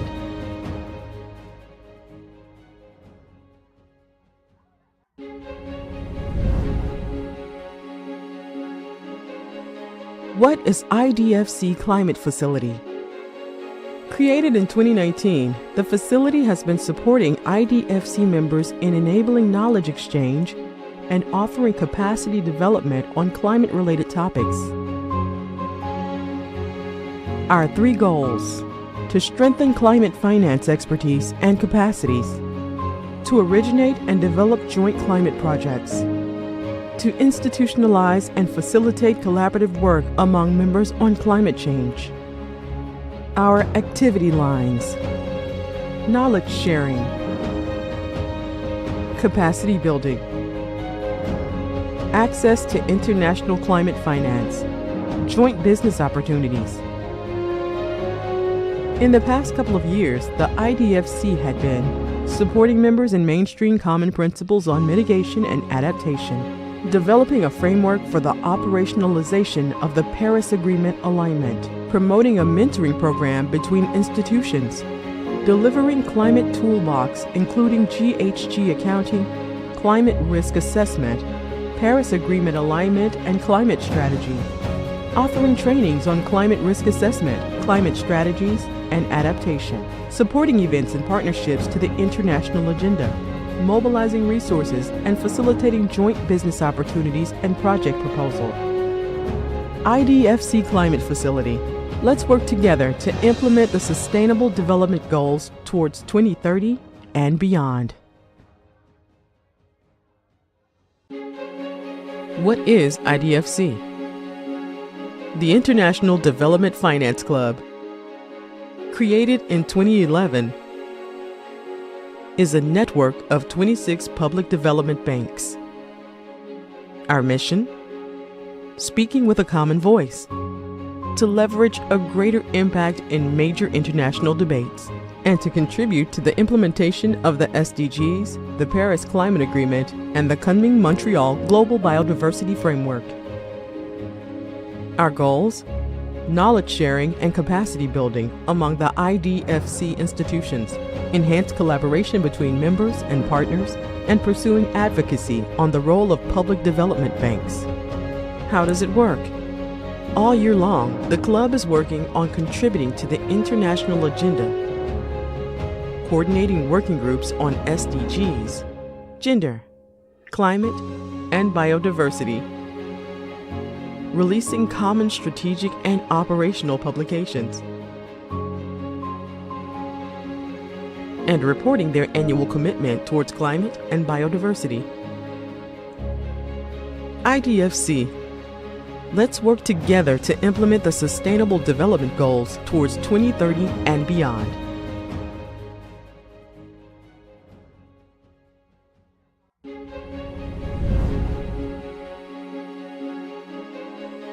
What is IDFC Climate Facility? Created in 2019, the facility has been supporting IDFC members in enabling knowledge exchange and offering capacity development on climate-related topics. Our 3 goals: to strengthen climate finance expertise and capacities, to originate and develop joint climate projects, to institutionalize and facilitate collaborative work among members on climate change. Our activity lines: knowledge sharing, capacity building, access to international climate finance, joint business opportunities. In the past couple of years, the IDFC had been supporting members in mainstream common principles on mitigation and adaptation, developing a framework for the operationalization of the Paris Agreement alignment, promoting a mentoring program between institutions, delivering climate toolbox including GHG accounting, climate risk assessment, Paris Agreement alignment and climate strategy, offering trainings on climate risk assessment, climate strategies, and adaptation, supporting events and partnerships to the international agenda, mobilizing resources and facilitating joint business opportunities and project proposal. IDFC Climate Facility. Let's work together to implement the Sustainable Development Goals towards 2030 and beyond. What is IDFC?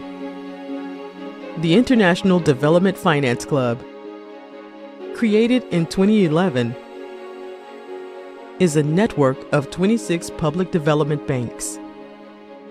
Our mission? Speaking with a common voice, to leverage a greater impact in major international debates, and to contribute to the implementation of the SDGs, the Paris Climate Agreement, and the Kunming Montreal Global Biodiversity Framework. Our goals? Knowledge sharing and capacity building among the IDFC institutions, enhanced collaboration between members and partners, and pursuing advocacy on the role of public development banks.